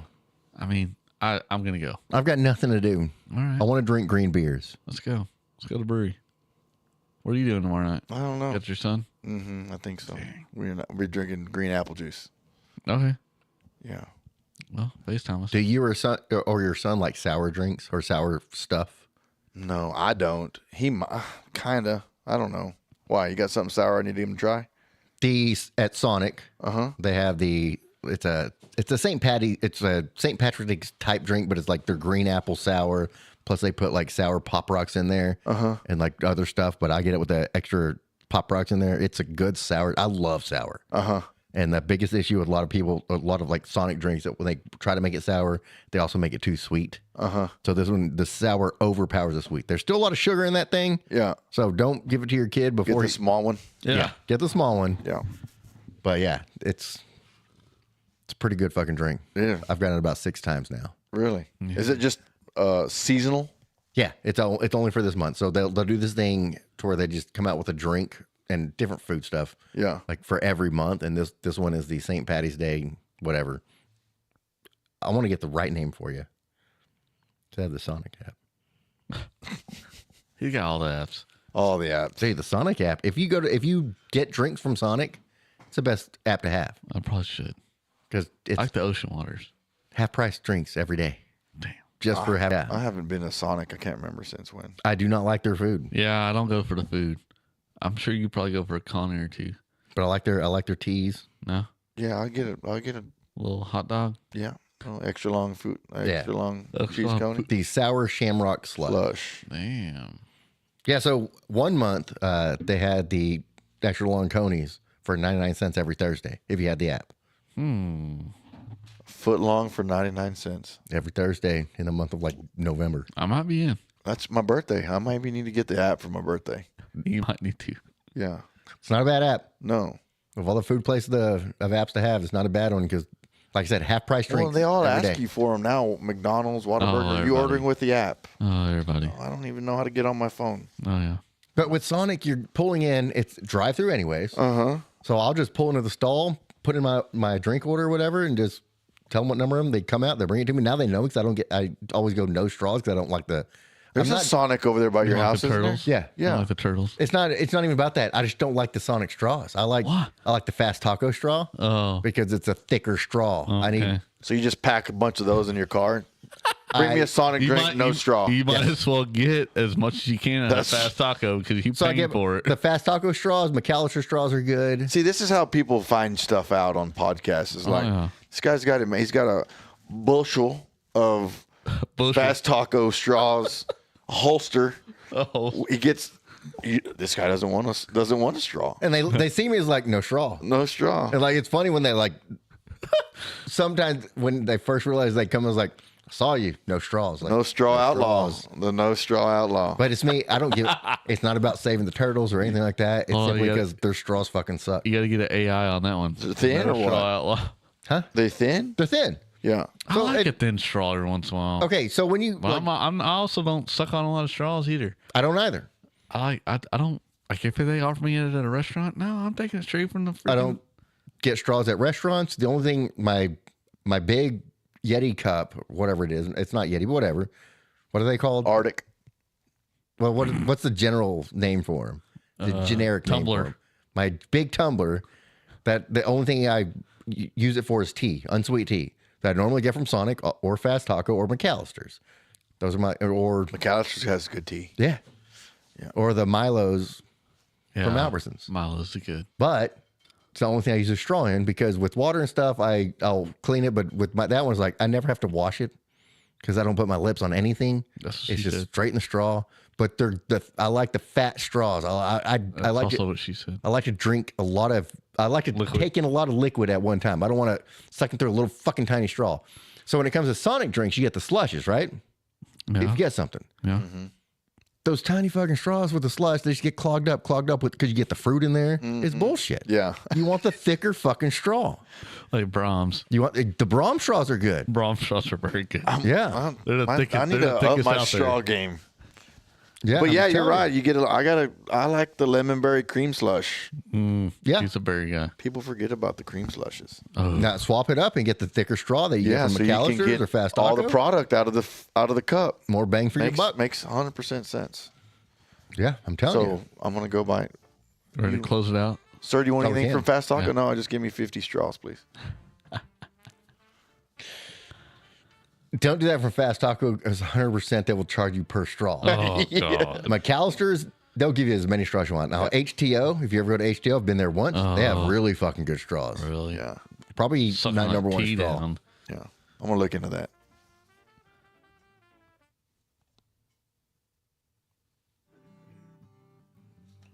I think we're wrapping it up. We're wrapping it up. Time to head back to Southern Joko. With the Sojoko. Sojoko. Well, appreciate you hanging out with us tonight. Yeah, thank you for the invite. I loved it. All right, what do you have coming up? Like your rodeo events and stuff. Man, I got one. The World Youth Team Roping Championships in Stephenville. A good friend of mine, Wesley Thorpe, kind of started that back up. And then after that, I'm going to go to the BFI, the Bob Feisen. I'm going to go rope there. It's a big roping. It's in Oklahoma. It's in Guthrie. Guthrie. Nice. When's that? In last weekend of March, first week of April. It's a Monday, Tuesday thing. Okay. Yeah. Oh, And then after that, maybe we can get some steaks. We have a steak night. we need to have a steak night. I'm going to jump back to this March, April thing. So I've been to opening day at the old ballpark, not the new one. Yeah. I've been at opening day in Houston at what used to be Minute Maid Park, Cheaters. whatever's now. Yeah. But the Rangers were playing opening day Oh, there. okay, This was years the first year. Minute Maid, right? Yeah. It's not Minute Maid anymore, but, Yeah, it was. but it was. The first year that the Astros moved to the American League. Mm-hmm. I went there for opening day. The Rangers were playing. that My was sister fun. and brother-in-law lived there. So my sister and brother currently live in Denver. So last year I went to Denver for opening day. Went to opening day at Rockies? Coors Field. Yeah. With the Rockies. They're moving to Minnesota. What? No, not the Rockies. Breaking news. My sister and brother-in-law are moving to Minnesota. They're literally moving tomorrow, I think. Tomorrow, the next day. So normally I spend St. Patrick's Day with my sister and brother-in-law. Last year they were switching apartments, so instead we went to opening day at Coors So you're going to Field. go to Twins? Opening day in Minnesota this year. Cool. So it'll be my fourth stadium to be at opening day in. Interesting. Very excited. Tickets cheaper up there? I don't know. My brother-in-law bought them for us. Oh. But one cool thing they have is, I think first pitch is like 105, maybe 205. Uh-huh. Anytime before that in the stadium, $2 beers. Oh, shit. Once Recipe for success. Yeah. Once opening pitch happens, regular price. But before the first pitch, $2 beers. Oh, everybody's going to be toasted. Yeah. And I think it's like their way of like, instead of tailgating, drinking your beers in the parking lot, come drink them in here. Come drink them here. $2 beers. Then they sell food. They sell food. Give away good straws. Yeah. And they're giving away Twins beanies. So I'll get a Twins beanie. Yeah. From going to opening I love day. that. That's a good tradition. Yeah. Where are they going to move to next? I don't know. New York's probably coming up soon. I saw today that, I would think. One last sport note. I saw that they're might open up the NBA for an expansion to Las Vegas and Seattle. Did you see that? Yeah. Interesting. It's been a good show. I'm coming on again. Dude, yeah. What are you doing next week? Anytime. This is fun. I mean, it's easy. It's fun. We just bullshit and have a conversation. Yeah. It's funny. Ricky texted me. He's like, I don't have anything for tonight. I was like, well, I got 2 people coming, and I know that they're going to have a lot. So yeah. And we definitely made that mark. So like I was telling Big Al earlier, and I was like, normally I have something planned. Yeah. Like Who's just Big Al? Alex. Oh. Yeah. we asked him, like, what do you want your name to be? He's like, I don't know, Big Al. Okay. I'm like, normally I we'll have call you Big Al. at least one thing thought about and planned, but today is nothing. We're just going to wing it. It's like, we wung it. We wanged it. We wanged it. We And got it a was lot of blast. wang out there. Yeah. Joko Mofos.